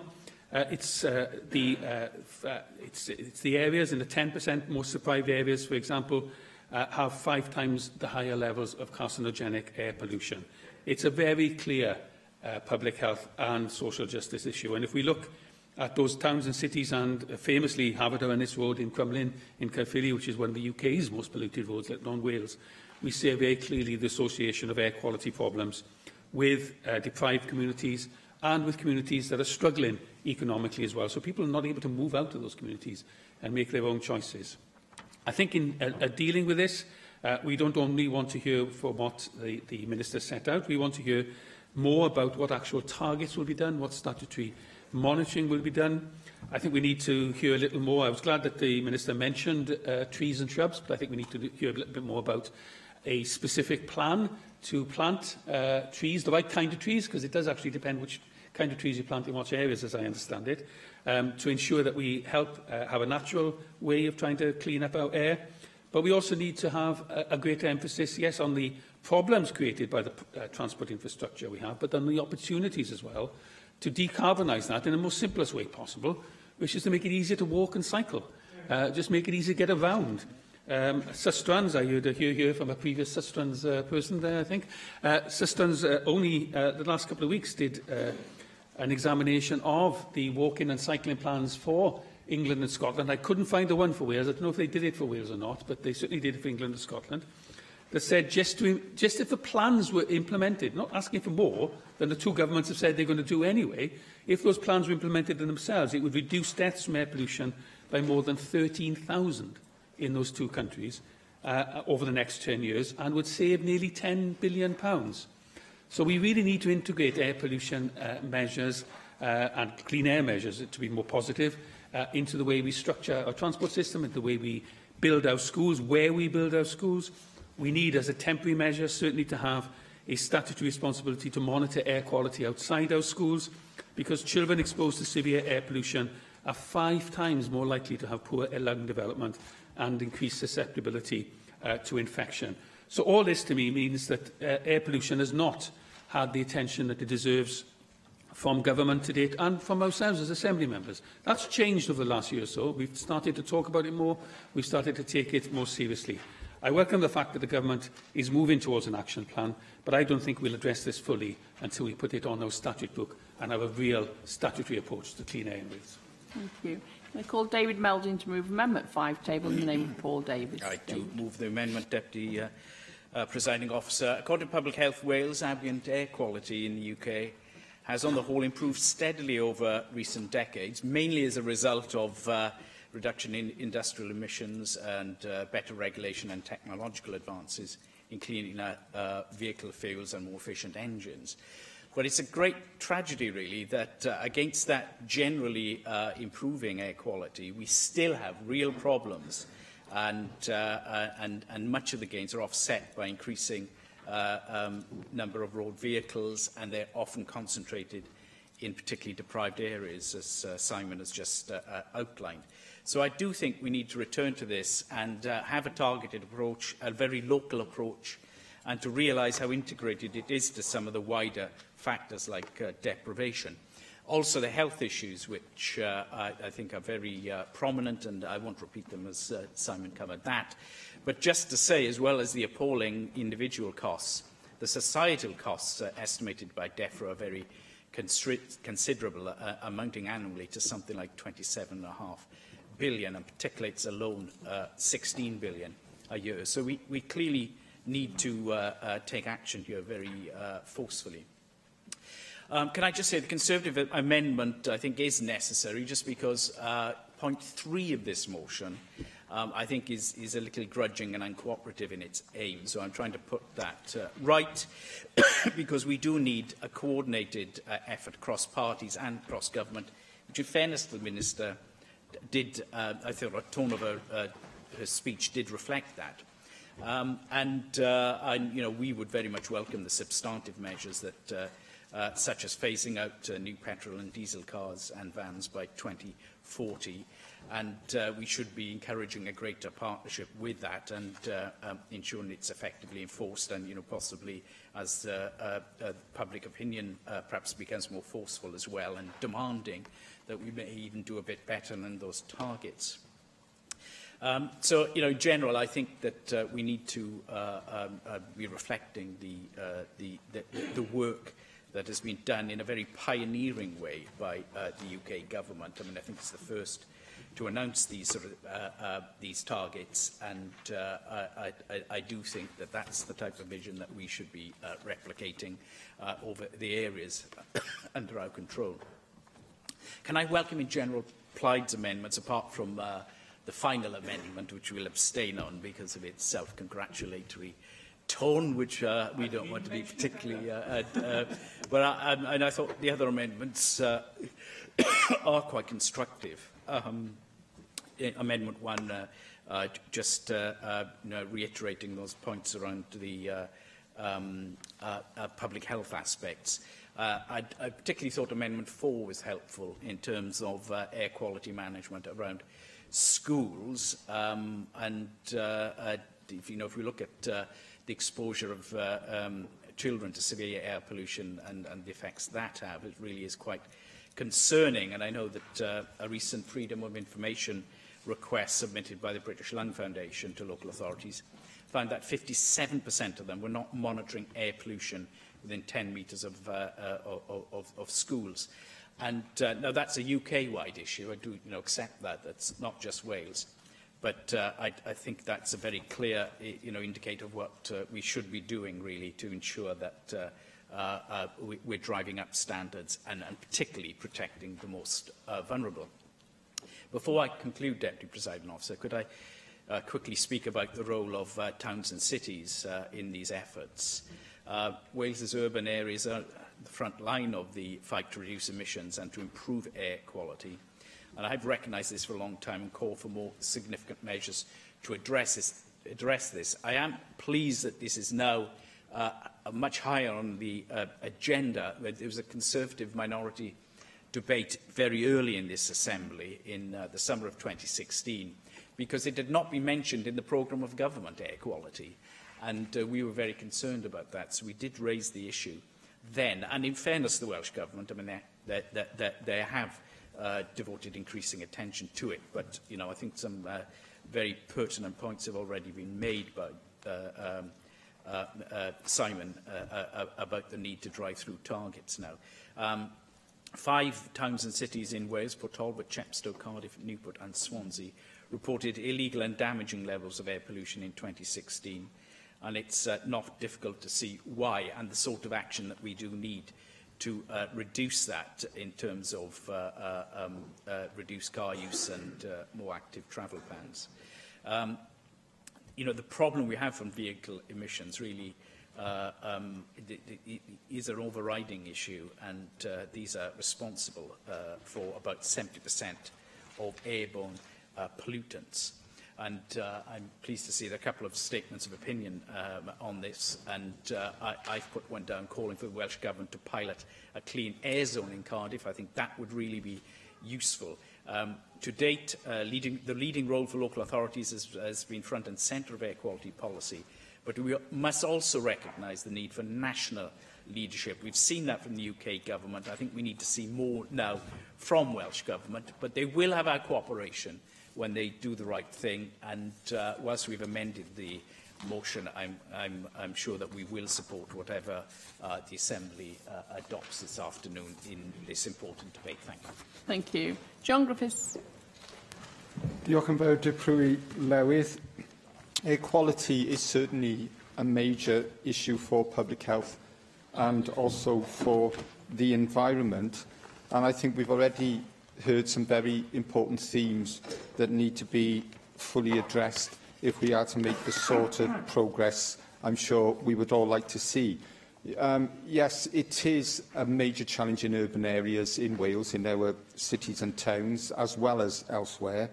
As far as the towns and cities are concerned, Newport is one of the cities with considerable challenges. And I do think that the sort of issues that have already been raised today are at the heart of making the necessary progress I would like to see in Newport and indeed see across Wales. I do believe that our Active Travel Wales Act is a major opportunity to make necessary progress.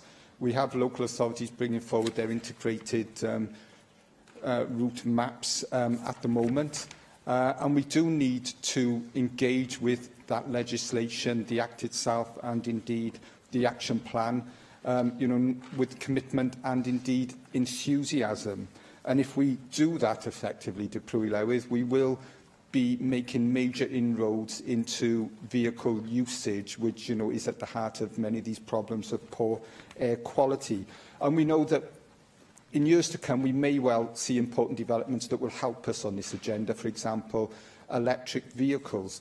But, that's not all of the story, because a lot of the problems with particulate matter 2.5, which, is smaller than the width of a human hair, a lot of those problems come from the brakes and the tyres of vehicles, and they could be addressed through technological change, but, that is out with the debate around electric vehicles. So we need to get vehicle use down, and a major opportunity to do that is through the active travel legislation. So, we really do need to see sustained and re-energised commitment and enthusiasm from Welsh Government, local authorities and everyone in Wales on that agenda. And I also believe that, again, has already been mentioned, we could do a lot more in terms of greening urban environments. And I agree with Simon Thomas that it is also about the right type of trees, because I think, we have seen examples where trees have been planted in urban areas and have then created issues which weren't foreseen, or if they were foreseen, weren't acted upon, and then years later those trees have been removed. We need to do this in a sustainable manner, and we need to do our homework beforehand. Taxi fleets, I think, I've mentioned this before, I know others have as well, is a very practical example of something that could be done. They are a major contributor to the road transport vehicle issues in our urban environments. And if, for example, taxi fleets were converted to LPG, with costs that could be recouped on average within 2 years, that in the short term, before we get electric vehicles and other helpful developments, could help deal with these issues of urban pollution from vehicles. We could take a practical initiative there that would pay important dividends. And more widely, of course, we need to move faster and more effectively on the integrated transport front. And for me, in South Wales, a lot of that is about the metro system, and there are important choices to be made there in terms of the investment that could make that a success more quickly and more extensively versus other uses of available capital monies. So I do agree with many of the themes that members have already highlighted in this statement today, Dypwy Lewydd. I think, the parameters of this debate and the action that could take place are quite well known, and there is probably quite a strong consensus behind what many of us think should happen in Wales. The challenge is obviously to get on and do it, to take these practical steps. And when you consider the issues for public health, and our environment. You know, it does have real urgency behind it. And I think we do need to see those practical measures taking place as quickly and as effectively as possible. Thank you. Caroline Jones. Diolch, Dipper Llywydd. I welcome the opportunity to discuss this important topic. As I highlighted in questions last week, poor air quality is one of the biggest public health challenges facing Wales. This is particularly true in the region I represent, South Wales West, which has some of the dirtiest air in the UK. PM10s are often well above the safe daily limit, and at schools in my region, we have had many days in the last few months where they were double the safe daily limit. Air pollutants are to blame for the deaths of at least 5 people per day in Wales, and the biggest contributor to air pollution is transport. Since the UK Labour government incentivised the switch to diesel, the amount of particulates and nitrogen dioxide in our atmosphere has increased dramatically. In all fairness, the current UK government has tried to reverse this policy and has introduced a new vehicle tax system to penalise the most polluting vehicles. They've also introduced a new scrappage scheme designed to get old polluting vehicles off the road and have made a commitment to move to an all-electric vehicle future by phasing out all fossil-fuelled engines by 2040. I welcome these moves and will be supporting the amendments put forward by the Welsh Conservatives. This action by the UK Government needs to be backed up by action by the Welsh Government. As we learned this morning, the Welsh Government is being taken to court for its lack of action on tackling air pollution, and it's time that they fulfil their duties to the Welsh public. They can start by taking action to reduce traffic congestion, which amplifies the effect of traffic pollution. I would like to see the Welsh Government ensuring the planning system takes account of the effect new developments will have on traffic congestion. UKIP will be supporting the majority of Plaid Cymru's amendments. We have said all along that air pollution is a public health issue and that the Welsh Government must develop a strategy to tackle poor air quality at a national level. And I look forward to working with any party, all parties, so that we can help bring about a strategy to help air pollution. We do agree that there needs to be a reporting system to alert residents of poor air quality, but that this should be done at a national level and not left to local health boards. New developments, such as the British-made Sentinel-5P satellite, which monitors air pollutants, could be utilised at a national level to improve forecasting of high levels of air pollution and should be used to warn the public about such events, in much the same way that weather reports feature pollen counts. Welsh and UK governments need to act upon this urgently. High pollution levels kill. We will therefore be abstaining on Amendment 3, but will be supporting all of Plaid's other amendments. The investment in electric charging is welcome, but we have to consider the huge infrastructure challenges brought by the electrification of transport. How can we deliver charging points to those people not fortunate to have a driveway or a garage? I would urge the governments, both in Wales and at Westminster, to invest in the development of wireless vehicle charging. Both governments also need to ensure the rollout of electric vehicle charging is not impeded by the planning system. We have to tackle this major public health challenge head-on. We have to clean up our act. I look forward to seeing the Welsh Government's clean air plans and hope that we can all work together to ensure no one dies as a result of poor air quality in the future. Thank you. Thank you. Jenny Rathbone. There's a danger that this apparent consensus gives the impression that this is going to be easy.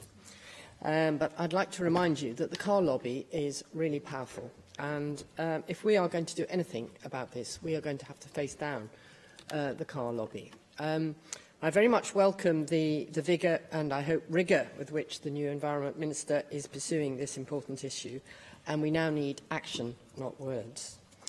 If we look at how all other modes of transport have been strangled by the dominance of the car, in the early 1950s, 42% of journeys were taken by bus, and that's down to 5% today, even though this is obviously the only mode of transport for most of our poorest citizens.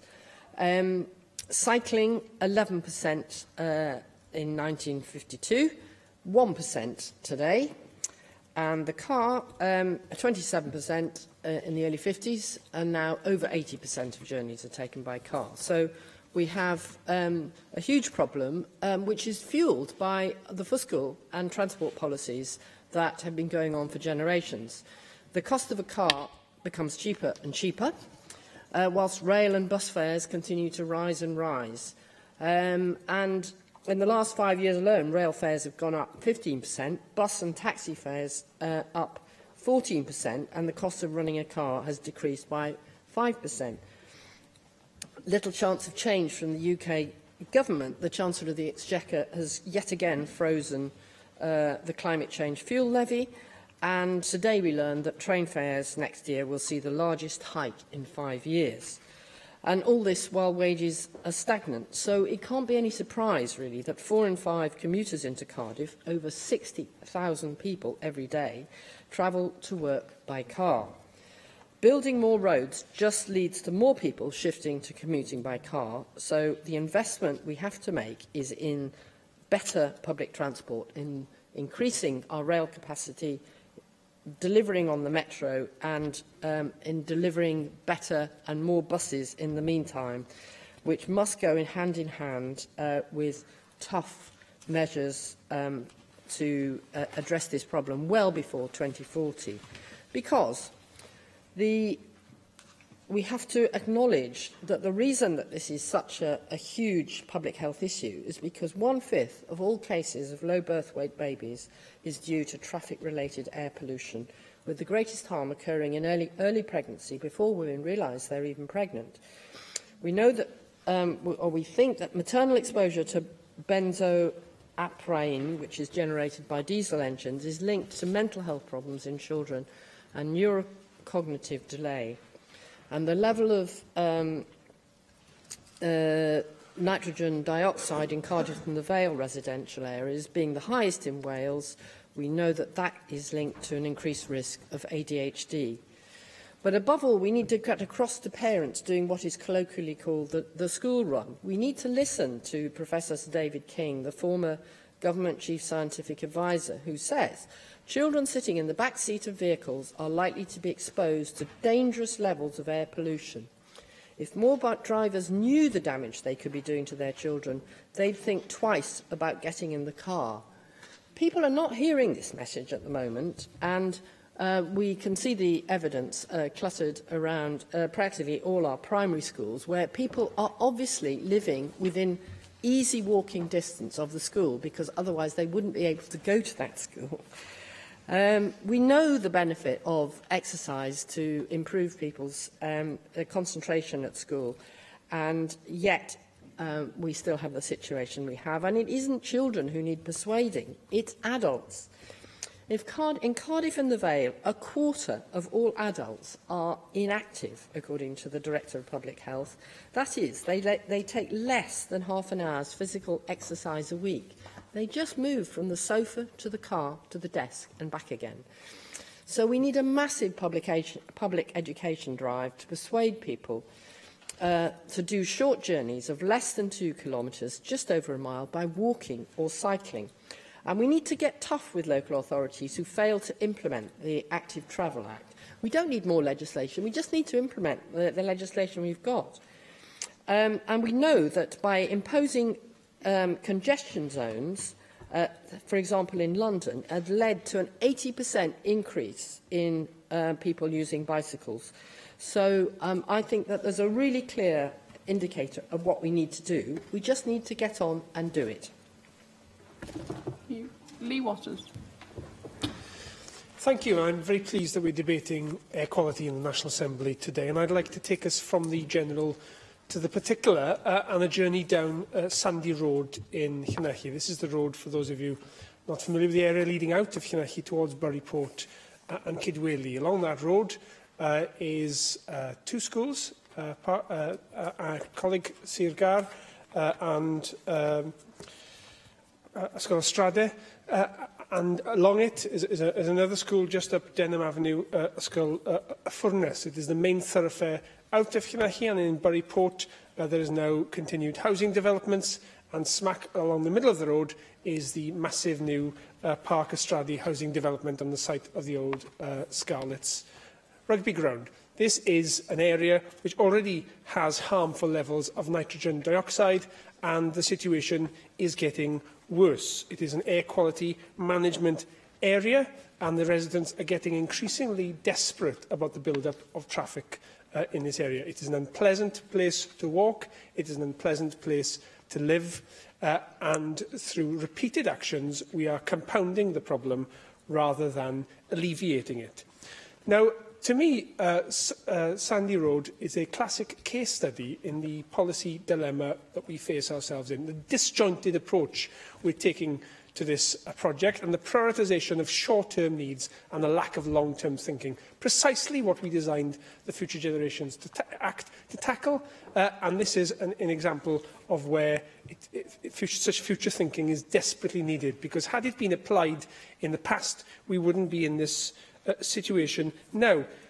I feel desperately sorry for the people on Sandy Road, and I understand their frustration, and I understand as well that they're trying to come up with solutions. But sadly, I think many of the solutions will just add to the problem that we've been discussing here this afternoon. Ray Jones, who lives along Sandy Road, is a doughty campaigner on these issues, and he's pointed out the impact just of creating the new Ysgol Furness without proper measures to encourage people not to take their cars to drop their children off, where he's cited an incident recently where a car knocked into a pram, because as we know from all schools in our constituencies, there is gridlock outside schools in the morning.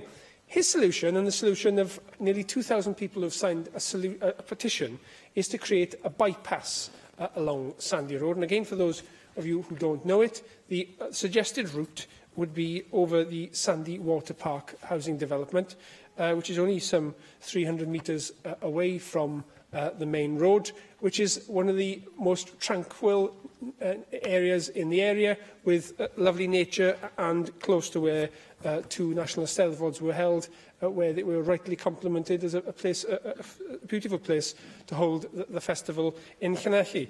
So, whilst I understand the desire to alleviate the bottleneck that we have created on Sandy Road, creating an expensive road, and we know that roads on average cost £20 million per mile, over an area of tranquility where there is existing housing development, would, I think, not solve the problem. It would simply shift it. And I know from speaking to air quality experts at Swansea University, they think, given the location of this likely new road, so close to houses, and where wind would blow the particulates likely back towards Sandy Road, this would not solve the air quality problem either. But this is the sort of desperate measures that people are forced to think about, because we're offering them no alternative. And this is the problem I face when I speak to Ray Jones and other residents in the areas. I understand the problem. I don't think this short-term fix would solve this, but what else are we offering people in this situation? They don't believe, frankly, promises of better public transport in the longer term. They think it won't be delivered. And just as we've heard the case made for a bypass in Llandeilo recently on air quality grounds, people want something tangible which is going to solve the problem in the short term. And this is the political leadership dilemma we face in this National Assembly. It is easier for the quick fix than it is the long-term solution. The evidence is plentiful of what we need to do to change this, and Jenny Rathbone before me has touched upon much of that. We need to have behaviour change, and we need to invest in alternatives to car use and stop building houses in areas where there is poor public transport and put in improvements as part of that. Carmarthenshire County Council have come up with an air quality management area plan, which simply talk about possibilities, they don't talk about actions. We're kicking the can down the road constantly, leaving it to future generations. So I'd ask the Minister to tell us, when we're asking these authorities to set out these plans, what the consequences are for breaching levels of harmful pollution. It is time that we tackled the causes, not the consequences. We need a whole-scale review into what has worked elsewhere in the UK and abroad to improve air quality, and we must simply stop monitoring failure and start modelling success. Diolch. Thank you. Vicky Howells. Diolch, Brotherllywydd.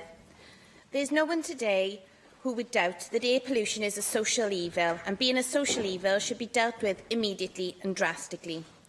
Those are the words of Gordon MacDonald, Flintshire-born former miner, MP and Governor of Newfoundland. Donald was speaking in the House of Lords, but he was doing so in 1955. As his words show, recognition of the dangers of air pollution are not new.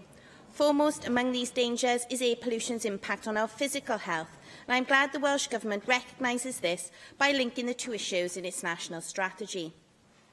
Members may have seen the briefing from the British Lung Foundation Wales containing the stark reality of the matter. Air pollution is linked to lung cancer and poorer lung function for people with asthma and COPD. Links have been made between air pollution and cardiovascular disease, cognitive decline and type 2 diabetes.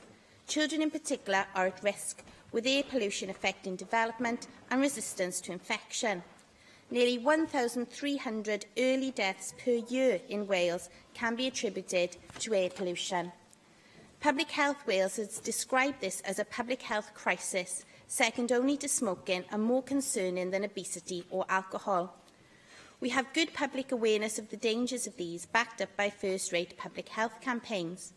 Air pollution must be a similar priority, and I welcome point 2D of the motion, which commits the Government to addressing this. I also welcome Plaid Cymru's Amendment 3, as health boards have a key role to play in this locally. There is also an important social justice dimension to this issue, with poorer communities suffering most from air pollution. Indeed, the 10% most disadvantaged parts of Wales are affected by 5 times the carcinogenic emissions as the 10% least disadvantaged. A 2016 Journal of Public Health study cited by the BLF concludes that deprivation, health inequalities and air pollution are linked, with air pollution compounding deprivation health associations. Again, this is nothing new. If we go back to Gordon MacDonald's speech, he referred to a journey to the South Wales valleys. He described a narrow valley containing 2 parallel roads and a railway line. In a 2-acre area, he noted 7 tall chimneys belching forth thick smoke. On the railway, there were 3 railway engines in keen competition, trying to belch more smoke than the 7 chimneys, and the hundreds of miners' houses were beaten both in belching smoke into this narrow valley. This would be a familiar image to anyone who grew up in the industrialised parts of Wales. In Cynon Valley, a particular culprit was the Furnacite plant in Abercwmboi. At its peak, this produced 1 million briquettes of smokeless coal annually. Welsh steam coal was crushed and combined with tar that was then preheated to remove most of the smoke. While those more affluent communities elsewhere in the UK that could afford it benefited from the Furnacite, it had a ferocious impact on the local community. It was they who suffered from the dust, smoke and fumes belched out into the atmosphere. And many of my constituents who worked there still continue to feel the effects of ill health that are associated with that. The heavy industry that was once most closely associated with this air pollution has now largely gone. Its absence has led to environmental improvements. The lush greenness through much of the valleys testifies to this. Simultaneously, we have also placed greater importance on protecting our environment. This has been aided by the development of more mature and empathetic legislation from all levels of government, but there are still harmful factors that we must address. I tabled a statement of opinion on this a few weeks ago. In it, I urged Welsh Government to introduce a network of clean air zones across the most polluted areas of Wales. I am glad that Part 2A of the motion commits the Welsh Government to this. I look forward to the consultation on the framework that will underpin the Clean Air Plan when it becomes available next year. We must also recognise that this is an issue where our concerns and intervention cannot stop at our borders. Many of the tools needed to really improve our air are held elsewhere. My statement of opinion also called on the Welsh Government to support calls for the UK Government to develop a diesel scrappage scheme. It is good that point 3 of the motion addresses this and in fact goes beyond it in calling for a system of milestones so that we can monitor progress. And we cannot forget that we do still have progress to make. Air pollution costs the UK £20 billion a year and hundreds of lives in Wales alone. Groundbreaking legislation like the Environment Act and Wellbeing of Future Generations Act offer a strong, positive framework. But as we withdraw from Europe and the significant role it has held in this field over the past decades, our resolve cannot waver, and we must strive for continued improvements. Thank you. Can I now call the Minister for Environment to reply to the debate? Hannah Blythen.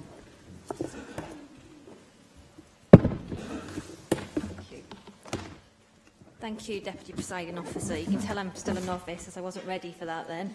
I'd like to thank all the members for their contributions today, and I welcome the consensus on this issue, and I think that consensus recognises how important it is an issue for us all to tackle, and one that should be approached collaboratively and collectively.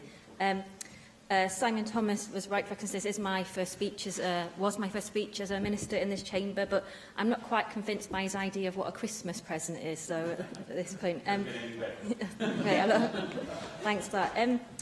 You did note that I sort of cast blame on Westminster, but I was trying to really go for that. Actually, the onus is on all of us, at all levels of government and across society, to take action on this. And you're right to say, the member was right to say that this is actually improving our air quality is a matter of social justice, as was referred to, I think, the member for Cunningham Valley recognised it as a matter of social justice. You talked about the need to plant trees, and you're absolutely right. There has to be the right trees in the right places, and I understand there's potential for local authorities in the future to use what is known as the iTree software to help with being able to do that, and I'm sure this is something we'll debate further, particularly next week in the Chamber too, looking at actually our tree planting policy in general. In terms of a statutory approach, we have issued statutory guidance already, but as I said in my opening speech, I am prepared to consider further legislative measures where they seem to be necessary. David Melding, I'd like to thank David Melding for his warm words and his contribution to this debate. And you're absolutely right that I just want the tone should be cross-government and across all different levels of government as well, because it is right, there's not one single solution and not one single actor in this has the answers to the problems that we face. You mentioned specifically about towns, the role of towns and cities. Cardiff, in terms of looking at the Clean Air Zone framework, the Clean Air Zone framework will be able to guide and facilitate the establishment of clean air zones where they're deemed to be needed. And officials are already working with officials in Cardiff, as it has identified the city with their clean air zone, could accelerate compliance with EU limit values. My colleague Jenny Rathbone, thank you for your contribution to this debate. I know this is an issue you feel passionate about, and I know you're very passionate about how we achieve a model shift in terms of the transport that we use, and how we encourage that behavioural change as well. And the issues you raised about how we need to look at how the development of the metro and buses, exactly the things that I've already considered that I'm taking forward. I plan to meet the Cabinet Secretary for Economy and Transport to discuss those very issues and how we work together on those, and that when we're considering infrastructure and transport investment, that these things are taken into account when we do that. Lee Waters, thank you for your contribution. The dilemmas you raise just show the scale of the challenge that we face. And you're right that we need to bring all strands together and take a much more longer-term view of things in terms of achieving behavioural change. I expect the upcoming initiatives in terms of behavioural change we're looking to as part of the air quality plans should tie into our active travel strategy as well. So we make sure that we do bring these things together across government, across communities as well. Like I said, we can't just do this from one approach in one aspect alone. Vicky Howes, you're right to say that public awareness is a major public health issue of our time, and that's one of the things that make sure we look again across government to work with the Cabinet Secretary for Health and Social Care to make sure that all these factors are taken into account. And the network of, and I did note your motion and the institution network, the clean air zones, and the consultation folks. I hope that you will be encouraging people to contribute to the consultation on this framework and putting forward your ideas and the ideas of the people that you work with that. And you're absolutely right. We still have progress. Progress has been made. We have cleaner air than we have in the past. People have more awareness of the risks, but we do still have a long way to go. But I can assure that I'm absolutely committed in this role to continue to take that work forward and actually not just come up with a plan, to actually see action. And this plan and this action going forward can be whatever we make it, and it's by no means limited to the initiatives that I've announced earlier. And I welcome all the members' contributions on what else should be considered, and I will consider all options going forward. Diolch yn fawr. Thank you. The proposal is to agree Amendment 1. Does any member object? No. Therefore, Amendment 1 is agreed. The proposal is to agree Amendment 2. Does any member object? Object. Therefore, we will take voting on this item until voting time. We defer all voting to voting time. I propose to go to voting time unless 3 members wish for the bell to be rung. 3 members wish for the bell to be rung? Yes, please. OK, we'll ring the bell then. Thank you.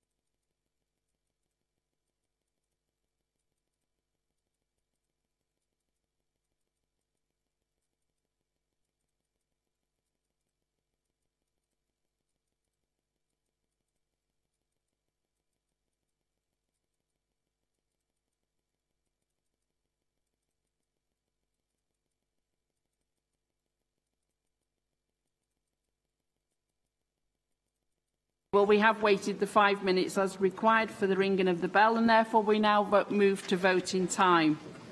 The first vote this afternoon is on the debate on stage 4 of the abolition of the right to buy and associated rights Wales Bill. So a call for a vote on the motion tabled in the name of Rebecca Evans. Open the vote.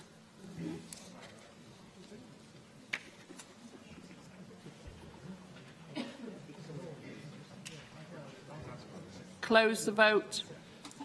For the motion, 35, no abstentions, 19 against. Therefore, the motion is agreed.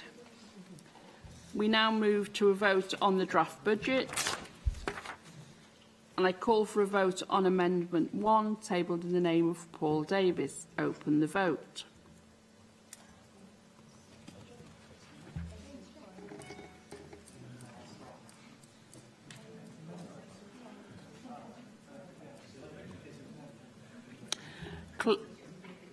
Close the vote. For the amendment 18, no abstentions, 36 against. Therefore, the motion is not passed.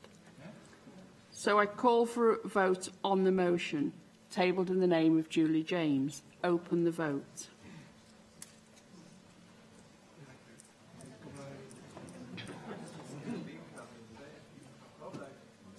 Close the vote. For the motion, 27.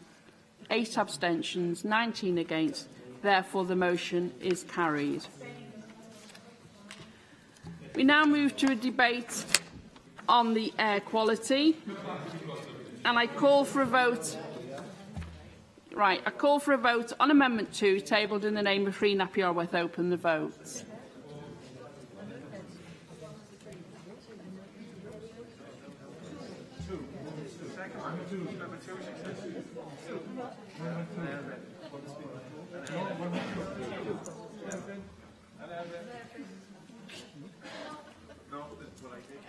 Close the vote. For the motion, 27, no abstentions, 27 against. Therefore, I exercise my casting vote to vote against the amendment. Oh, I've just pressed it. Oh, right, okay. And the motion is not passed. Amendment 3. I call for a vote on Amendment 3, tabled in the name of Rhun ap Iorwerth. Open the vote.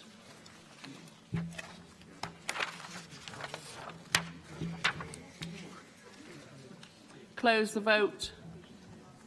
For the motion, 49, 5 abstentions, no against. Therefore, Amendment 3 is carried. Call for a vote on Amendment 4, tabled in the name of Rhun ap Iorwerth.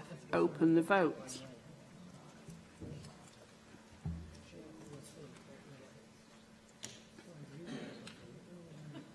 Close the vote. For the motion, 27, no abstentions, 27 against, and therefore my casting vote is to vote against the amendment, and the amendment is not agreed.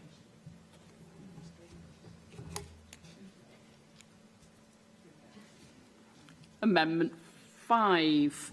Call for a vote on Amendment 5, tabled in the name of Paul Davis. Open the vote.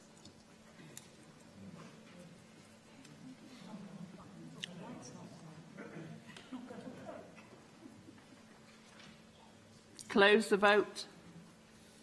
For the Amendment 18, no abstentions, 36 against. Therefore, Amendment 5 is not agreed. And a call for a vote on Amendment 6, tabled in the name of Rhun ap Iorwerth. Open the vote.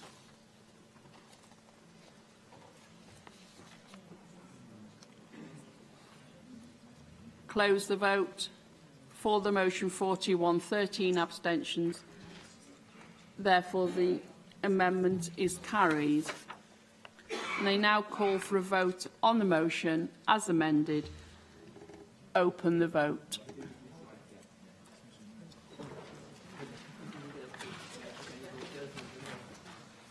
Close the vote. For the amended motion, 54, no abstentions, no against. Therefore, the amended motion is carried. And that concludes today's business. Thank you.